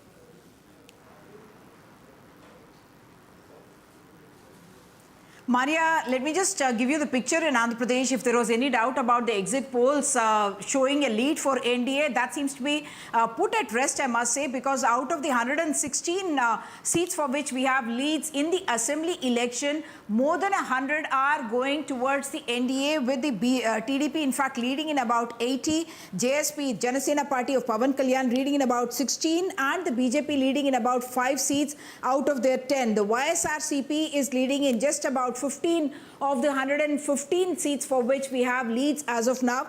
Anakapalli Assembly, where CM Ramesh, who is a BJP leader and the BJP candidate from there, of course, originally of the TDP brand, he is leading by more than 9,000 votes. Pawan Kalyan is leading in Pitapuram. That's an assembly seat that we are talking about. In more than 85 seats now, we are seeing the lead of the TDP. And yes, in Tenali, Narendra Manohar, he's the number 2 in the Janasena Party. He is also leading in Tenali Assembly seat. Guntur, where we had reported that it is the richest candidate in this Lok Sabha election, Pemasani Chandrasekhar, he is of the TDP, the NDA candidate. He is once again leading. Then you have Kiran Kumar Reddy, Rajampet, Rayalaseema region, former Chief Minister, last Chief Minister of United Andhra Pradesh, now a BJP candidate. He is also leading. So the elections really seem to be going one way. Most of the ministers, in fact, are trailing, and Sujana Chaudhary, who is contesting his first election this time round from Vijayawada West, he is also leading. He is, of course, the BJP candidate from Vijayawada West. He is leading. And Purandeshwari, once again, Rajamundry, she is the BJP candidate from there. She is also leading. So the elections in Andhra Pradesh certainly going to be seeming to be going one way. Even in the Lok Sabha, you're seeing TDP 12 ahead, JSP contesting only 2 seats but 1 ahead, BJP contesting 6 seats, 5 ahead, and YSR Congress, which is contesting, of course, all the 5 seats, is leading as of now only in about 2 seats. Okay. Back to you, Maria. Uma, thank you so much for joining us. We'll keep coming back to you. So exit polls certainly seem to have got Andhra Pradesh right, both in assembly and also in the Lok Sabha results. CR Keswan of the BJP is joining us from the party headquarters. CR Keswan, it's 9:40. A word of caution still, but you know, 293 is something that NDA wasn't really expecting. You were expecting a number upwards of 300, but more so, out of this 293, the BJP seems to be down by 51 at 247. Good morning to Vishnu, Maria and all the NDTV viewers. I think I'm very happy to say that we're meeting on a day when hope and history will rhyme. We are very confident already. You see, when 25 seats are yet to be counted, the NDA has crossed the majority mark. And I think today, the people of India will ensure that Modi ji becomes the first Indian ever to be born in independent India and also the first Indian born after a constitution came into force to secure a historic third term. Second thing I want to say before I address your question. Now the postal ballots have come out, probably the first round of voting is coming. And now you've seen how the Congress and India Alliance have been impugning the integrity of the constitutional institutions. It's so ironic. You would remember, Vishnu, in 1986, it was Rajiv Gandhi who passed the postal amendment bill where they could intercept even individual posts of people, and these people are talking about democracy. It's very funny. But coming back to the story here, I think if you look at the exit polls in this, besides Uttar Pradesh, everything seems to be going perfectly fine. There have been enormous, surge in the east. If you see Odisha is similar to what's happening in West Bengal. It's like a landslide. And if you see the south, Karnataka, Andhra, we've gained. Telangana, we have gained. And the numbers I'm seeing in the local regional channels in Tamil Nadu, they're trickling in well. Kerala, we may make a mark. So I think if you want me to sum it up, very early trends, but I think we'll consolidate and BJP will very comfortably cross 300 and NDA will also be, have an overwhelming majority. North and west of India, the BJP and NDA will consolidate. And as you see, there has been an overwhelming support in the east and there have been significant surge and stride and support in the south. So I think it's perfectly on track, and today history will be made when Modi ji secures a consecutive third term. You certainly weren't expecting an election. Of course, there's a gap of 80 good seats, but you weren't expecting such a close election. Just look at Uttar Pradesh. It's presenting a completely different picture from what the BJP was expecting. Maria, you're such a seasoned anchor. Postal ballots have come in. First round is 30,000 votes. You see the trend. You have it's like 12-15 lakh votes in a constituency. It's a first round of counting. Already we have established it, and as you see, these only will consolidate. So wait till 10 o'clock and you see us comfortably. We'll have a discussion and chat. So again. you believe, CR Keshavan, that what we are seeing in terms of leads in Uttar Pradesh would likely be reversed in your favor, because you are absolutely convinced that what we are seeing is postal ballots or very early phase. Undoubtedly, unequivocally, certainly we will be. So that's an important point, because if what CR Keshavan says is correct, and then Vishnu, what we are seeing, because we have some details coming in of seats on which the margin is less than 5% of votes, which is Bagpat. The vote margin is just 30. Uttar Pradesh, another constituency, Kairana, the vote margin between the two parties, that is the BJP and the Samajwadi Party, is just 294. Going further, Bijnor and Moradabad, again the vote margin is around 1,000. So, and Firozabad, Dhaurahar, again the vote margin is roughly around 2,683 and 2,881. So, yes, it's close. Yes, Keswan, you wanted to come in. CR Keswan. Maria, the leads position also, CR Keshavan, has changed now. It's 39. Right when I joined the show, Vishnu and Maria, the NDA was trailing behind the India Alliance in Uttar Pradesh, and the Honorable Prime Minister was said to be trailing in Varanasi. See what has happened in 5 minutes. You're all very seasoned people. The numbers in the exit poll are all the same, and now Uttar Pradesh is reversing its trend, going exactly back where the exit poll said. See, let me make this very clear. It is a vote for Modi ji ki guarantee. People have seen the Prime Minister perform, transform and reform the country. It is a vote for progress and development, and it's been a very, very divisive campaign by the BJP. So I think that is rejected. They have cast aspersions on every constitutional institution. But looking at the India numbers, and that's where Adil will come in. Yes, overall India seems to be doing well, but the Congress is doing much better than expected. TMC is down, The other India partners, including, RJD was expecting somewhere upwards of 7, 8. That's not happening. Congress definitely 97 at the moment out of 206. Adil? Well, Maria, there are 3-4 aspects which I would urge your viewers and your panel to consider. Number one, there is no rocket science that these are early trends. And the early trends may solidify or it may take a turn for the worse. The fact of the matter which is worth considering is that this is an indicator. It is a bellwether. It is something which pierces and demolishes BJP's propaganda balloon that they're coming to power with 400. Of course, we'll have a clearer picture by 12 noon. Nobody can disagree with that proposition. Point number one. Point number two, responding to your question, a safe and a plausible deduction can be that the Congress party's consistent yatra, the Bharat Jodo yatra, has made significant progress and significant contribution to increasing our tally. Our pro-positive and People's Manifesto, our Nyaya Patra, all these are issues which appear to have had resonance amongst the voters of this country. This is the early trends are an indicator. If you open the first round, if you open the second round, of course it is not final. Every constituency ranges from 10 to 15 lakhs. But it does indicate that what is the mood on the ground. It can't be very much divergent. So having said this, we are very confident because we ran a very constructive campaign, Maria. I said this to you earlier on one of your programs. We ran a constructive campaign and we fought the might of the BJP and their propaganda machinery. I have no qualms in saying that we were not allowed a level playing field. Our bank accounts were frozen days before the elections. Our chief ministers were arrested on flimsy charges. No stone was left unturned to browbeat us and arm twist us. A large section of the mainstream media let's try and put some more data on our television screens the Congress now. Party, but this is notwithstanding that. Yes, absolutely. Let's look at the numbers more. Bihar, NDA minus 10 at 947. If we were to look at Karnataka, it is minus 9. NDA is minus 9 in Karnataka. Then further, Maharashtra is minus 8 is how it's looking like. Rajasthan minus 11. Uttar Pradesh is still becoming clear. NDA at the moment minus 25. I just wanted to, before we go across to our panelists, I just wanted to talk a little bit about the big picture which is emerging over here. In as much as what we are seeing in early trends is a fairly strong performance by the India Alliance, which was not expected to do so well, the larger picture is that it does indicate, if these trends hold, that the NDA will return to power, albeit with a fewer number of seats in the Lok Sabha. They're well above the 272 mark. So unless there are some sharp reversals, which can still take place, it appears that they would likely cross 300. They're at 296. If this is to be the case, it would still be a landmark as far as Narendra Modi is concerned.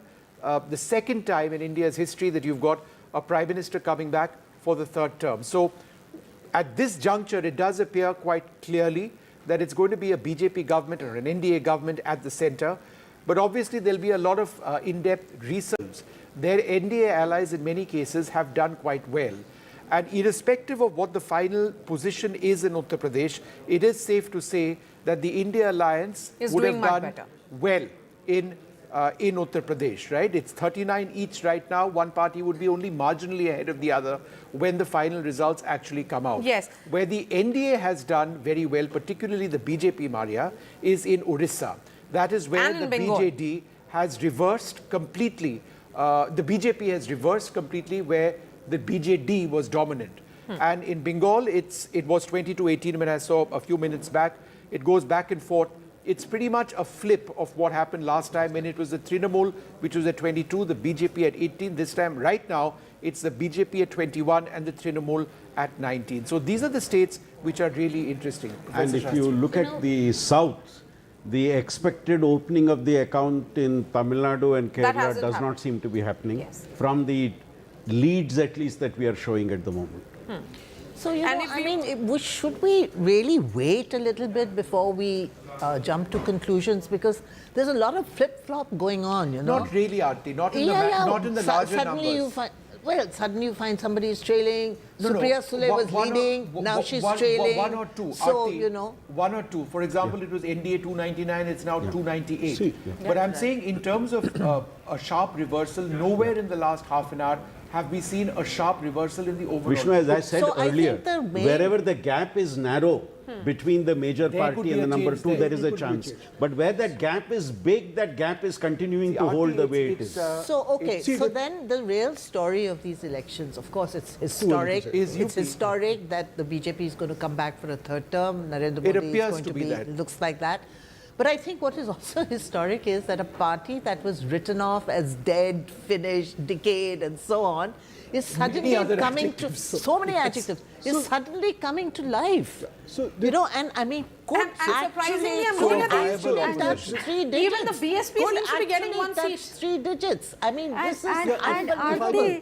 Aarti, that's the beauty of India's democracy. Absolutely. And the people never who are write giving this anybody verdict. off, never write a leader off, never write a party off, because, you know, things can Now change. in Karnataka, the Congress is leading in double digits. Okay, we'll try and connect with Tanishq and also Sunil Prabhu is joining us from 24 Akbar Road.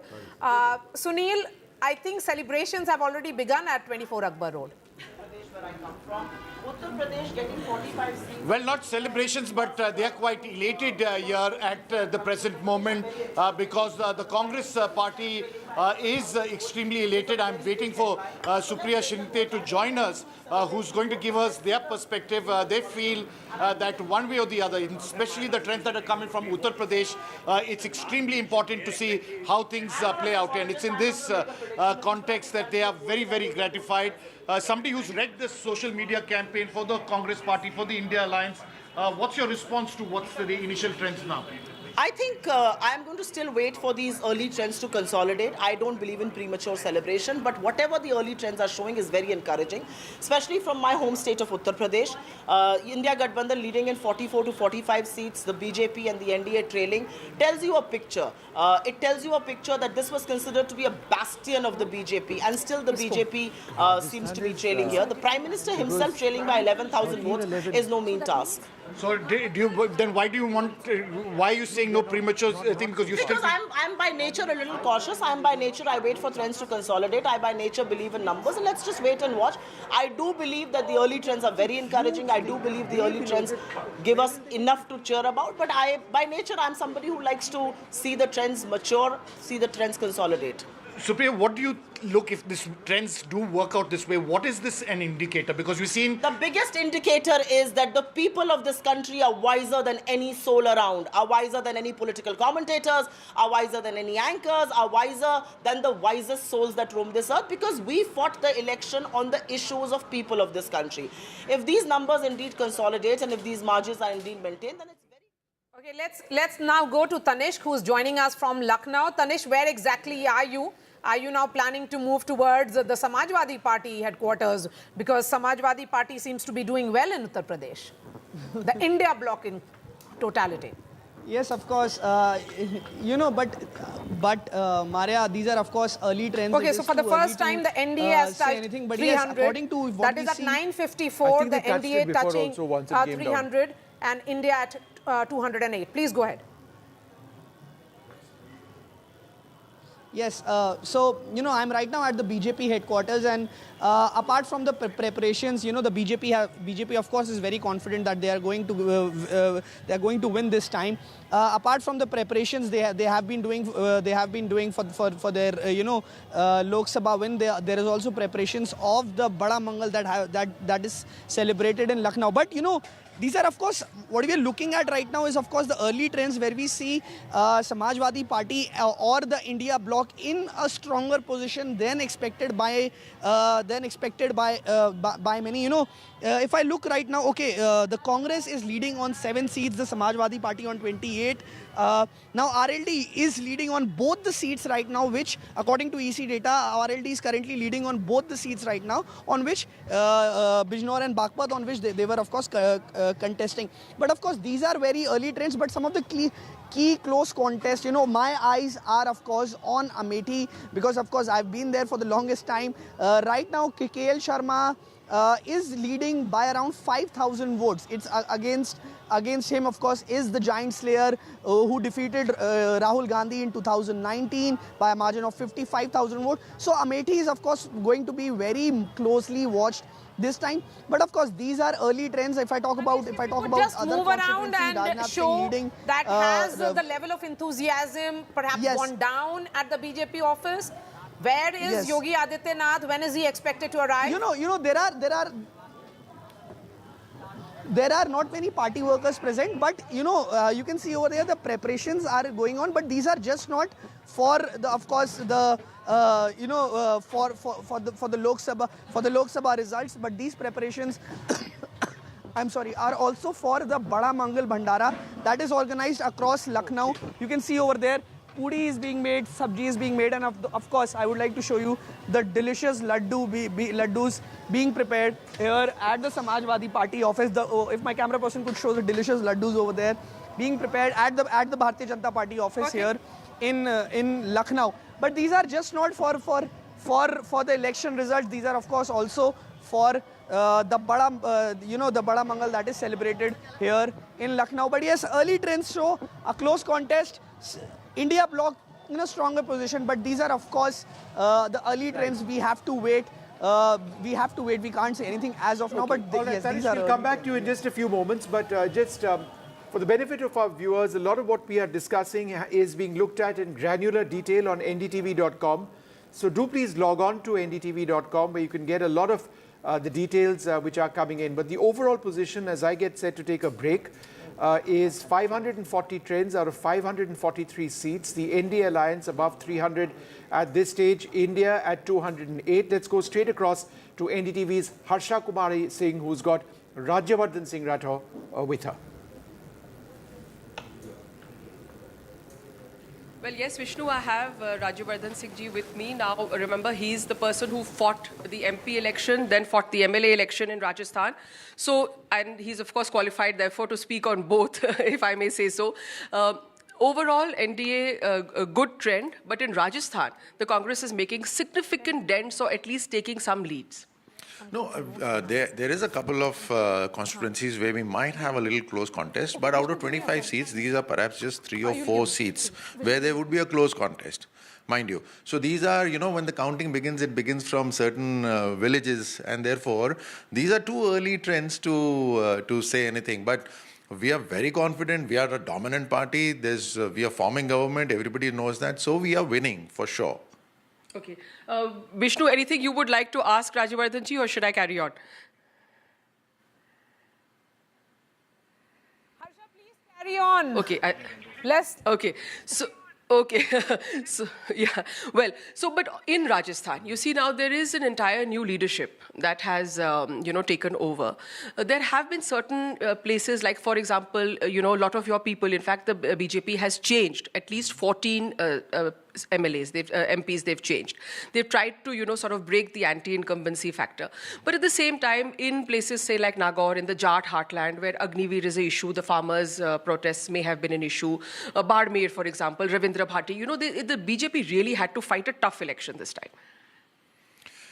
The challenges here are not the issues, local issues. This is a national election, and therefore, broadly, everybody understands the development that the country has seen, and the development that is reaching the villages is only through a government that is led by Prime Minister Modi. It is well known, whether it is some of the districts that you have mentioned or otherwise. And like I said, there are certain places where it's a close contest, and even that close contest is not because of Congress. Okay, if all of you, the experts sitting there, if you just analyze, it is our own people, right? And therefore, not more than 3 or 4 seats where we are close, but this is 25 seats in Rajasthan, and we'd probably end up with 24 or 25. Okay. I absolutely picked up on that, where you said wherever there's a close contest, it's somewhere our own people. So I think that's been a problem here in this election. Or I won't say a problem, but there have been so many crossovers, Rajyavardhan ji, that I think even the grassroots worker is confused. He says, I was with Rahul Kaswaha, now you're asking me to be with Devendra Jhajaria. Similarly in Kota, Prahlad Gunjal, the caste factor, the caste vote is with him, the party workers are with him. I think Mr. Om Birla was confused sometimes. He didn't know whether the BJP worker who was actually coming out in his rallies was with him or not. I mean, it was a situation. Similarly with the Congress, I mean, Mahendrajit Singh Malviya, you have him, he's the Congress MLA, he becomes the MP candidate. So, and then the Congress candidate refuses to withdraw. So, you know, there was this confusion on the ground. Yeah, it's all right. If you look at it from a magnifying glass, you will see some of these issues that you mentioned. But how many constituencies? You just named 3 constituencies, right? That's what I'm saying. There is close contest in very few constituencies. But overall, as the day progresses, you will see that the BJP will be in majority of the constituencies in lead. One other factor that worried the BJP, I know, because in the first phase, the voting percentage came down by 6%. The second phase, of course, I think everyone stepped up. But it was a cause of worry that the voting percentage had come down as much as 6% in the first 12 to 13 seats. The voting percentage overall in the first phase was low, but it was also low from some of the communities, some of the segments that actually vote for Congress. So it was both ways. I do not think at all that the low percentage would have dented BJP especially. It's dented both parties. I think the overall enthusiasm wasn't there initially, where people were very sure that BJP is winning, and therefore, if I can say that they felt that BJP will win irrespective of them going to vote or not. In the second phase onwards, everybody realized that they are voters, they need to make an effort, and therefore the percentage increased everywhere. But it's not dented BJP at all. Okay. So very confident Colonel Rajyavardhan Singh Rathore here with us. Of course, it's early trends yet, but let's wait and watch. Yes, thank you so much for getting us that voice, Harsha Kumari Singh. Yes, it's 10 a.m. The counting is currently on. The EVM machines have opened, and after second round, this is what we are seeing on our television screens. There is not as what was being predicted. 300 par, and the India bloc being 200 par. So that's quite interesting. Congress not yet at that 100 par mark, I think, which is what if we were to being look at it about. from various zone point of view, and I would ask Ashok Malik and Aarti Jairath to come in on this, it's the setback for the BJP in early trends is coming from Uttar Pradesh and also from West zone, which includes Gujarat, Maharashtra, even Rajasthan. Rajasthan minus 11. And Rajasthan with Rajyavardhan Rathore, talking about something, Aarti, we talked about earlier on also after the first phase of voting about, voter turnout and enthusiasm and how a lot of them weren't coming out to, cast their votes given that the turnout was low and how, so Rajyavardhan Rathore, they're making the point, then we realized and we pushed them. So this is something that has been a talking point and something that he spoke about as well. So, the Rajasthan and Gujarat, so far, the trends are very, very interesting because these were 2 states where we had heard about anger among certain communities. In Gujarat, we had heard about Rajput anger. And in Rajasthan about Jat anger, which moved, which moved across the border into Haryana as well, So if these trends are holding, it shows that anger has actually translated into votes against the BJP. If these trends hold. I don't know what will happen later. If these trends hold, we have to keep adding this health warning, So this whole thing of ignoring this community anger, Gujarat, I think it's at its own peril. There were expectations from South Zone. They are making gains, and the gain is largely coming from Andhra Pradesh. It's the NDA which is gaining in Andhra Pradesh, not as much as the BJP. But Karnataka, the BJP is down minus 10. Again, there is a significant loss if these numbers actually hold. And let me go straight to we have Pratibha with us, who's joining us live with Tejasvi Surya. Pratibha, what is Tejasvi saying particularly of the Karnataka numbers? Not very much as the BJP had expected. It's minus or down as the exit polls had predicted. Yes. Well, I'm posing the very same question to BJP's firebrand leader, Tejasvi Surya here. So the numbers do not really seem to be in line with what the BJP really projected. So what is your take on this? Ma'am, these are still very early rounds in the counting today. In a parliamentary election, on an average, there are 18 to 20 rounds of counting. I think most of the places, it's just the completion of the second round or maximum the third round. there is still 15 to 20 rounds of counting, 15 to 18 rounds of counting left. A lot may change in that. But look at it from the perspective of a party being in power for 10 years. You have no parallel in world history where after 10 years of being in power, there has been a pro-incumbency wave and a Prime Minister has gotten re-elected with such a large mandate. I am very confident that the Bharatiya Janata Party will win with a big margin and Narendra Modi ji will be Prime Minister of the country with a very, very comfortable victory. What about your prediction for Karnataka? How do you see the numbers there? Well, the early trends are showing that we are leading in about 20 seats. I'm pretty sure that the numbers will only increase by at least 2 seats, where the leads are less than 6,000 and 7,000. He himself is a candidate. Worst case scenario, Karnataka will give 18 seats. How many and rounds the best case are scenario, over in Karnataka his will be at constituency? 23 or 24. Because that will give us a fair idea of how the election or the counting is going on. Right. The curiosity also lies in Bangalore South because that has been one of the most, that has witnessed one of the most prestige battles there. So how do you see the numbers in Bengaluru South when it comes to your own constituents? Madam, just the numbers that I got right now after 3 rounds of counting is that we are 44,000 votes ahead. There is still 17 rounds of counting left. I am very confident that the people of Bengaluru South will bless us with a very big margin. In fact, in 2019, Bengaluru Rural was the only constituency that was won by the Congress. And this time it seems like Dr. Manjunath of the BJP seems to be in the lead there. So how do you see this? Do you think that this is going to break the jinx with respect to Bengaluru Rural being a Congress bastion? We are very confident, madam, because the BJP-JDS alliance has really benefited the Bharatiya Janata Party's candidate in Bengaluru Rural.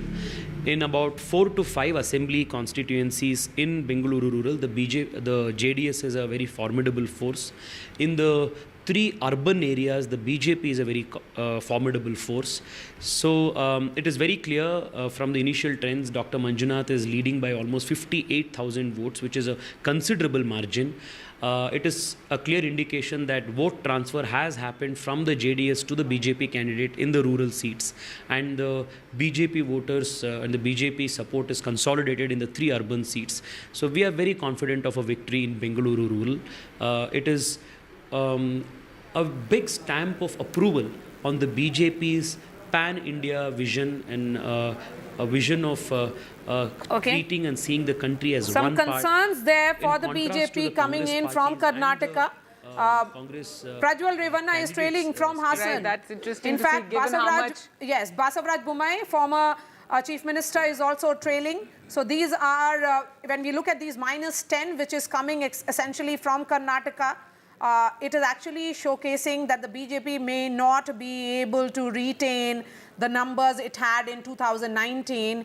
So Aarti, you know, we have been talking about CM, PM elections, that people vote differently. The Congress seems to be holding on, if not doing very, very well. The BJP is, you know, not, as per these trends, is not making gains. In fact, it's losing in Karnataka. And in Karnataka, it's going to have an impact as well in the internal politics, on the party politics in the state as well. So that's going to be interesting. So, you know, this is very interesting because Karnataka is one state where there's always been a difference between the local poll results and the national poll results, you know.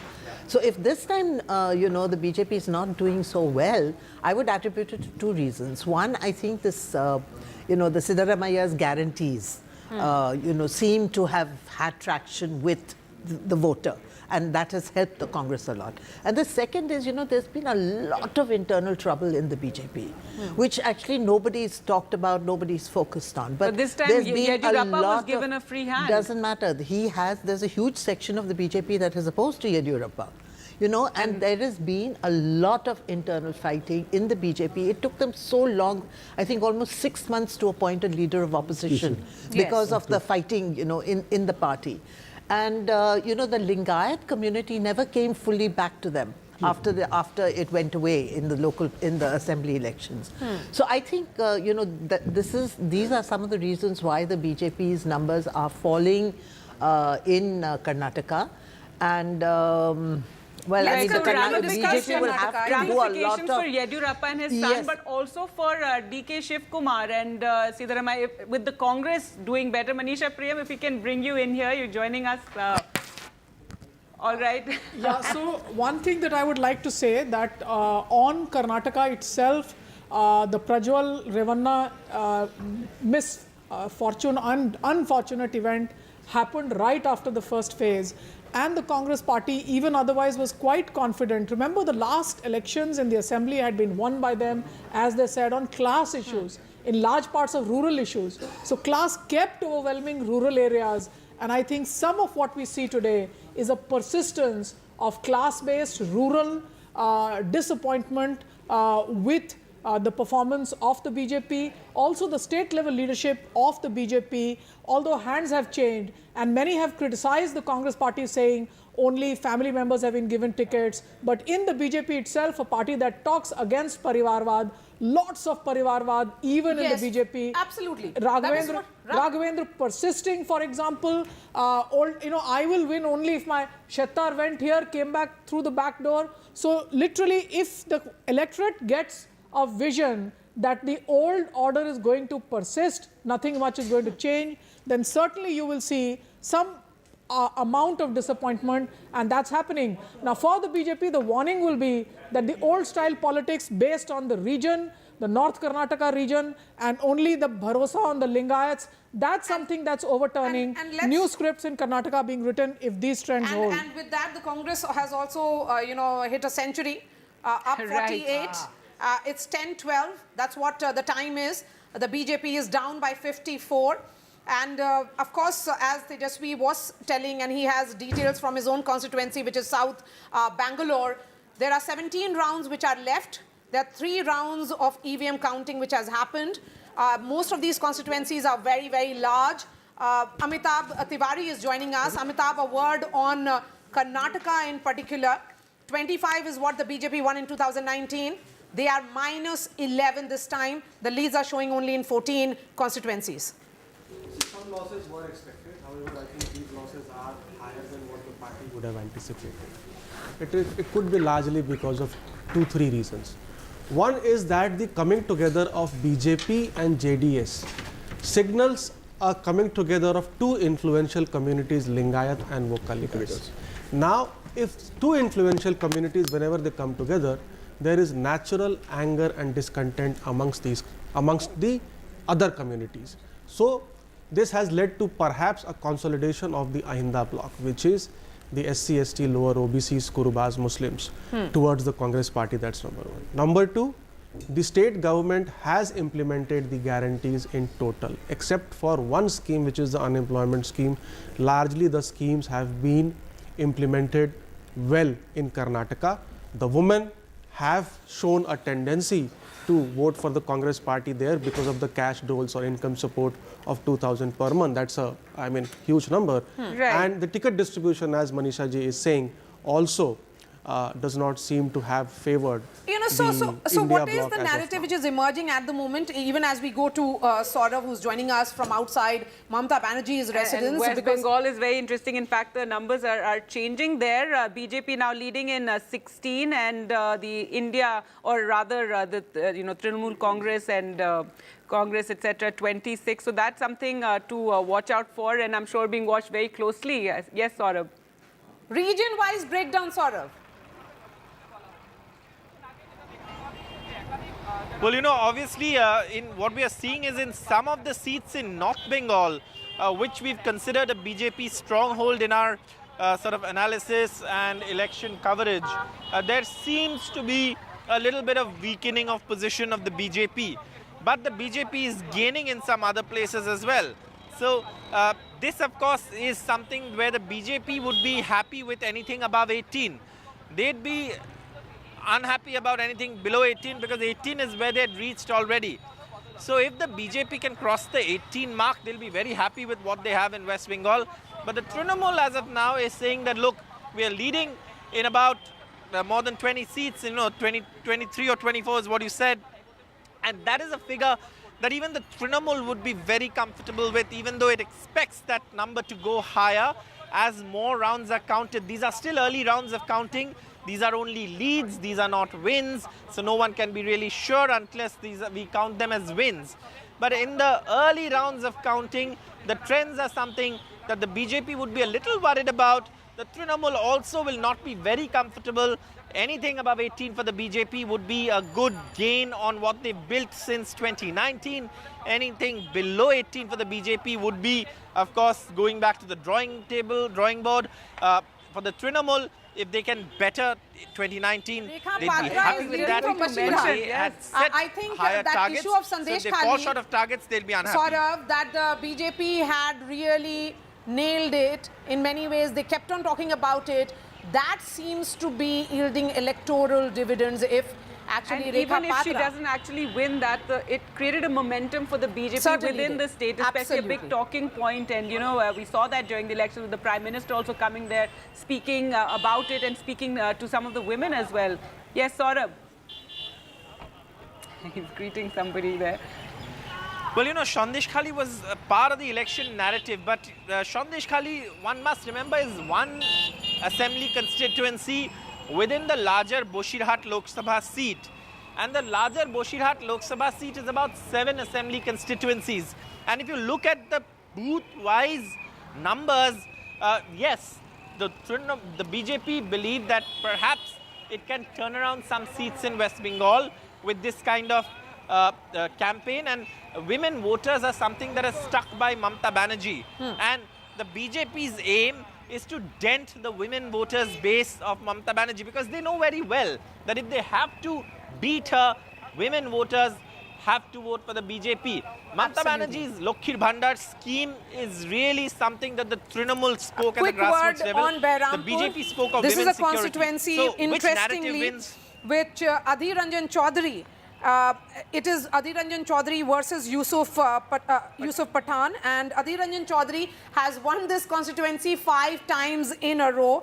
And looks like if he manages to consolidate once again, it again will be an important battle. And I know that, we said 26 for India in West Bengal, but obviously not. It's 24 for Trinamool Congress and 2 TMC for the has never won Congress. this constituency at all. Thank you so much for joining us, Saurabh. Let's bring in Ghazali, who is joining us. Ghazali, an update on Delhi. Aam Aadmi Party office, are there some signs of celebrations? Delhi, of course, 7 seats. The trends are showing a mixed reaction. In fact, the trends are showing that BJP could be -1. Which is this -1 for BJP? See, as of now, no such celebration in Aam Aadmi Party headquarters. The leaders are not around. The supporters are here. They're glued to the TV screens, Twitter, EC website, and they're just checking after every round the counting of votes. Just a few minutes ago, it was showing that from New Delhi seat, Bansuri Swaraj was trailing.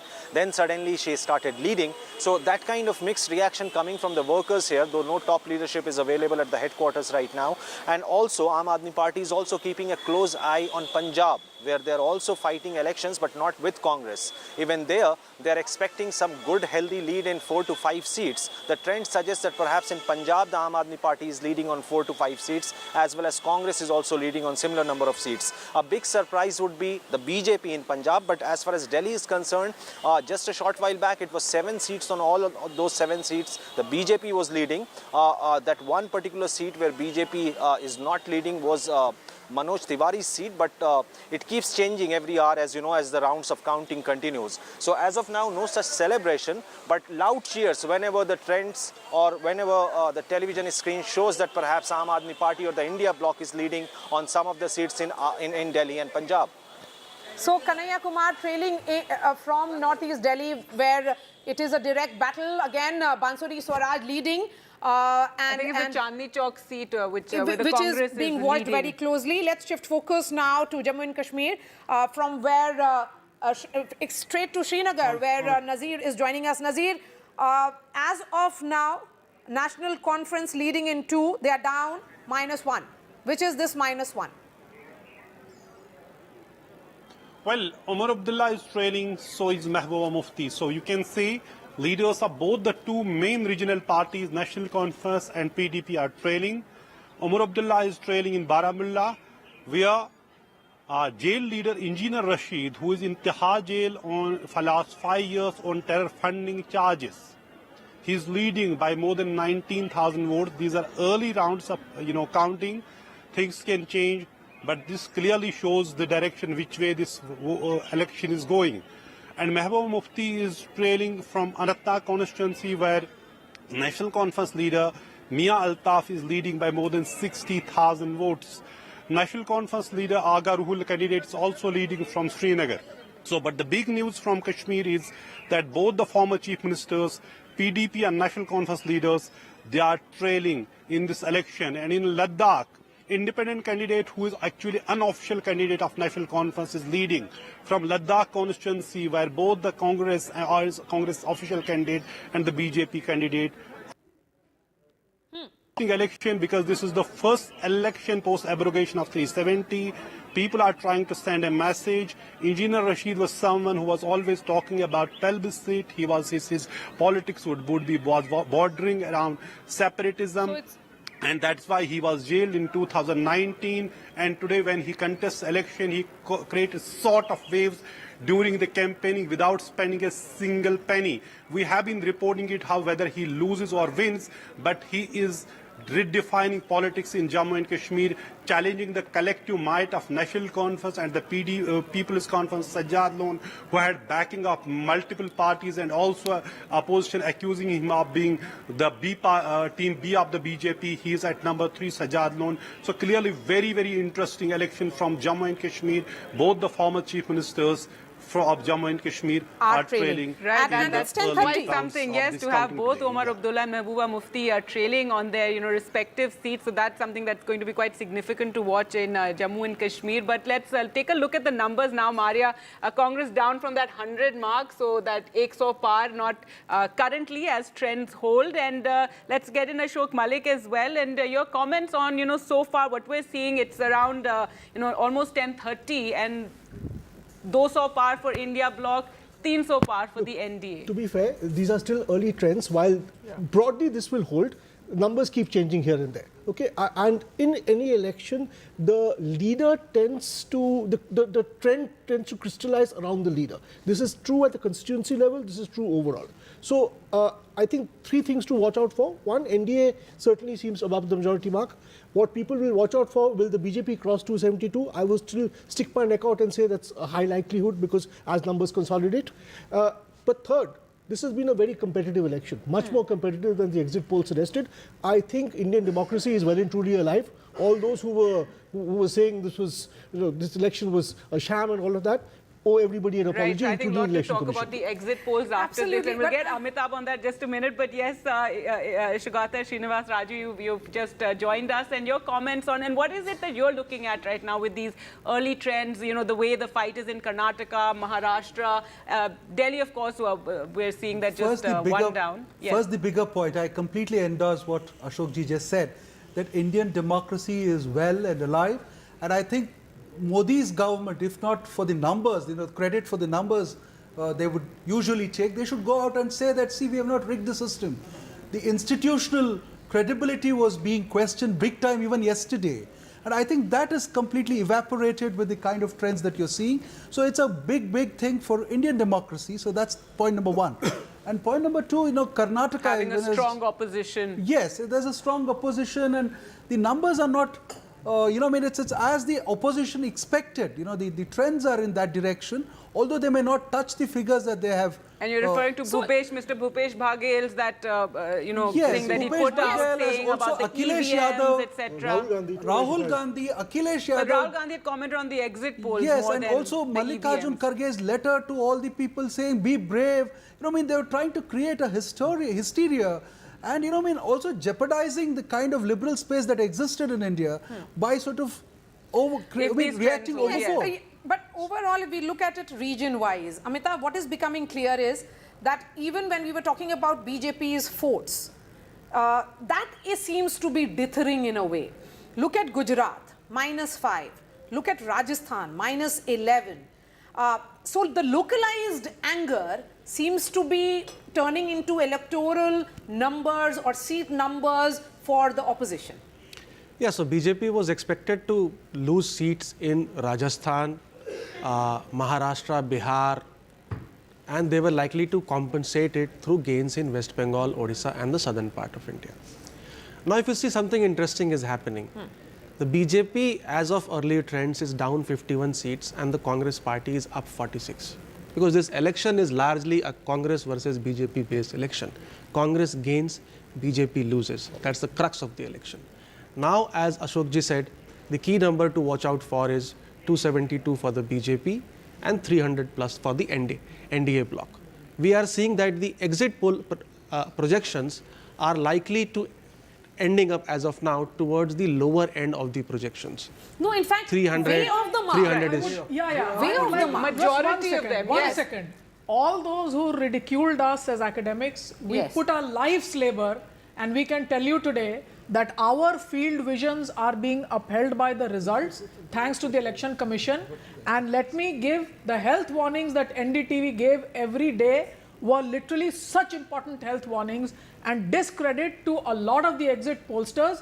I think they owe a lot to India's electorate. They were causing the hysteria because people felt that, oh, we voted this way and we are seeing the exit polls this way. And that so why feeding just into this doubt that was being blame created? The political parties? We were keeping quiet because we wanted the hysteria to die down. And to everybody yesterday I said, including you, I said, let's not do the late evening shows. Let's wait for today. Wait. It's the day of democracy. And democracy, the numbers, the election commission. All right, well, speaking of that, we're now joined by Gaurav Vallabh from the BJP office and Matthew Antony joining us, spokesperson, Congress party. Gaurav Vallabh, first to you, your comments on what it's looking like right now. Yes, it's going to be another BJP-led government, the way the trends are going, but not as emphatic a victory as the exit polls would have had us believe.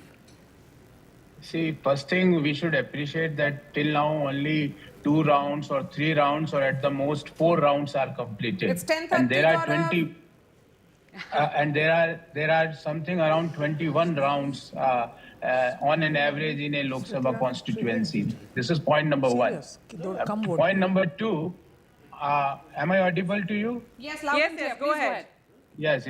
And point number 2, that for last 5-7 minutes I was online and I was viewing and listening the comments of the experts.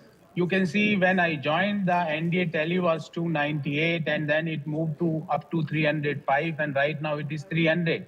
So I think let us wait for some more time. We are expecting that we are going to outperform the 2019 numbers, first thing, as a party individually, and the NDA performance will be something similar to what exit polls had predicted 2-3 days back. So now I hope that Congress party is now not going to say at 4 o'clock today in the evening when they are going to lose that EVMs are tempered, election commission is compromised, constitutional bodies are not functioning. Take that. We're also joined by Manuraj Sundaram of the DMK. One moment, Gaurav. So Matthew Antony, your comments on that and the kind of questions and doubts that were raised by many of your party leaders on the eve of counting. See, we have made our comments and our actions very clear about our concerns with the Election Commission as well as with the entire process where we have seen many compromises happen in the past. Now, these are very early numbers and this is not a one-day match. The results are already there. We are just counting the numbers right now. And the trends are in favor and the trends are looking good for our performance, which we've done. We expect a little bit more to happen as the day progresses. And that's where we look at it. And then we will call out the exit polls, after the results comes out in the final numbers. Absolutely. Then we will see what exactly it is. And the state of Uttar Pradesh and Maharashtra is giving the trends in a very clear manner about the dissatisfaction against the Modi regime. Sundaram, it certainly appears that AIA-DMK maybe is leading on 5. And the DMK could be down by -4. So it is very much a Dravidian party versus a Dravidian party which is at play in Tamil Nadu. And you had built that narrative of all the push that the BJP did. It is not really translating into seats in Tamil Nadu. I think that was always apparent from the time Mr. Modi and Mr. Amit Shah have come into politics. From 2014, BJP has rarely won any seat in Tamil Nadu. So I think it's a rejection of the BJP brand of politics led by Amit Shah, Modi and et al. But nevertheless, this election, I think by and large, your exit polls on Tamil Nadu have held good. I'll give you that much. But really, the first story of this election is that all exit polls done have been way off the mark. And I want to make this point right at the beginning because, of course, at 4 p.m. we'll be discussing the final results or something closer to the final results. So I think we need to acknowledge that we've spent 2 days discussing numbers which haven't at all made any sense. Second point is that the real story is the rejection of the BJP brand of politics across the country. See, right, nobody has been speaking about the 400 number or the 370 or even the 350 number. It's much more sober numbers around 280, 290, 300, and the revival of the India alliance. I think this early trends indicate a general thumbs up across the country for the India alliance. All the regional parties led by the Congress, I think, have been given a general thumbs up. And my last point, based on something that earlier speakers have spoken, is that there is no more Modi magic factor. Mr. Modi himself was trailing in Varanasi just a few 10 minutes ago. That was just one round. So I don't think we can really, no, that's fine. But all of this is based on early leads. All of this is based on early leads. It might be. Clearly, what is happening in Tamil Nadu is that it's a Dravidian party versus a Dravidian party which is at play. The Congress, of course, did piggy riding on you. So they have ensured that the numbers are going up. But let's ask Gaurav Vallabh about this, about, there was a lot of talk and, exit polls also indicated that, with this election, BJP would be a pan-India party opening its account there in Tamil Nadu, even in, not opening its account, getting a seat again in this election and in Kerala as well. But your comments on what the numbers so far indicate? See, as I told you that please wait for 1 more hour, 2 more hours. We are very hopeful of getting good numbers from Tamil Nadu, Kerala, Andhra Pradesh, Telangana. We are doing well, and we are going to outperform what is good our numbers for in you? I mean, it's great to see optimism, but yes, what are the good numbers? Good numbers from Tamil Nadu, if we are getting something around 3 to 5, that's a good number to start with. All right. All right. I think what will be interesting to see is the final vote share of the BJP. But overall, if you look at it, if we were to break down that NDA into BJP and its allies, the BJP is minus 59 from 303 it had last time around. So even NDA is not touching 303. The number that the BJP had in 2019. I think that 244 mark is something that will be seen. And just look at the swing or the growth of the Congress. Manisha Priyam, we have broken down India to Congress and its allies, NDA into BJP and its alliance partners, BJP minus 61, Congress on the upwards. Currently, yes. And this is only consolidating now. And it's, of course, 10:30. So it's 10:30. Even if we were to take these as early trends, I would say the Congress doing much better than what had been expected for it. The Congress becoming the pole of the performance of the India alliance, but also the victor of this moment definitely seems to be Akhilesh Yadav.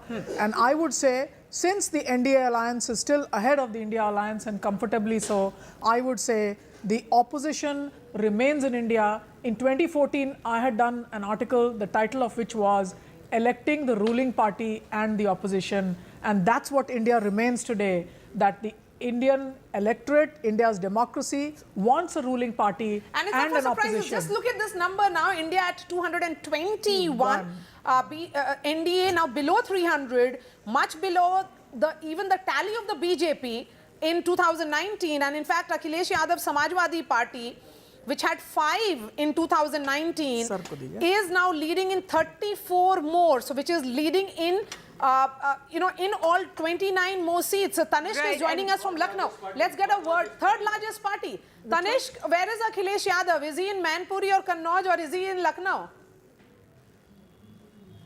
Ma'am, Maria, he's currently in Lucknow. He of course held a press conference yesterday, and after the press conference, he seemed very confident that he's of course going to get better numbers than what was being projected in exit polls. But we must not forget that these are of course these are of course not the final result. But of course, as we see, the India bloc as of now is currently performing really better than what was expected. But apart from Samajwadi Party, I would also like to talk about the Congress here. Out of the 17 seats that Congress contested, it is currently leading on 8 seats. So, that of course seems to be a very good a sign of hope for the Congress, especially here in Uttar Pradesh, where of course it was seeking its revival. In 2019 it was only 1 seat was won by the Congress party. That was its bastion Rai Bareli seat, and they had also lost the Amethi seat. But time and again I would like to mention, these are of course the early trends we are seeing. Each constituency has around 10 to 12 lakh voters. What we are seeing data is around of 1 lakh voters. The counting is of around 1 lakh voters in most of the constituencies, 1 to 1.5 lakh voters. So of course a lot of votes are still to be are yet to be counted. But of course very interesting results if these transfer into into the final results. The Congress party seems to be doing better this time. Talking about the most watched, of course. I want to get more comments on this from our panelists also on what's happening in UP and Srinivas Raju. This UP ke ladke, that whole chemistry worked, the Khatakar promises. Arithmetic also worked. I mean, somehow the of arithmetic. Of course, Samajwadi Party doing a lot better, but see, if these numbers hold and if this trend holds, obviously what the BJP expected, that the BSP's collapse would help it only so the BJP. It went the other way. It probably went. Yes, because what was completely seen on the ground is that the Jatabs were looking towards the cycle more because of the slogan of 400 par. No, that PDA. You have to understand the PDA. The second thing is that Bahan Mayawati is not coming up and fighting the fight. She pulls down her own nephew Akash Anand, who she had nominated, because he smelt the tea leaves and he started speaking an opposition rhetoric. So I do think that the voters want their leaders to go out there and fight the election. And do you think that really discredited the whole image? Yes, for the Congress party also. Yeah. The voters wanted them to go out there and fight the elections. But if you sit in cocoon chambers surrounded by people who talk only about you. But just look at the fight that the Congress has happened. The fact is, both in Maharashtra and in UP, from the trends that were coming, the feedback that was coming even before the exit polls or these results. Is the feedback which is actually coming true? The feedback that was coming, especially from Dalit voters. What 400 par or 400 par could mean for reservations. Change of constitution. So that fear aspect that the Congress translated. I was just wanting to speak about the reservations issue which Ashokji has raised. See, that is precisely the reason why I think the Modi campaign kept on clarifying, I mean, an innumerable number of times. They went on the defensive with the attack of the Congress. When the elections moved from third phase onwards, that slogan was back in action. Yeah. So I think that bringing back of the slogan may not have been a great idea. So I think apart from Samvidhan, the other main issue was of Naujawan and Naukri. I have interviews where in Bihar people are voting the Prime Minister, affirm their faith in his leadership, the schemes have delivered, but point out to Agniveer as being a very important And that is why I'm going to Bihar now. Prabhakar Kumar is joining us. Prabhakar, look at the Bihar numbers. Right, it's quite, JDU seems to be pulling down even the BJP. They are -8 and the BJP is -4. And if anything, Tejasvi Yadav's, those massive rallies that we saw with all the fury and sound seems to be translating into seats as well. Yeah, exactly. That is what the RJD camp is hoping for. When we reached the BJP office here in the morning, they were all preparing for the celebration, but that has now all been put on hold because the numbers, the trends which are coming is not what they had actually expected. They were hoping to reach that figure, that exit poll figure, which had kept them, it's almost a deserted BJP office. You can see behind me, and as far the JDU is concerned, it is Maria very much on the expected lines. It was since the poll began, it was expected that JDU is the one, actually the coalition partner, which will pull down the number of NDA's seats in Bihar, and that is exactly what is happening. The RJD has started on the zero tally, and they were hoping to score, they were hoping to get into double digits. And if the trend continues as we are seeing on our screens, they might actually be able to do it today. So it would be a big political upset as far as the JDU's numbers coming down is concerned, and as far as RJD's upsurge in Bihar is concerned. Yes, and if we were to break that down further in terms of the constituencies, you know, Prabhakar, is Rohini leading? In fact, Meesa Bharti is leading against Ramkirpal Yadav. Ramkirpal Yadav trailing from Patliputra. Let's put out another placard and show what is the, battle like in Saran. Between Rajiv Pratap Rudy and another daughter of Lalu Yadav. She is trailing. Rohini Acharya trailing, and Rajiv Pratap Rudy is leading. Yes, ma'am. So, you have very important news coming out of Bihar. Jahanabad, the RJD is leading. Hina in Shahab Begusarai, the No, citadel, this is interesting. Sivan, Hina Shahab, who's an independent. Independent is leading. Now, in Begusarai, called the Leningrad in this thing, you have the CPI going ahead. Giriraj Singh, the tall and stalwart.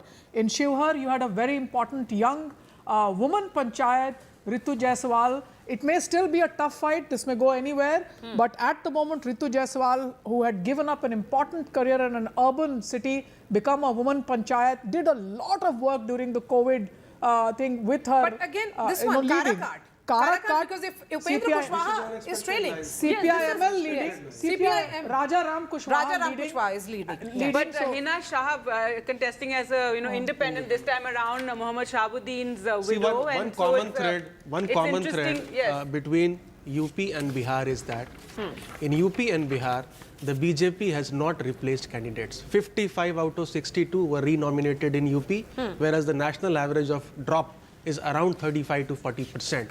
So it seems that there is clearly natural anti-incumbency against the sitting MPs. But the allies of BJP are still doing fairly well. 292 minus 241 is 50-ish. That is what they have got in 2019 also. The BJP is pulling down and surprise numbers coming from there is no automaticity to this change candidates and you will do well, because in Rajasthan, for instance, you had 11 rebel candidates because you changed candidates, because you didn't, so it can work both ways, to be fair. Yes, but if we were to look at Uttar Pradesh, and I think Uttar Pradesh story is most fascinating. And Papu Yadav, they're leading in Purnia right now. Again, he was somebody who spoiled the India We have not discussed the Yogi factor at all in Uttar Pradesh. See, because the general talk was that it is Yogi who's pulling the engine there. It's not Modi, the brand Modi. In fact, it's on Yogi. the ground, and of course, Madhya can talk more on this. So what happens to the Yogi thing? And when Arvind Kejriwal made a statement that Prime Minister Modi will not remain PM because he will cross 75 years. That was countered by BJP. But he also made a statement that BJP will replace Yogi as CM after the elections. That was never countered. Okay, we'll be going straight to Andhra Pradesh, and the only state or assembly which the pollsters seem to have got right is Andhra Pradesh. And that's where Aishwarya is joining us from. Aishwarya, you're joining us from Vijayawada. Chandrababu Naidu, man of the moment. It's a landslide for them. The alliance of the BJP, Janasena and the TDP has worked. YSRCP down to 5. Several top YSRCP leaders trailing. And in fact, from, you have Purandeshwari leading. From Rajampet, there is that, of course, this is an interesting Sharmila Reddy one. trailing as well. Why Sharmila is trailing? Yes, go ahead. When are the celebrations starting? And we are told that on 9th is when Chandrababu Naidu's astrologer has said that he should take oath. Well, certainly, and celebrations are already underway here at Chandrababu Naidu's residence. If I can tell my camera person, Momin, to just show around. These are the firecrackers that are bursting at Chandrababu Naidu's residence, and this started just 30 minutes back, and since then I'm hearing these sounds of firecrackers being bursted at Chandrababu Naidu's residence. The leaders, the MLAs of the TDP are coming at Naidu's residence, and the celebrations are here. The workers are already outside, and it is just one way in Andhra Pradesh. The alliance has worked as far as TDP, Bharatiya Janata Party and Jan Sena is concerned. All the leaders are trailing. The ministers from the YSR are trailing from the TDP. There are some workers who have just celebrated and busted firecrackers. I'll go across to them as well. Is it too early to celebrate like these? The firecrackers are being busted at Chandrababu Naidu's residence, or you will wait for Chandrababu Naidu to officially announce it? It's not too early. We already expected like the TDP alliance is forming the government before exit polls only. It's a very strong cadre for both the parties that we are very sure that YSRCP defeating in AP, and the YSRCP is like it will get only 20 to 40 seats only, and the TDP magic figure is 88. We are almost more than that one, and we are celebrating landslide victory in AP. And the Chandrababu Naidu is also ready to come out from his house. Just we are waiting for the official confirmation from the election commission.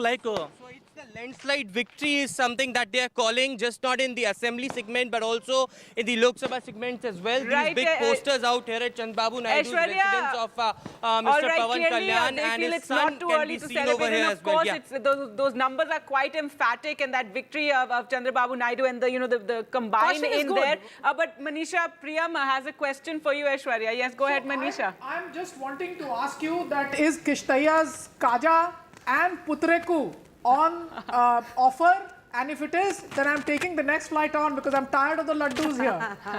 In North India, yes. Yeah. So okay, Aishwarya, we will come back. There are workers who have all...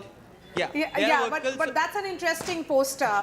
Everybody was wondering what Jan Sena is adding to this alliance. Yes. And you know, because it was seen that the Kapu voters have shifted clearly towards Jagan Reddy. Why will they move back? No, it was pretty clear on the ground that this Kapu-Kama combination was working. And see, what went probably against Jagan is that he was too dependent on his welfare schemes. And he created a kind of volunteer base which upset the traditional patronage system of politics in Andhra Pradesh. We are going so I think that was a problem. We have Pawan who's joining us live. Pawan Kheda, you have reasons to say I told you so, because Congress in particular seems to be doing very, very well. A gain of 44 out of that so 221. Below that 100 mark right now, but yes, better than expected, certainly. All right, we seem to have lost the connection there with him, but yes, Manisha, Prem, you are adding something to what was being said. In the state of Andhra Pradesh, remember this was a bifurcated state, and the Telugu linguistic sentiment therefore has gone down considerably. 2 states that speak the Telugu language, and therefore YSR pinning only on transfers to the underclass. I think the huge challenge came when the state went bankrupt, teachers' salaries could not be paid. All right, Pawan Khera is back with us. Pawan Khera, yes, so as Maria was saying, for the Congress party, some sort of satisfaction given what you had commented on the exit polls. Now no questions about the EVMs? Why? It's my right to ask questions whenever I have a question in mind. Just as a reporter, you have a right to ask questions. And nobody, including the Prime Minister, should be a छुई मुई कि साहब मुझसे सवाल मत पूछिए. क्यों साहब?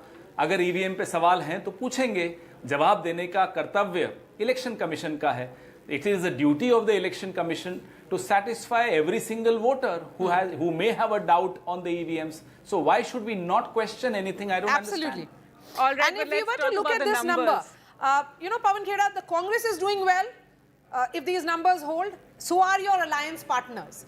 So for all the exit pollsters which were suggesting that the Congress may improve its tally, but the overall India bloc members will be going down, that is not happening. And there are surprise gains coming in for you from Uttar Pradesh and also from Bihar, and also Gujarat, and also Rajasthan.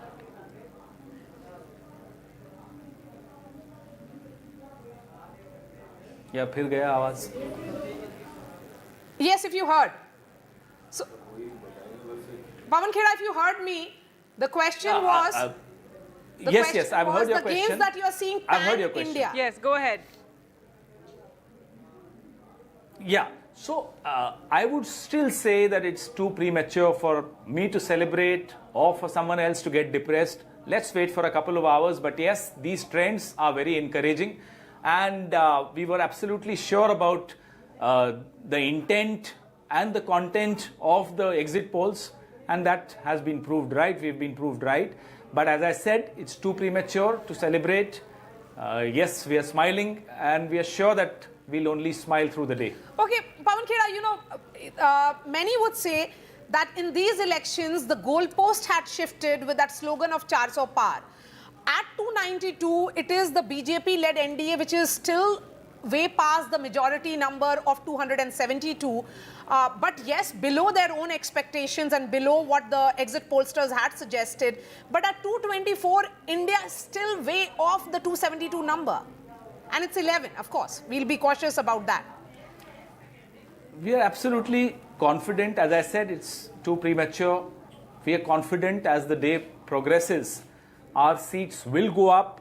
We are absolutely confident we will touch the 295 mark, which was our expectation, collective expectation of the India Alliance. We are confident of these numbers. All right, Pawan Khera, thank you so much for joining us. We'll continue to have quite a Thank you. measured response from Pawan Khera there, saying that yes, nobody needs to get too excited or too depressed right now. These are still yes, early so numbers. Ritu Raj of yes, BJP is joining us. BJP. Ritu Raj, if we were to look at BJP numbers alone, that's only on the decline. Down 65 currently, and if we look at NDA, it's under 300. Well, I think these are still a little too early to call the election. I think most Lok Sabha seats have 20 to 30 rounds of counting. We are barely in the 5th round of counting now. So I'd say let's wait for at least 2 hours before we call it. But let's look at the macro trend. The macro trend is that NDA and Prime Minister Modi are coming back to power for a 3rd term, which is unprecedented, and I think it's a remarkable trend as it holds today. And I'm sure it'll be very clear and certain in a matter of another 2 hours. Right now, it's 10:52. Of course, 4 to 5 rounds of EVM counting would be over. It's 237 for the BJP, which is down 66. Yes, you have crossed the 272 mark, along with your alliance partners. But the BJP's own tally is below 2014. Would you say that after 10 years in government, you had certain issues which you perhaps overlooked? So in states such as Gujarat, where the BJP had 100% score, you're -5. In states such as Rajasthan, where it was again 100% score, you're -10. Well, I think this election, the narrative has been about Modi ki guarantee and the trust of the people on Modi's guarantee. You will see clearly that as the results come out, a lot of these close seats will tend to favor for the NDA as we are getting ground reports. But I think it's too narrow a view to call, just take Gujarat or Rajasthan, for example. For that matter, if you look at Bengal, BJP is making gains. If you look at Orissa, BJP is making gains. You look at Andhra, you look at Telangana. There are several states, northeast. Yes, so, then we will be actually making that assessment, Ritu Raj. And I will ask Amitabh to come in on this, that when the BJP started looking at catchment areas, it was not really holding on to states where they had maxed. So that's what will be the, assessment as of 10:53. Amitabh. Yeah, yes, clearly. I mean, if they were to cross the earlier tally of 303, the maintain part of the Ram trilogy was very important. Regain, attain, maintain. They have to maintain, but it seems that even in their strongholds of UP, as per early trends, they are trailing. So if they are trailing in UP, UP is critical to their 272-300 number, because in UP, 1/4 to 1/5 of the seats were won in 2014 and 19. And it also seems perhaps that in direct contest with BJP versus Congress, where they had a 90% strike rate in 2019 in states like Haryana, Rajasthan, Gujarat also, I think one seat is there, MP, Chhattisgarh, UP, Bihar, they are losing some of the seats. And that's why we see a loss of 65 gains that we seats. thought they would make in Bengal, etc. But or even in the south right now, we're still waiting to see that. But let's go across to Gurpreet now, who joins us from Chandigarh. And Gurpreet, tell us about how it's looking in Punjab, with the Congress leading in 6 currently, and AAP is leading in 3 right now, while the BJP and if we talk about the Akali Dal, leading in 2.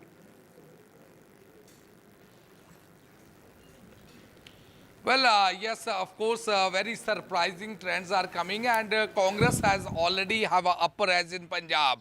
Even in Chandigarh, we have seen the continuously Congress is able to make a lead here. Manish Tiwari is able to make a lead here in Chandigarh. If we can talk about the Punjab, we have seen in the most of the seated important seat, Jalandhar, Ludhiana, from where the BJP was trying to gain something from the urban voters. It seems that they are not able to leave any impact on the urban voters, whether they have a multiple issue to tell the people of Punjab also. At the same time, we have seen some impact from the farmer side has been seen on the ground, because Faridkot seat where the BJP has pitched Hans Raj Hans, he is not able to make any mark in these constituencies. At the same time, a different trend has come up. We have seen that jailed Amritpal, he is leading from Khadur Sahib, from where we have seen even the Congress is not able to make a mark in that constituency. At the same time, from Faridkot also, we have seen one independent who is son of a killer of Indira Gandhi. He is able to make a lead from Faridkot as of now. So some mixed trend is coming. So many times, so many political analysts, they are putting a question mark over Shiromani Akali Dal, and especially that traditional seat of Badal's Bastion. We have seen even from that area, from Badal's Bastion, we have seen Harsimrat Kaur Badal is also leading. As of now, what we can see from Punjab side, same thing is happening in Haryana also. We have seen in 6 out of 10, the Congress is leading. One is NDA Alliance from Kurukshetra, from where we have seen that candidate is also leading from there, from 5 other constituencies. And specifically Dipinder Hooda, he has got a big margin, big lead at this point of time, more than 50,000 lead which has been achieved by Dipinder Hooda in BJP. So somewhere down the lane, it seems that despite having a ruling ruled in the state for more than 9.5 years, still they are not able to give that type of development model which they have been claiming that will be their strength. The same thing is happening with the Aam Aadmi Party in the state of Punjab, where they were selling that free electricity and other facilities which has been provided to people of Punjab. It seems that the people of Punjab, they are not impressed with the policies of the state government, and that could be possible reasons why they will not be able to touch the number which they were expecting. So let's see, once the result will be out, after that things will be more clear that which party is getting how many seats and how many leads they are getting and how many margin they are getting. But as of now, in Punjab and Haryana, if we can talk about in nutshell, Congress is leading from both the states. Back to studio. That was very important for the Congress party, for their numbers. Thanks so much, Gurpreet, for joining us with that, and Veer Raghav also joining me here in studio. And currently, as the numbers stand, 291 there for the NDA, and we were just talking about Punjab, Veer Raghav. So it was interesting with the BJP for the first time going it alone without the Akali Dal, and we thought they'd get 1 or 2 states, but of course we'll have to wait and see. So far, it doesn't seem likely as things stand right now, but currently waiting, for those numbers to firm up. I think as we wait for the numbers to firm up, the NDA numbers that is showing on your screens below, and then on above, that BJP number, that's very key to watch. The other down number that's extremely important. No, 237. Look, that's the other number that's extremely important. We'll have to wait for these to get firmed up. But we'll keep this conversation going and we'll go across states by state, Gargi. Yes, we're going to take a look at all states, starting with UP. But first, let's take a look at the headlines at this hour, as it's now 11. Counting underway for the Lok Sabha polls. NDA and opposition above the 200 mark. NDA leads in, 291 seats currently, while the opposition maintaining that gap. Return of the regional parties, the leads show rise of the regional parties, TDP, SP, especially the Samajwadi Party, I'd say. Trinamool, Uddhav Sena performed better. So is it the local issues that dominated these polls?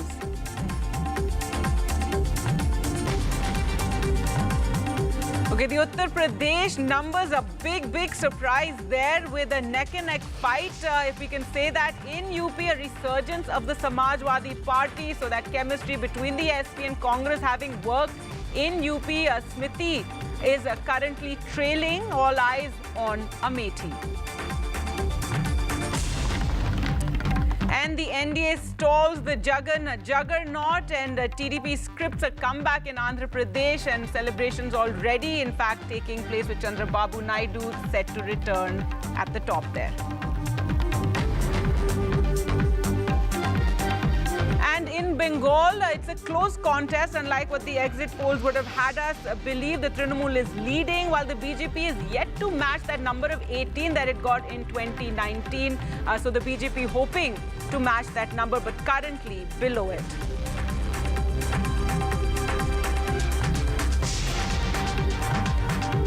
All right, so an exciting fight there, not as emphatic, Viraghav, as you know the exit polls would have had us believe. And as you can see there, the numbers currently 291 for the NDA, 230 for India, and as you were saying about the BJP, 236 is what they're at right now, down by 67. The Congress keeps touching that 100 par number, but now below at 99. But let's it's fascinating in terms of the numbers that you're just seeing here, and this is an aggregate of states.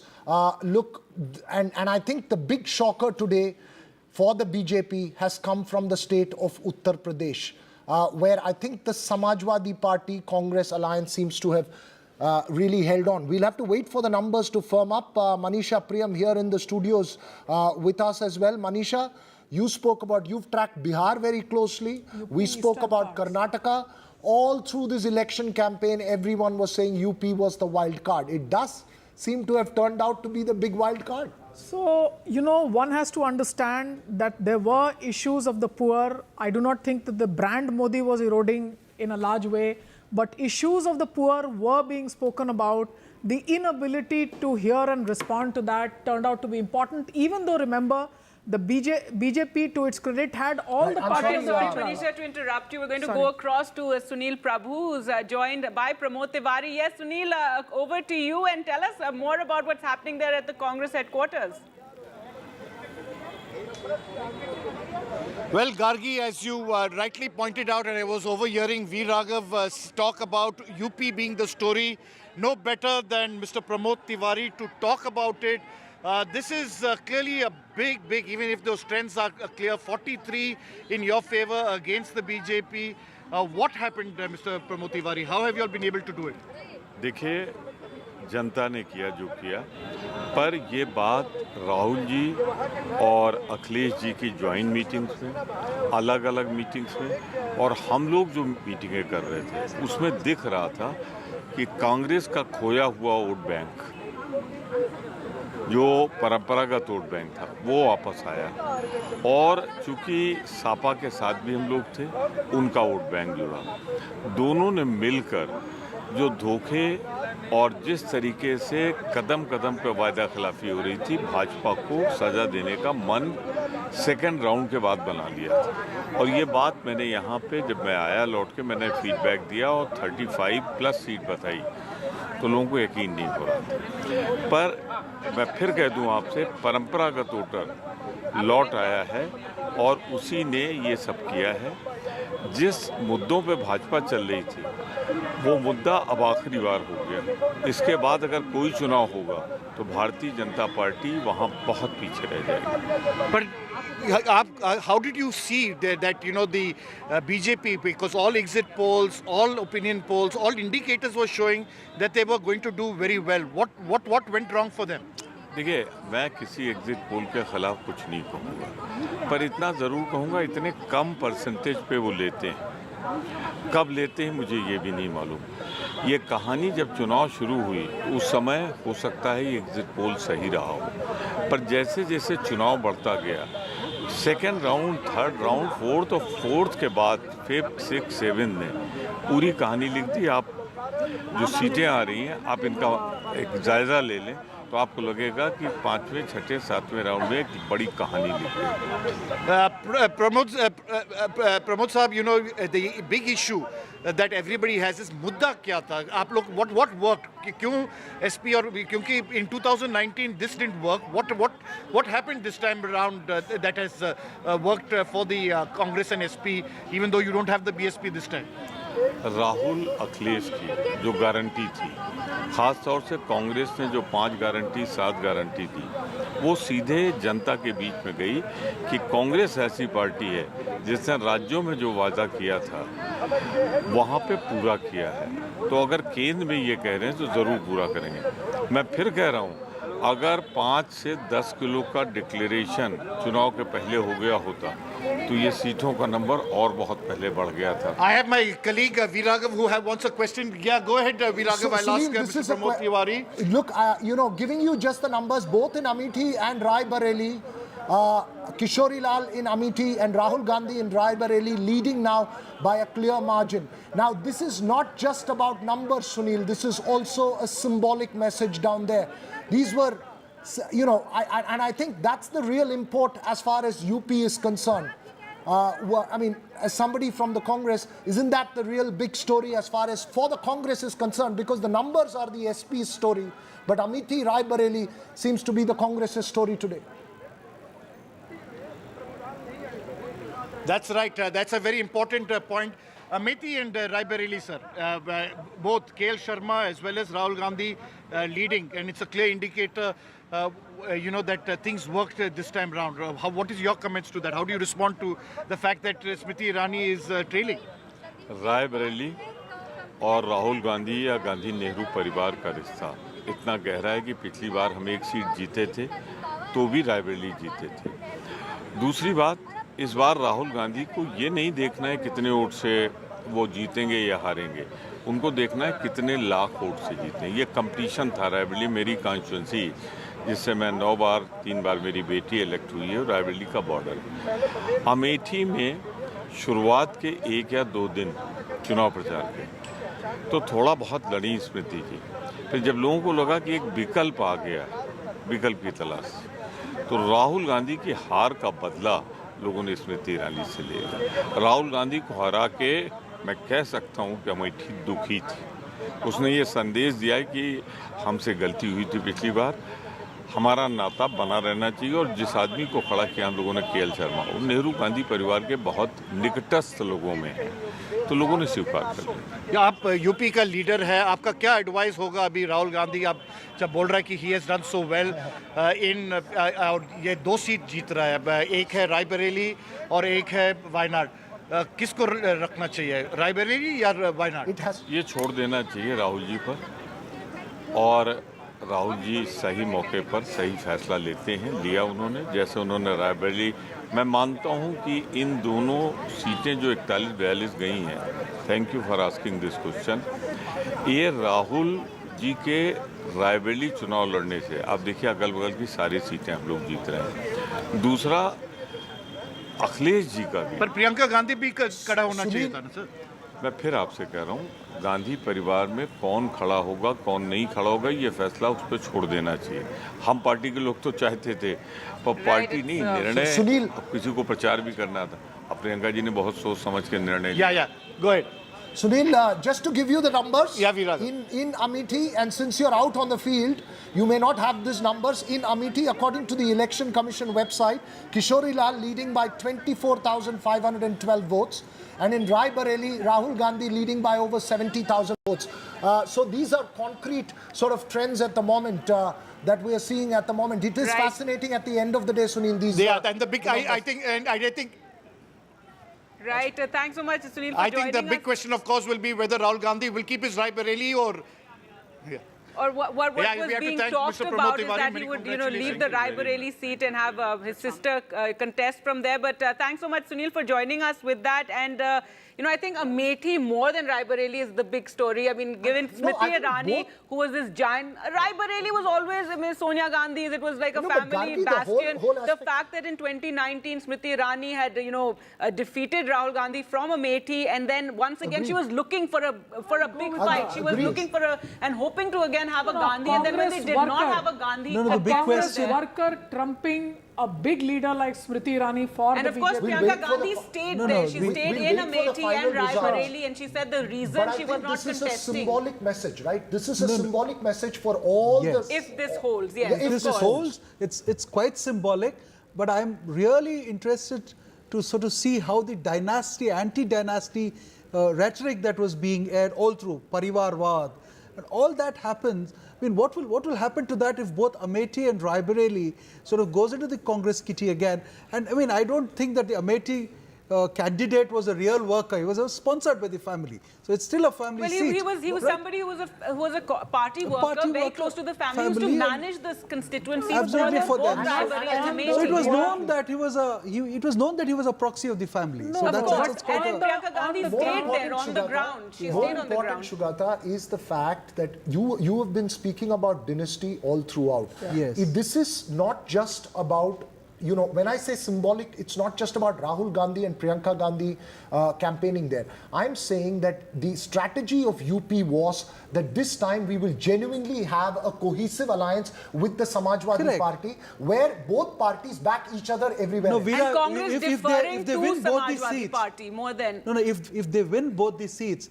they have to credit Samajwadi Party for it, for the simple reason that all assembly segments, they don't have MLAs there. Absolutely. The men, machine, muzzle, the Samajwadi Party MLA, one has crossed over, the other one voted against so the Samajwadi Party was left sans its own MLA. No, but it still had workers. MLAs may have shifted. Had people on the men and machinery was of the SP. From the north, from UP Gargi, let's just shift to the other important state in the south, which is also an assembly election. Andhra Pradesh. I have to bring my South Indian instincts out here. No, Andhra Pradesh we did talk about. Definitely, let's go there. Andhra Pradesh as an assembly election that's down there, if we can pull those numbers of Andhra Pradesh, it's a clear romping win for the TDP, BJP, JSP alliance. It's a big hit for the YSRCP there.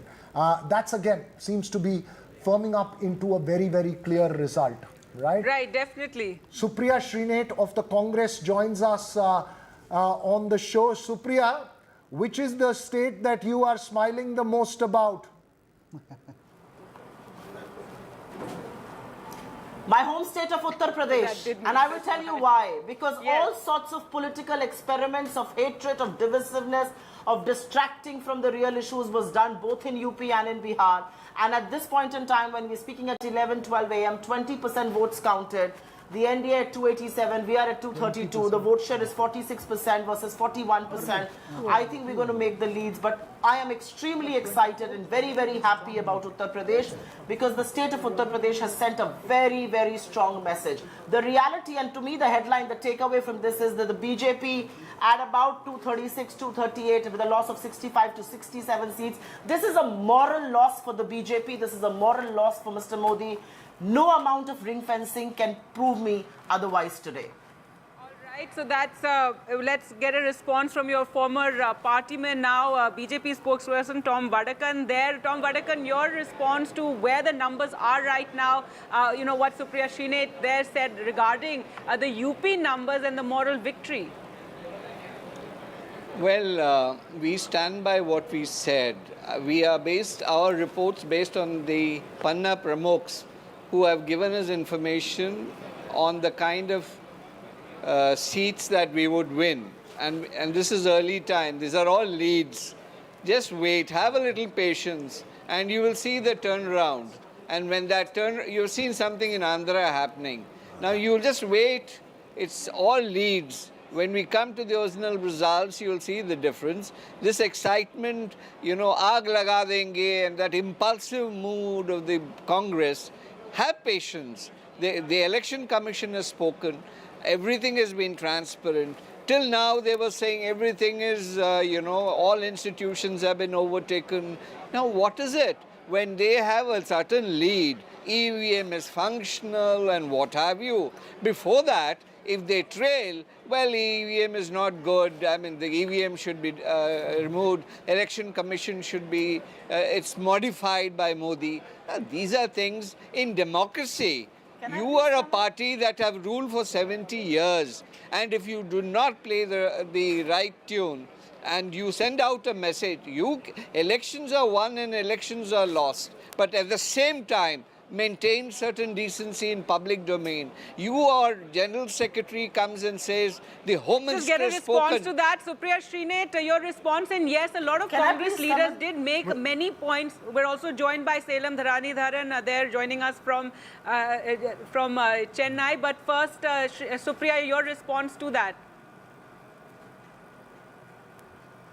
Various leaders of the Congress did raise points about the EVMs and about the counting. I heard the question. Yes.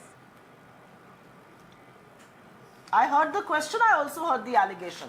I will only ask Mr. Vadakkan to be gracious with your moral defeat. You are down almost 70 seats than your last tally. The country is giving you a message, and that message is that share markets where 3% people are invested don't decide the mood. Mujra nahi hai mudda. Mudda mehengai hai, mudda berozgari hai. You may want to distract from that. Doesn't matter, the people will not let you do that. I want to say one thing, and I want to say that very strongly. The BJP on its own right now is at a 236, 238. The alliances that they tried to stitch were all coaxed, were all on the basis of fear, were all on the basis of pressure. Most of these guys intimidated by agencies. You think a TDP, you think a JDU, you think a Rajbhar, you think a Nishad is going to stay with you. They're all going to desert you. The reality is that the BJP does not just staring at a moral loss, you're actually going to see your numbers dip very soon as well. I think ultimately, Supriya, we'll have to wait till, let's say, 2 or 3 o'clock for those numbers to firm up. We don't know how it's going to play. Clyde is putting his hands up. Clyde, let's just shift focus from the UP to Maharashtra. The split in parties, both Sena as well as NCP, the agrarian discontent, several different factors playing out. From the trend so far, it seems to be the original Sena and the original NCP that seems to be holding out. Well, I'm very thankful to you for mentioning original Sena and original NCP, and that's what the truth is. I mean, my current real-time data that I'm getting, the people have proven that. India Alliance is leading on 30 seats. And, the talks were that we are going to be decimated, we are going to be finished, and we are doing much better than that. That's what is actually happening on the ground here. In fact, my party, led by Honorable Sharad Chandra Pawarji, is leading 10 out of 10 seats. I just want to say one thing, and I agree with Mr. Tom Vadakkan, and, agree in the sense we have to wait, we have to have patience. And why I agree with him? I think he should have patience and he should wait because BJP is going to do much worse than what it's doing right now. So this time we are going to do much better than this. Okay, we'll wait for the numbers to firm up. But I want to go across to my colleague Vasudha Venugopal, who's at the BJP headquarters here in New Delhi. Vasudha, so far it seems to be a jolt from the blue.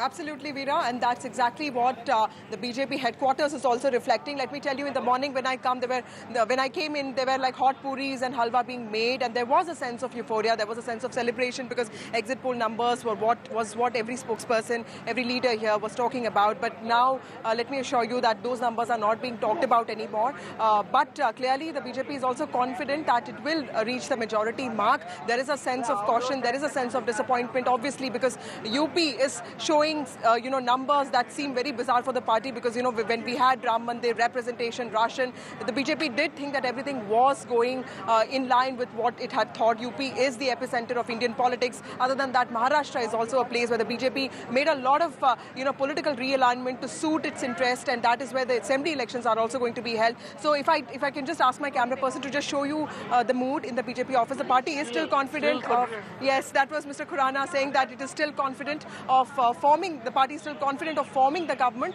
but clearly there is a sense of disappointment, there's a sense of caution. Every person that I'm speaking with is saying that, wait for some more time, have some patience. We believe in Modi, we trust in Modi, so that Modi magic, that trust in Modi magic is something that people seem to be believing in, at least in the BJP headquarters, but quite despondent from what was expected from the BJP headquarters, at least yesterday, after the exit poll results came out. Right, well, not what the exit polls predicted, but yes, you have, Modi coming back for a third term, the way the numbers hold right now, and that in itself is a historic, development. It will be to have him come back for a third time, matching Jawaharlal Nehru. I just want to ask Vasudha, what's the buzz amongst the reporters there? Often reporters just tend to plan the rest of their day.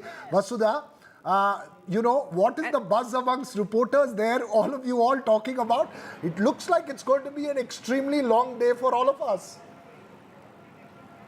Absolutely, it's an extremely long day for all of us, and reporters are only blaming pollsters because there is a contest in many states, but pollsters were in some ways undermining that. But remember, like Gargi also said, Mr. Modi is coming back to power again. That's a sense of confidence that a lot of people, at least in the BJP office, seem to reflect.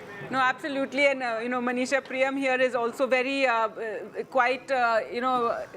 satisfied with what she had predicted and the fact that the pollsters got it wrong, which is something she had also said. But we're also joined by Salem joining us. Salem Dharanitharan there joins us, but in the studios, Gargi, Pradeep Bhatti of the Samajwadi Party joins us. Sir, we are all blaming the pollsters. And sir, you should be looking a little more cheerful. Predicted 295. Even that seems to be not coming through. Their pollster, We are close to that 295. I think once the counting will complete, we'll be close to that. But the real surprise was Uttar Pradesh.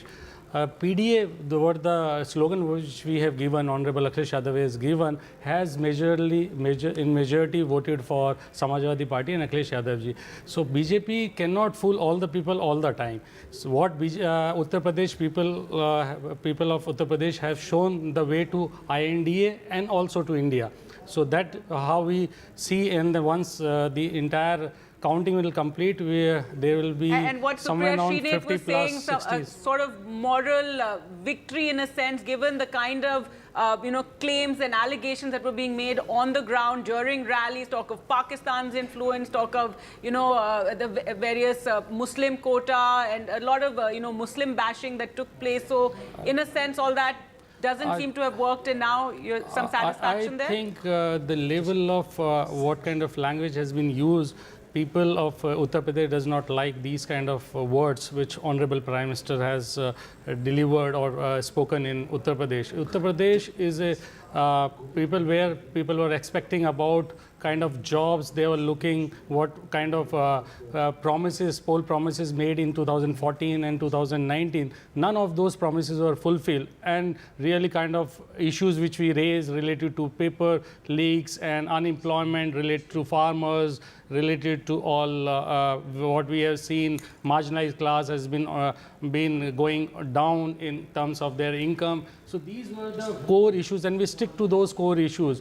Our whole campaign was very positive. Honorable Akhilesh Yadav ji put it was an inclusive campaign. Everybody was involved in it. Every class was involved in it. And on the other side, BJP, it was totally negative campaign. And I was very surprised to see even Honorable Prime Minister was trailing in a couple of rounds. So well, that is was again very early surprise. on, but yes, Srinivas Raju, do you agree with that? Is that what worked, or this chemistry between Rahul Gandhi and Akhilesh Yadav, all the khatakhat promises that were being made? I mean, if you look at of course the Ram Temple, I mean, that didn't have the effect. Exactly. I mean, I just wanted to start with the Ram Temple thing. See, we all thought that there is a quiet indebtedness for the Ram Temple having been built, but I don't see that working in UP where the whole thing has happened. That's one. And I think the other thing is the real yogi factor, I mean, something that we are not sort of looking at very closely, because he was supposed to deliver.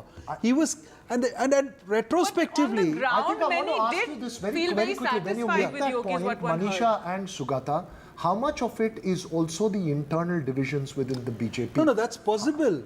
That's no, and the Rajput factor and the fact that there was talk that Yogi Adityanath would the fact that look at the fact on what happens on Braj Bhushan Charan Singh, an entire national government whose strongest credibility on the field is the Mahila vote, dithers on Braj Bhushan Charan Singh and finally stops on Karan Bhushan. But do you think that really had an impact?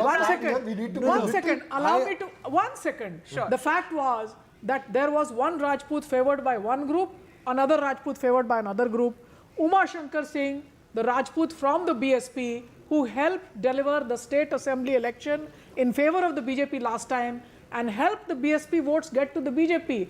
Down and out, not in the field. Raja Bhaiya says my workers are free. Therefore, the Rajputs, I believe, were Thanda in Purvanchal. That affects Bihar seats also. So I would say the Rajput factor is very important. But aside from that, yes, I would say the backward votes that remain with the BJP very strongly still believe that the economic issues and hardships lead them to move And away. the Mayawati factor, and also I think retrospectively the Prime Minister or the internal reports were suggesting that things are not going well. So there was an effort at attempt to polarize by picking on Pakistan or Mujra and stuff like that. That I think became very sharp because I think their internal reports were clearly suggesting something else. This is of course a retrospective comment. Pradeep, is this fact that look, it's coalition. We were just discussing a short while ago. As far as numbers are concerned, it's Samajwadi Party which seems to have taken, done the heavy lifting. But overall, is this a reflection of the cohesion at the grassroots between Rahul Gandhi and Akhilesh Yadav? And I'm not saying SP and Congress. I'm saying between two leaders at the top. I think before that, we are talking about women's in. We are talking about women. The maximum number of candidates which Samajwadi Party has filed is close to the women reservation bill. It was somewhere around 25-26%. Which is very interesting given that this is the party of Mulayam Singh Yadav. Less than 20. See, those are bygones. Those let's discuss these things. I appreciate it. I'm just saying I appreciate this. Yeah. So things. The only issue is that this time on the grassroots level also. People of this Uttar Pradesh and the country have decided to throw out this government.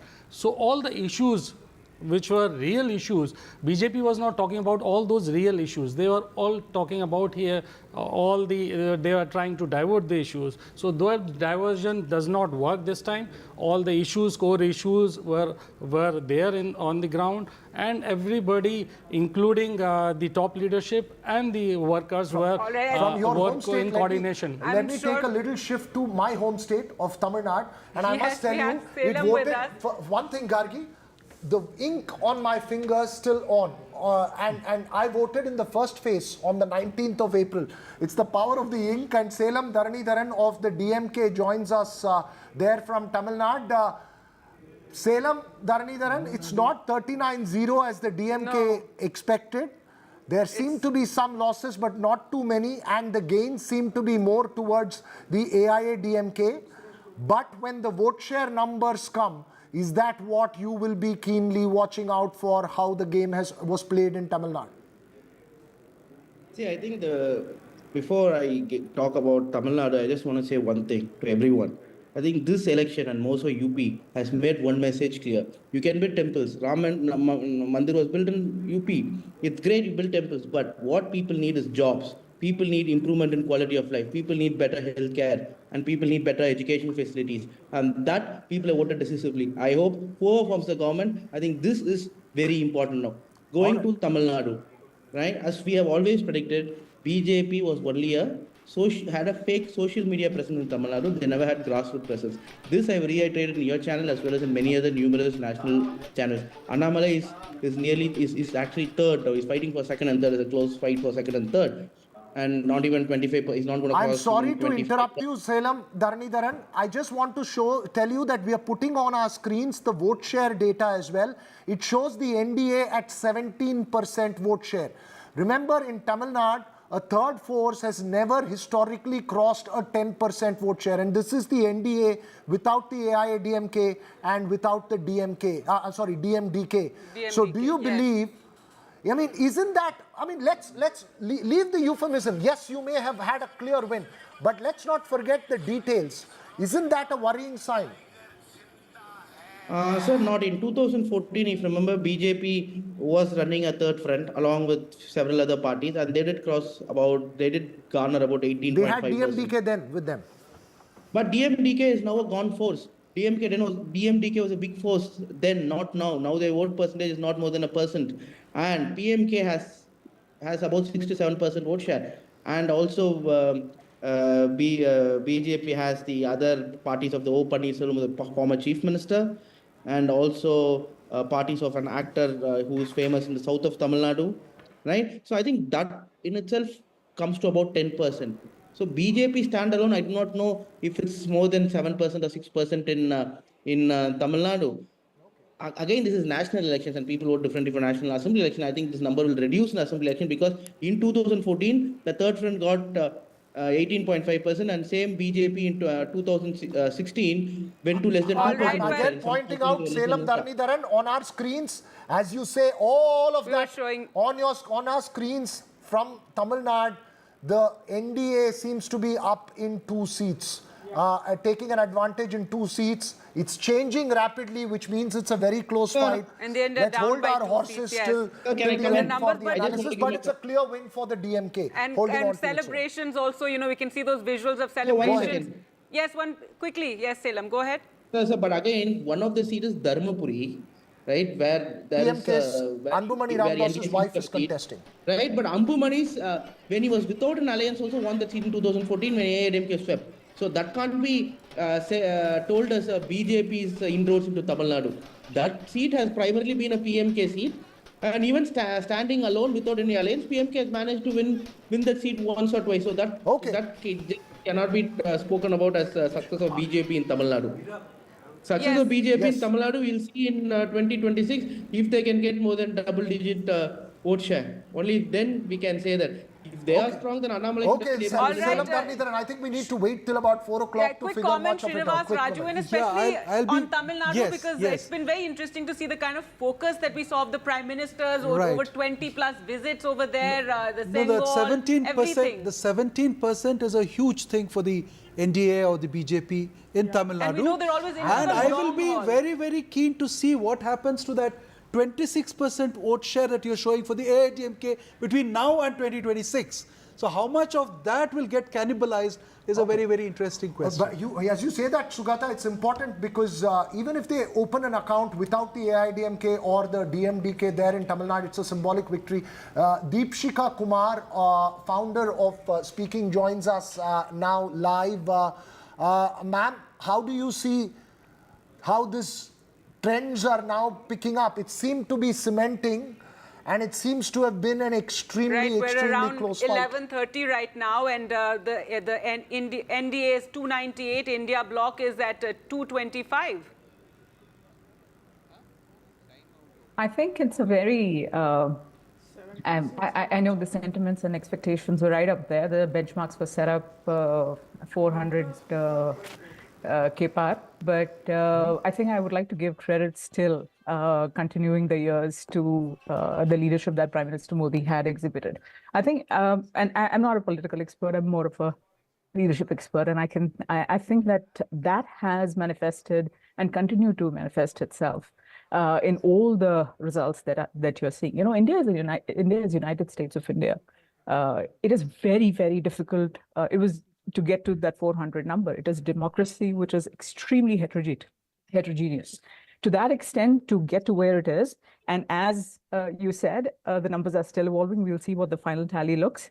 The benchmark was set very, very high, and I still believe that we'll get to where the leader would win and set up a clear way forward for us.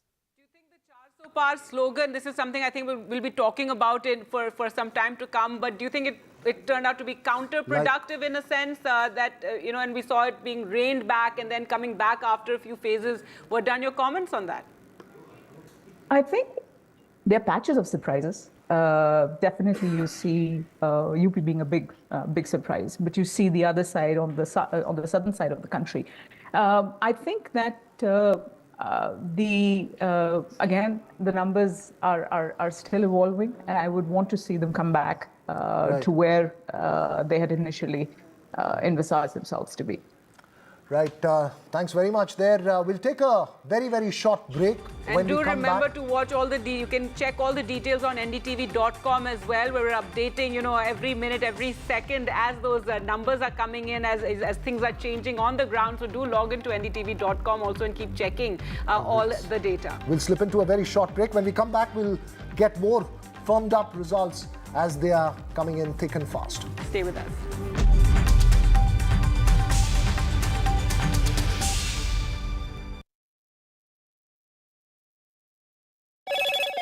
Hello, Moto. Motorola, India's best 5G smartphone brand.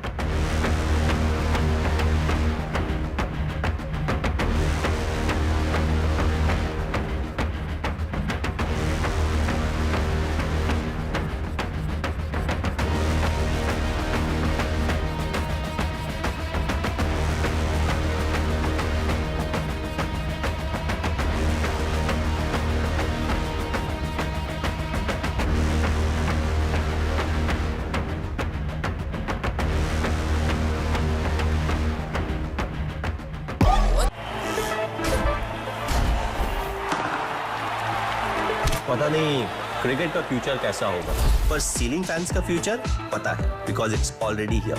Orient AeroSense with voice command. Alexa, switch on the fan. Orient BLDC fan, the future of fans. Get the magic of the best working for you now. Link your payment cards once, collect rewards forever.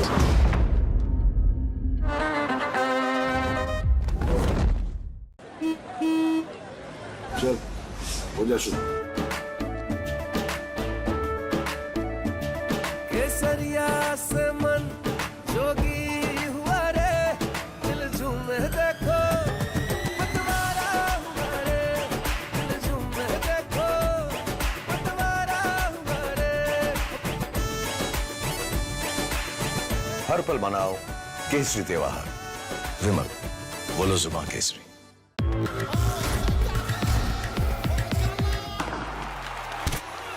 पता नहीं cricket का future कैसा होगा, पर ceiling fans का future पता है, because it's already here.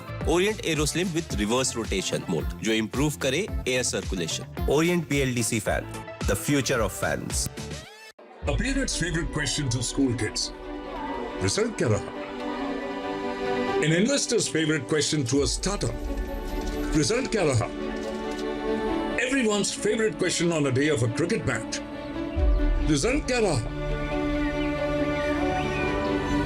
India loves results, but this counting day, don't just know the result, understand it.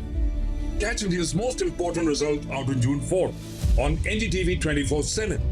Watch Result क्या रहा on NDTV.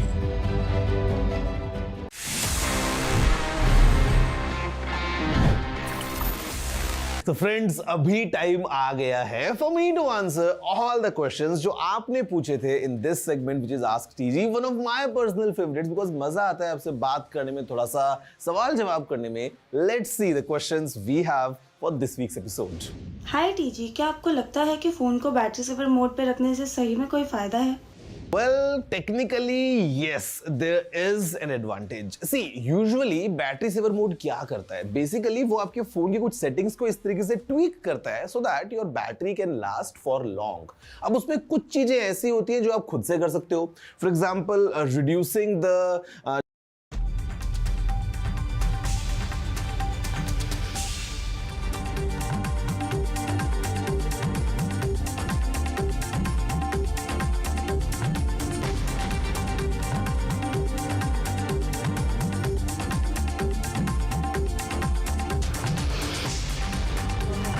Welcome back. Those numbers flashing on your screens there. NDA at 295 leads INDIA at 229. But the more important number is the one above that. BJP at 239 leads Congress at 96. Let's leave the Congress's number aside. That BJP at 239 is a number that everyone will be watching very, very closely.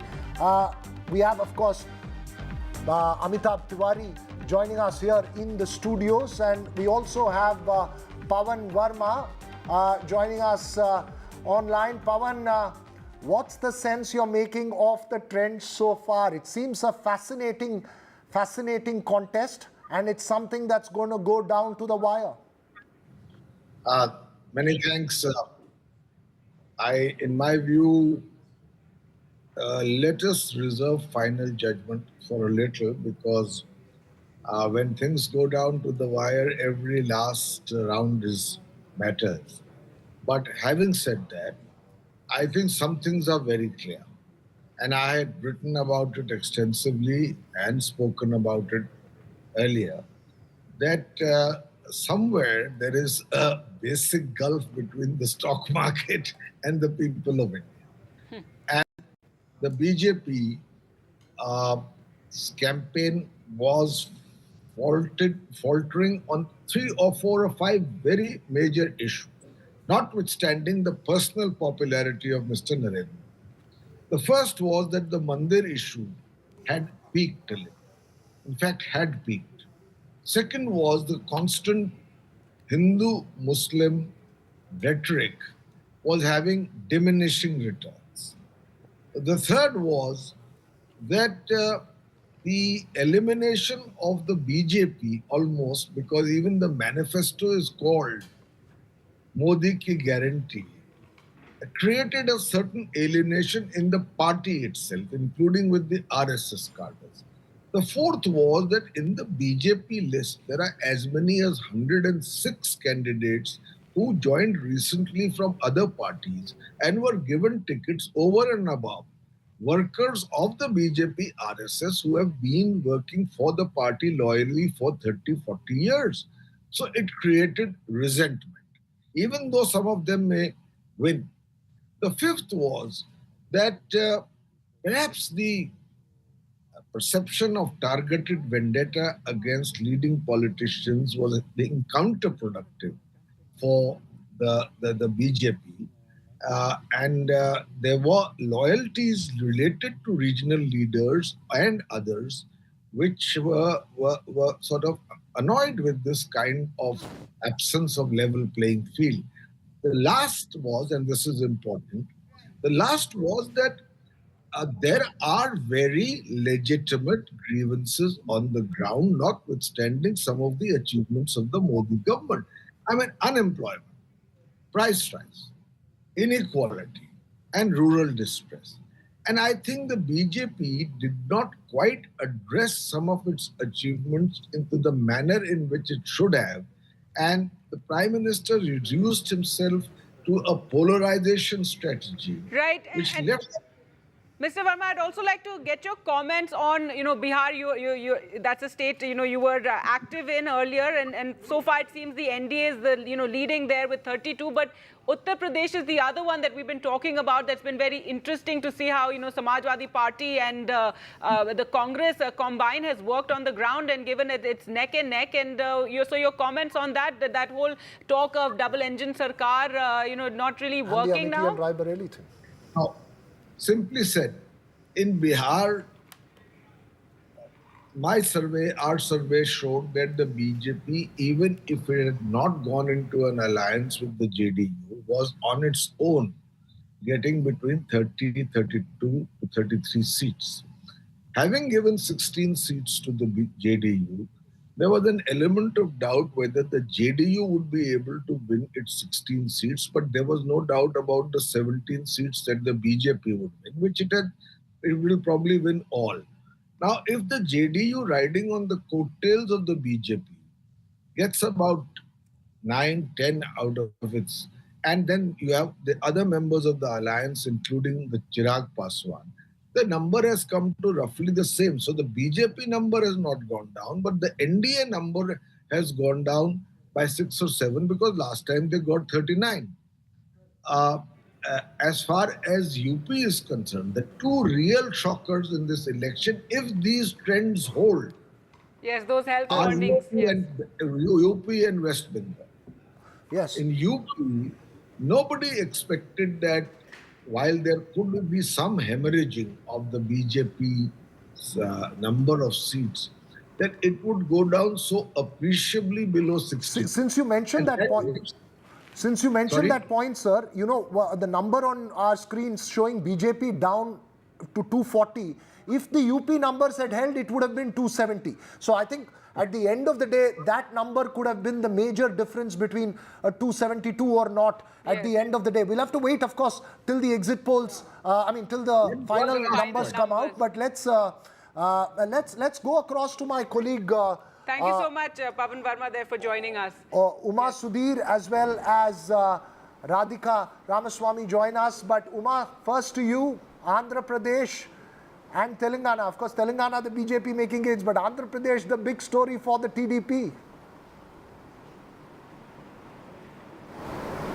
The big story from Andhra Pradesh, Veera, is really not to write off any politician. Less than 8 months ago, we saw Chandrababu Naidu in jail. His party did not seem to have the energy, nor seem to be able to have that kind of a political support from across different parties. And it looked like it was down and out for the 74-year-old Chandrababu Naidu. But of course, the turning point came with Pavan Kalyan, almost in a cinematic style. Power star he's called, but I would think he's the one who actually initially has given power to the Telugu Desam and went to jail and announced just outside jail very dramatically that he is going to be fighting the elections along with Chandrababu Naidu and with the Telugu Desam at a time when they were down and out. And I would actually give all credit to Pavan Kalyan for having made this alliance happen to ensure that there is no split in the anti-YSRCP vote. Two things that I must point out. One, that the alliance has worked very, very well between the TDP and the Janasena, because of which now it appears like Chandrababu Naidu will be able to form the government on his own in Andhra Pradesh. But much more importantly, given the figures of the BJP at the center, it appears that Chandrababu Naidu could actually become a kingmaker this time round, and that's a role that Chandrababu Naidu would love after quite a long time, in the wilderness, 5 years in the wilderness this time round, and 10 years between 24 You're making a very important, Uma is making a very important point. You know that he has played a role in national politics earlier. Getting a chance once again would be something that the jail term probably, worked from him. Uma, would you say the jail term actually worked, given that he was thrown in, created that sympathy factor? And it's interesting that, Andhra is the one place I think the exit polls did actually get it right. No, I think directionally they did. Jagan also in jail.